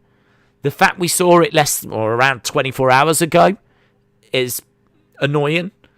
But the match itself was all right. But it's little things like that that are just annoying. Like, why couldn't we have a great match between two stars that we didn't see have a match last night? So, like, even the things I like to, like, annoying. I must admit, I thought this was on track to be one of the worst episodes of Raw after that first hour. That first hour, I mean, apart from Bobby with the girls, I was like, okay, I can vibe with that. But it was just bad. And I'm sorry, but for me, and I'm just going to be honest, for me, that Alexa segment was awful. It wasn't entertaining. It wasn't funny. It wasn't creepy. It wasn't anything. There was nothing to it. It was just, to me, Alexa just being irritating. So, like, there was I don't know, man. It's so hard because then I have to say to myself, yeah, but remember, this is for 8-year-olds. And I go, okay. Because 8-year-olds aren't going to care if we saw a match 24 hours ago. You know? I don't know that 8-year-olds going to sit there hoping for Brock and all this. You know, if it turns out to be Kofi, they'll be a bit more like, yeah, okay, it's Kofi. Come on, Kofi. We love you, Kofi. We love you, Kofi. So they might be a bit more into it. I don't know. And, you know, they're not going to care about... And they probably love the fact there's a match over a coat and a hat. They probably love it. You know? They're probably disappointed there's not more zombies and all this, so... I don't know. It's Raw, isn't it? And I must admit, I find it harder to score because, honestly, if it was to my tastes, this is low. Like, really low. But there is a few things in there. There is a couple of decent matches. I have seen worse episodes. I can give you that much. But there's really not much. There's not much. If someone said, should I watch Raw this week? I'd be like, how old are you? And if they said anything over 8, I'd be like, no. There's not really a need. So, how do you put that into a score? How do you put that into a score? If you... I'll go about 5-5. I mean, I don't know what I would score. I don't know. I really don't know what... There's a couple of good matches in there, and... not much else. I'll go 5-5, and honestly, I could go lower, but I think I know what to expect now. I think that's what it comes down to. I know what Raw is going to be now. When I tune in on a Monday, I know that I'm going to have more fun with you in the chat, and we're going to have a laugh and, you know, talk about Leo and all that kind of stuff. I'm going to have more fun with you than anything they put on that show. I know that going into it. So if I know that going into it, I can't be too surprised or too disappointed when that's what I get. So that is starting to influence my score a bit now. That is starting to influence my score. And maybe it shouldn't. Maybe I should just score it by what I want. But if I do that, I might be down in like a 2. Because there was next to nothing here that I wanted. Next to nothing here that if I was watching this, say this wasn't WWE and it was a different promotion, if I turned this on and I watched it as you know, we'll give this show a chance, I wouldn't come back to this because there's next to nothing here that I look for. But it's just that non-stop hope, isn't it, of like, you know, something good will happen, you know something good's going to come along soon.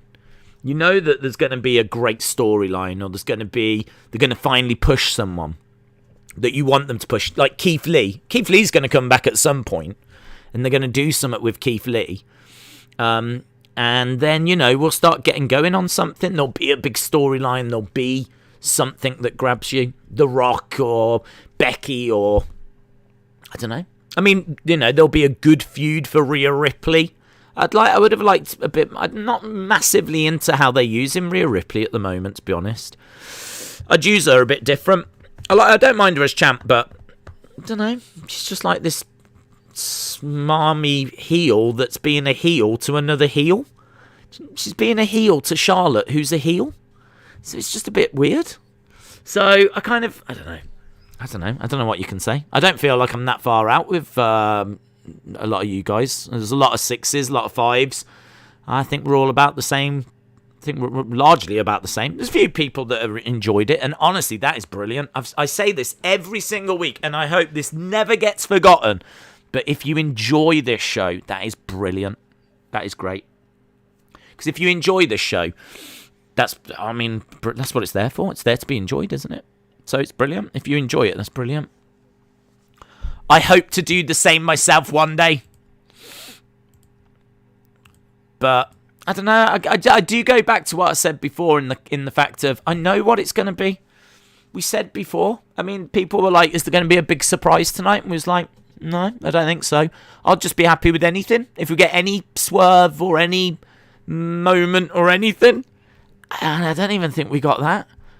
No one really turned. I can't really think of any new feuds. I don't even think we got that. So we didn't get any big surprises, and I don't think we got any little ones either.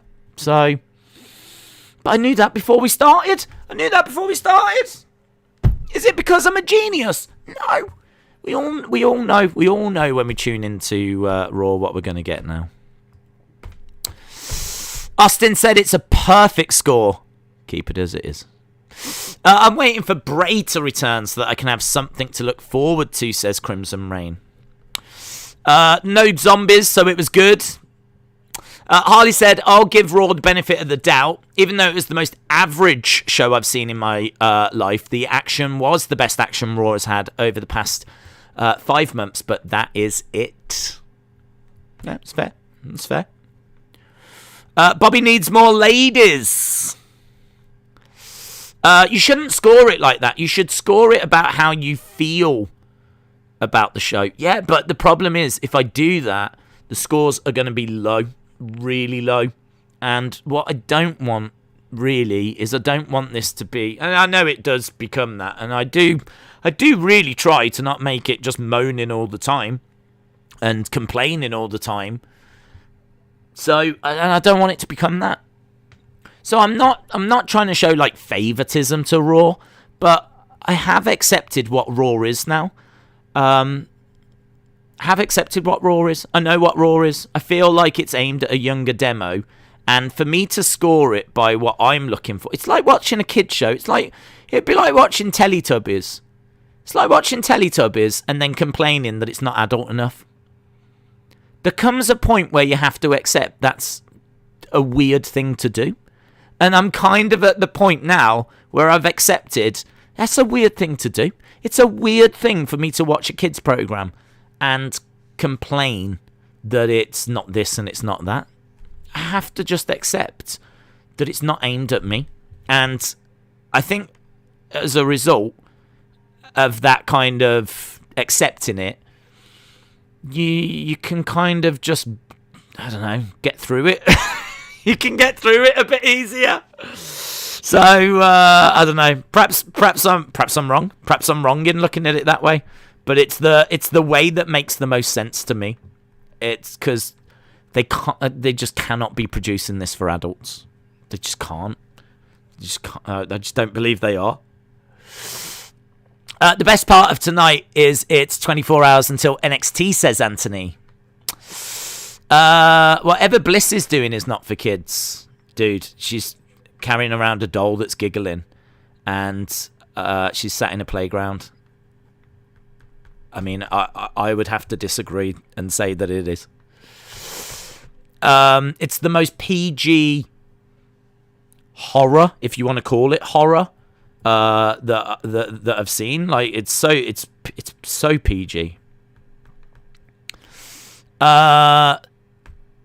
Yes, listen to Jay. Change it, says Jay. That's a good argument, Jay. Why don't you put your score of 4 or 5 before the show has started? Because it gets that rating every week. I know, yeah, it probably would be around that ballpark. Maybe next week will be the exact same. I mean, I can't score it high if it really doesn't give me anything. You know, everyone in the chat has said the same, haven't they? Or a lot of people have said the same. about, a similar score. This isn't good. Blah blah blah blah blah. So I can't go giving it, even though I know that it's not aimed at me. I still can't score it high if I still don't even think it's a good show. Even if it is aimed at kids, I still don't think this is a good show. Everyone in the chat is saying lower the score. I don't think it's the right thing to do. I don't think it's the right thing to do to lower the score. Because I think it can get worse. Imagine if you didn't even have the good matches. And imagine if there was something that really annoyed you that was actually I don't think there was anything on this show that was offensive.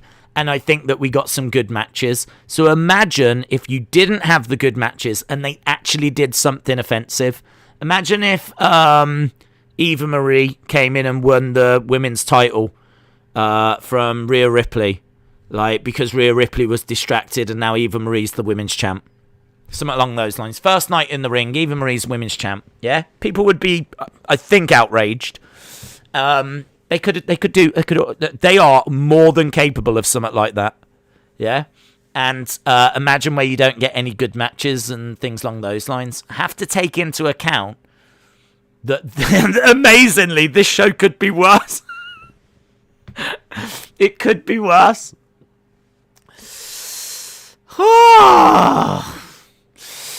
Lower the drawbridge. Raw 3-7. NXT 6-7. John said, I disagree how bad it was. It was offensive. Brian said, if you didn't have the good matches, I'd give it 1 or 2. Right now, I'm going to give it a 3.5. Days don't even play like that. Are people really moaning and complaining that I can... I'll happily take it down to a 5. That doesn't bother me. I'll happily take it down to a 5. I went to a 5.5. Just... for no reason, really. I was probably around a 3.5 at the halfway point. But then, we had a couple of decent matches in there, and as I said, there was nothing offensive. And the fact it was Kofi didn't really bother me that much. But so I was kind of like 5. I was like 5.5. Give it the benefit of the doubt. But if you're telling me the community is like, no, I'll just go down to the 5 then. Change it back to 5.5. There we go. Days, I'm well excited for that awesome Fatal 4-Way IC match. Austin says, do you know what? I had 5 out of 10 as well. Draven said, change the score. I've done it. Or I'll send my imaginary demon doll that looks like Eva Marie. And then you'll see Eva Marie everywhere. William says, Asuka was good. Edward Brown, good night to you. Crazy Ginger Jake Holden says, lower it more. Lower it more. Lower it more. How low can you go? How low can you go? Yeah. I think we'll end there, shall we? It's done. That's the big news. It's done. Forget the score. We've got through it. And we've survived. And Raw is over. Raw is done. So we move on to NXT tomorrow, my friends. NXT tomorrow. We're back tomorrow for NXT. Should be a good show. Cage match, of course. $1 Million Man is going to be in attendance as well. So we got the $1 Million Man. We've got the cage match. So looking forward to NXT. Then, of course, AEW, which has been doing really well recently. So I am looking forward to AEW on Wednesday. SmackDown, I agree with Harley. The Fatal 4-Way IC thing should be good. So we've got some decent stuff on SmackDown. So done. We got through. We survived. And let's end on a positive note in saying I've seen worse episodes. There has been worse than what we've seen tonight. So every cloud. Yeah. Awesome, guys. Thanks a lot for watching, and hopefully see you again next time. Bye for now.